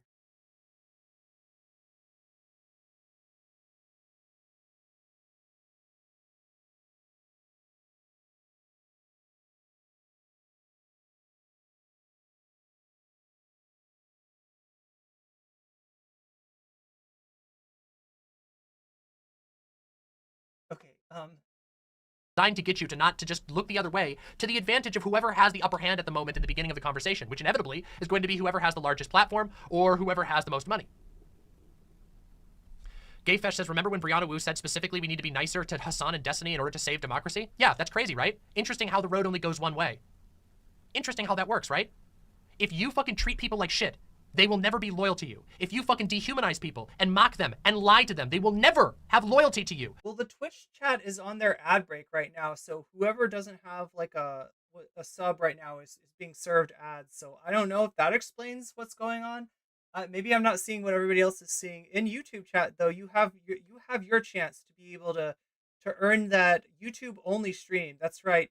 If I cover the Destiny thing, it's gonna have to be YouTube only, and it's gonna have to be YouTube that earns that by hitting that goal of 10 memberships, which we are still 10 memberships away from. But hey, even if you can't afford to be a member, just make sure to hit that like button. So if you really want to win, clean up your fucking act. Get it together. Issue the apologies. Swallow the bitter pill. Okay? If you want to win, if you want unity, unity comes through solidarity. Unity comes through mutual. You don't see the ad break? Well, you have a Persona 2 respect. And I believe that working together to defeat fucking fascists and Nazis is goddamn important, okay? You all know, my viewers, my lovely viewers, you know that I talk about this all the time. Ways in which we can build real, strong, and lasting connections between communities, that we can heal instead of break. And you know that a bunch of people are going to try and frame this conversation as me being against leftist unity because the thought termination. They're going to call you a woke scold, Demon Mama. They're going to call you a woke scold, and they're going to bring all the clips of you calling, other people woke scolds, and they're going to say you're a hypocrite, right? So maybe stop using Ben Shapiro's insult that wasn't even funny when he said it. Twitch has a display for mods with permission to see the ads. Oh, you're not seeing that the ads are running. I get it. Cliches are going to be turning on. They have changed some things. But you want to know the truth? The only way To build a strong coalition is to actually understand and respect the people that you are engaging with. And being transphobic to them, being hypocritical, lying, is not that. If the stakes truly are as high, and I believe they're high, and it seems that everybody talking about this seems to believe that they're high, the stakes are real, real high, then the only answer is to fix your hearts or die. That is it.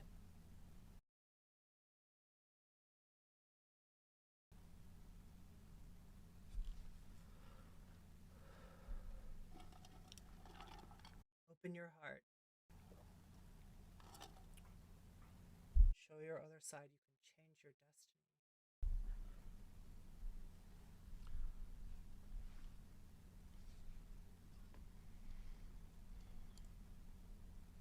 Your ads just Whatever happened to ended. radical empathy? Yeah. Whatever happened to progressivism? 3 minutes Last I of checked, ads. progressivism isn't shrieking away from anything that you don't understand and immediately trying to find a way to morally impugn that. Progressivism isn't, I found somebody who uses God. its pronouns. Let me come up with a way to dehumanize Jules, thank you for the tier 1 gift sub to Argonian Bomb.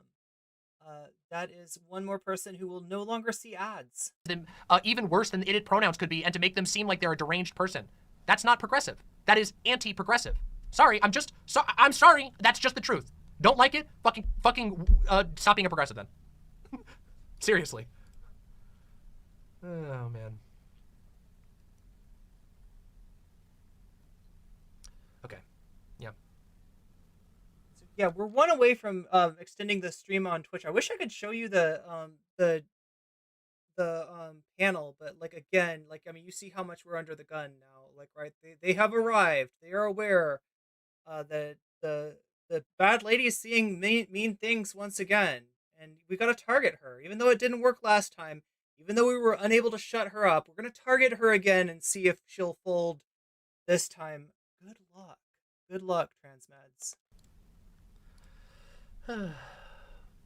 It's amazing, Feels right? like a waste of time, but you do you. It's amazing. In this space, how much fucking garbage has been heaped on me. How much fucking bullshit they have to make up. And yet at the end of the day, just like I talked about earlier, a lot of the time, I'm gonna grab a drink really quick. I'm there fucking building bridges.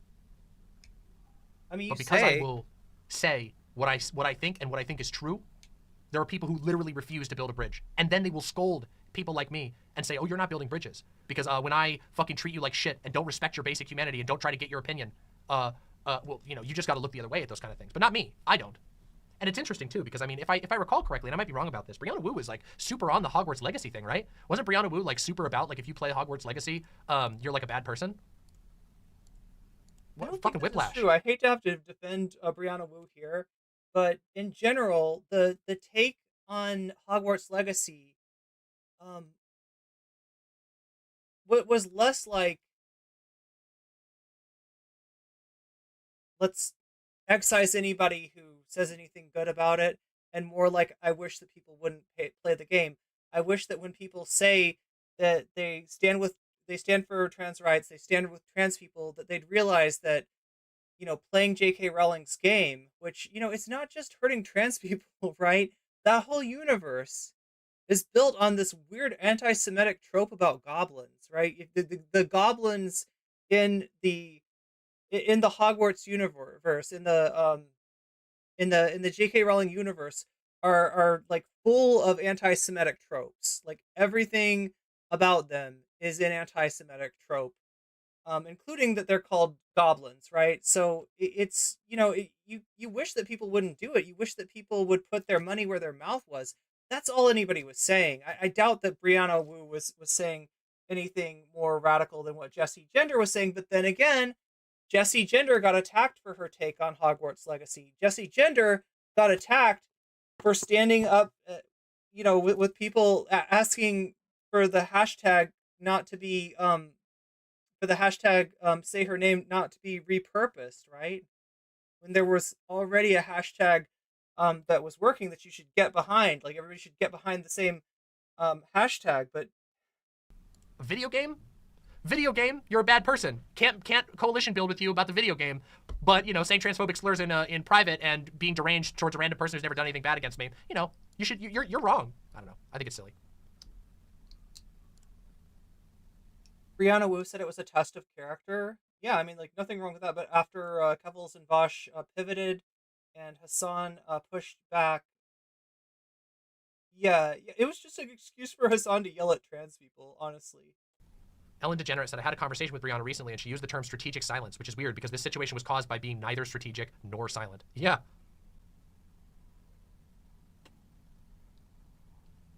Oh, I could be wrong, Gayfesh. Maybe you're right. Maybe you're right. Okay, everybody. That's all I have to say on the drama. It was really disappointing. It's been super, super, super frustrating. And it's interesting because many of you guys will recall I just did a video, which you can watch on my channel, explicitly lining out arguments for non-binary acceptance right before all this shit happened. And I'm gonna take this last bit here to just promote something positive for a second, okay? Because this has all been pretty negative, all right? Okay, so we're not done with our negativity. I told you that people had been calling out Brianna, people had been calling out Keffals, but they were BIPOC people, and they largely were not listened to. So I want to cover...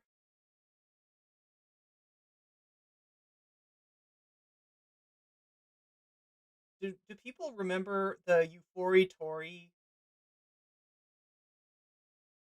situation?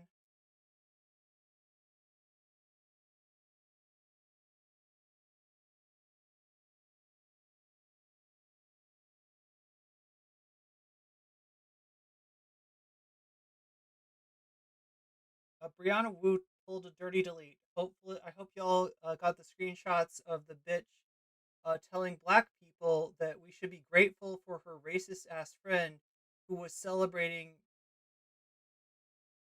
Yeah. So this is Euphoria Tory. Now, I mean, it was a long time ago, but these were tweets like celebrating what happened to Trayvon Martin.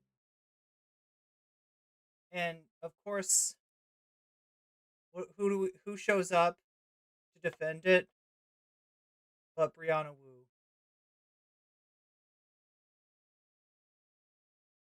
Is it better? Yeah, that's slightly better.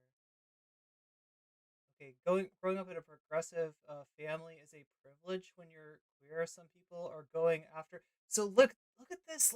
This is diagonalist logic, right? I've been teasing this concept of diagonalism. It is something that Naomi Klein brings up in her latest book, Doppelganger. Highly recommend you read that if you get a chance. Naomi Klein, also the author of such works as Shock Doctrine, No Labels, This Changes Everything. Awesome writer. Love her a bunch. Don't get her confused with Naomi Wolf though, because that's what the book is about. Naomi Wolf is like her right-wing doppelganger, and she's always getting confused. People are always like, "Yeah, I like Naomi Klein, but what about this like, you know, anti-vax stuff?" And they're thinking that Naomi Wolf is the one who's doing the anti-vax stuff. But anyway, yeah, wait, it's a privilege to not be a racist. You got the privilege of growing up in a progressive family, and so criticizing people for, you know, their racist past is a privileged take apparently. Some people are going after my friend Euphoria Tory because she had some cringe tweets. These were more than cringe. That was monstrous. If you're laughing about Trayvon Martin, you're a fucking monster, or you were a monster. You know, I mean, if you changed, that's great, but don't act like that's cringe. That is not the problem with that. Is not cringe. The problem with that is a lack of humanity. A decade before she snapped out of her right-wing upbringing. Look, I'm glad when people get out of their right-wing mindset. I'm glad when people overcome, you know, their own racism. But let's not celebrate this like that everybody has a edgy past and it's like a cool thing. Okay, so the next thing, if you didn't grow up in the right wing, you have no idea how brainwashed you become. You're given convenient answers to every problem, and it's hard to wake up from. I did, she did. Instead of critiquing her, you should appreciate. So this becomes tone policing. Look, if you personally, um,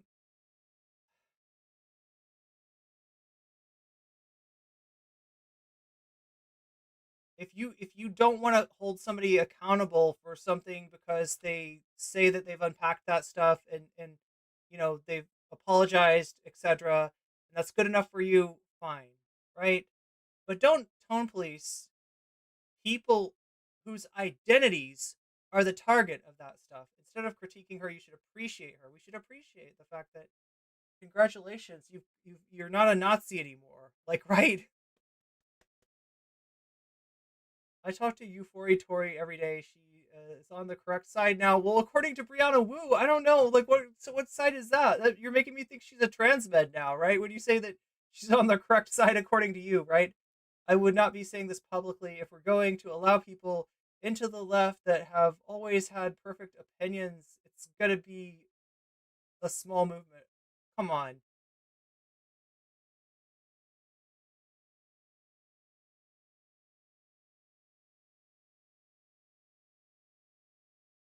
So anyway, that is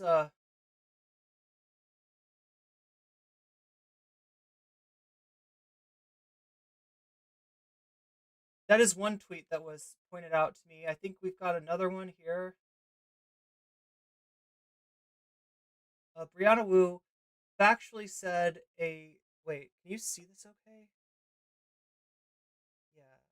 Brianna Wu factually said a violent racist was more important than POC because reach, and when given special access to trust and safety, including Jack directly ignoring race as a vector of harassment. Are we talking about Jack Dorsey?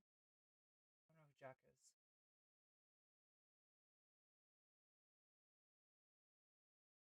Okay, so this is a quote retweet of Brianna Wu saying, if someone had been in the news tripling down on white supremacy in violent terms, we'd correctly boycott the game. Why do trans people not get the same solidarity? If someone...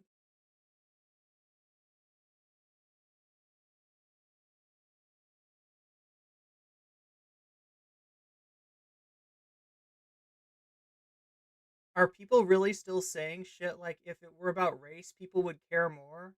This is such a bad take because violent white supremacists are still revered to this day and racialized trans people exist. This is just a picture retweet here.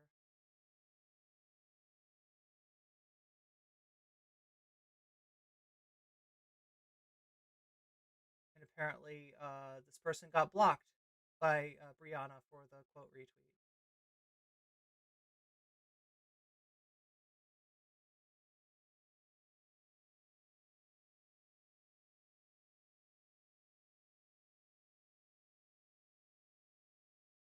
Brianna Wu was given special access to Twitter. Oh, so they are talking about Jack Dorsey, and it's reporting at the height of my abuse. She blocked me now, and most of the misinfo pretends I don't exist. But these were folks deciding it. The folks deciding it attacks on black women and POC mattered. I guess how they deciding if attacks on black women and POC mattered.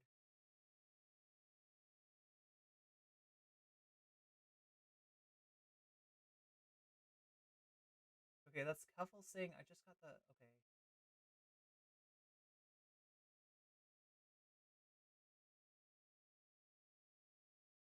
Trying to figure out what's going on with this.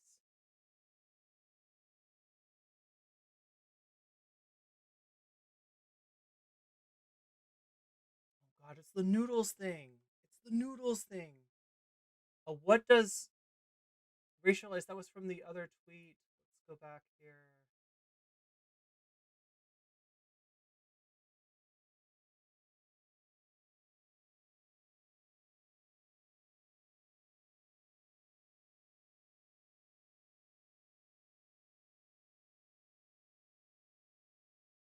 Wait, now I can't find that tweet.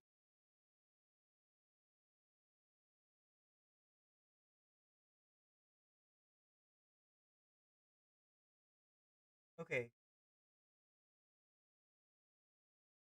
It's such a bad take because violent white supremacists are still revered to this day, and racialized trans people exist. So what that means is that, I mean, it shouldn't be any like, you know what I mean? I shouldn't have to say this, But some trans people are non-white, right? That's all that means. And so when your argument splits trans people from BIPOC, right? You're ignoring people who are both. And that happens way too often. There's also like an article that people have been posting in the Discord, and actually a lot of people have recommended this article. Let me see if I can find it here. Here it is.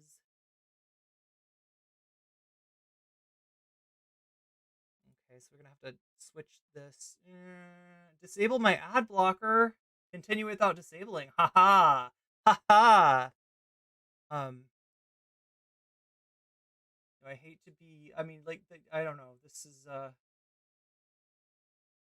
articles like this, discussion like this is few and far between. If you can, watch the ads. I don't mean to be modeling skipping the ads. You wanna support websites like this any way you can. Okay, so anyway, in summer, Twitch streamer Clara Sorrenti, aka Keffals, was featured on a Washington Post on the Washington Post and other places as a doxing and swatting campaign coordinated against her on the anonymous forum Meow Meow Meow, notorious for such things, got increasingly dangerous. That's the forum, right? Bigots shared her home address and even a hotel she took shelter in. This backlash came because Sorrenti dedicated several hours a day to streaming commentary on anti-trans and LGBTQ plus laws and ratioing transphobes on Twitter. While many people aware of the situation gave sympathy to her, a small murmur of critics expressed frustration, often cryptically, that the violence towards Sorrenti positioned her as a martyr. So, I mean, what happened to Keffals was horrible. Her bringing attention to these anti-trans and LGBTQ laws was based, and at the time she had the reach to really be able to get the word out. That's great, but there's this thing that happens when you see somebody doing the right thing, getting attacked for it, where you start to think that this person can do no wrong. You start to see this person, that the victim identity displaces all other aspects of their personality. And that's allowing, the person potentially to get away with some bullshit. And indeed, like, it's no surprise to anybody that Keffals got away with a lot of bullshit because of this. They alleged that she frequently attacked POC in a way that fell just short of doxing. Sorrenti and her fans accused their critics of trying to sow distrust on the behalf. So anybody who disagreed with her was accused, was kiwi jacketed, right?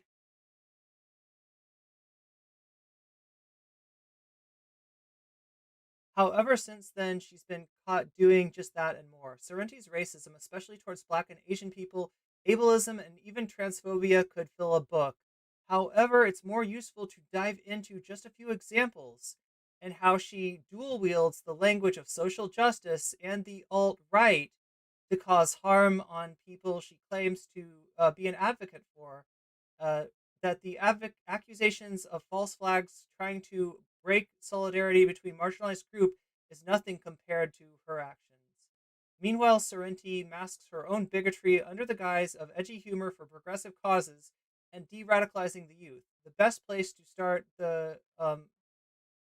is the recent harassment of writer and anti-rape activist Rosalind Tallison. So if you've heard about the noodles is tasty thing, this is what that's about. And because it's Twitter, you might have heard a very different version of this, right? Something like Twitter SJWs said that a book about noodles and dumplings was racist because it was written by a white woman. It's a little bit more complicated than that. It's actually a lot more complicated than that. So anyway, that's Rosalind Talasan, who made the original tweet that got the attention of 4chan, Kiwi Farms, just like every sussy baka out there was coming down on Rosalind Talasan. And instead of, I don't know, standing against this kind of harassment, Keffals piled on. That is the truth behind the noodles are tasty discourse, right? And you're not going to hear that, and it's not going to be on Twitter, right? It literally can't be on Twitter. It's a little too complicated, right? Twitter is great for snappy comebacks, for one-liners, right? Twitter is not great for understanding context. Twitter actively robs context. Twitter actively decontextualizes issues like this, and that's what happened. And I think a lot of good people got misled into thinking that this was a disingenuous attack, when in actuality the person that got attacked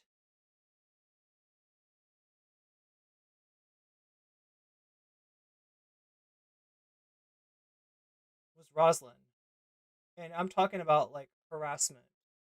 Not just because it shows a lot of the same patterns of behavior altogether, but because this came after she got treatment for substance abuse in the spring of this year. Yeah, and honestly, I wanted to stop talking about Keffals after that. Right? I wanted to think that all the crap that I was seeing from Keffals, all the lies, all the harassment, all the becoming that which she hated, becoming, a Kiwi farmer in her own right, was maybe something that only happened at the height of her, suffering from substance abuse, and that she would get the help that she needed, and that we wouldn't see that side of Keffals again. I was wrong. Right? It was just she jumped back. She got right back where she left off. Let's be 100 about this, right? In the spring of this year, after weeks of public hateful tirades on social media, the start of the year, Sorrenti pulled a Roseanne Barr by claiming her behavior. Okay, that's an interesting comparison. A few weeks after logging back online, she came out swinging the same vile bigotry, and this time directed towards Allison. So yeah, she had an axe to grind against all of her detractors.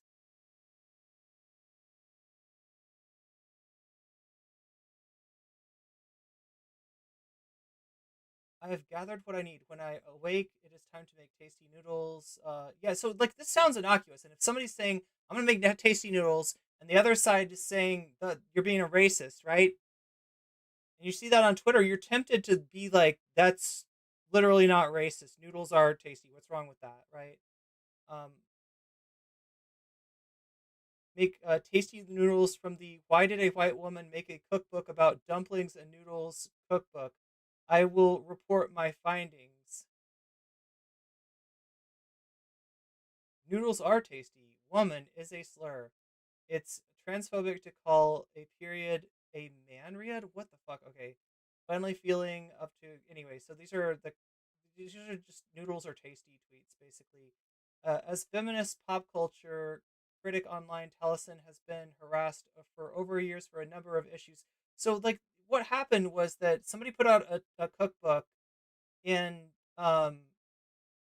basically the function that this served was to bring traditional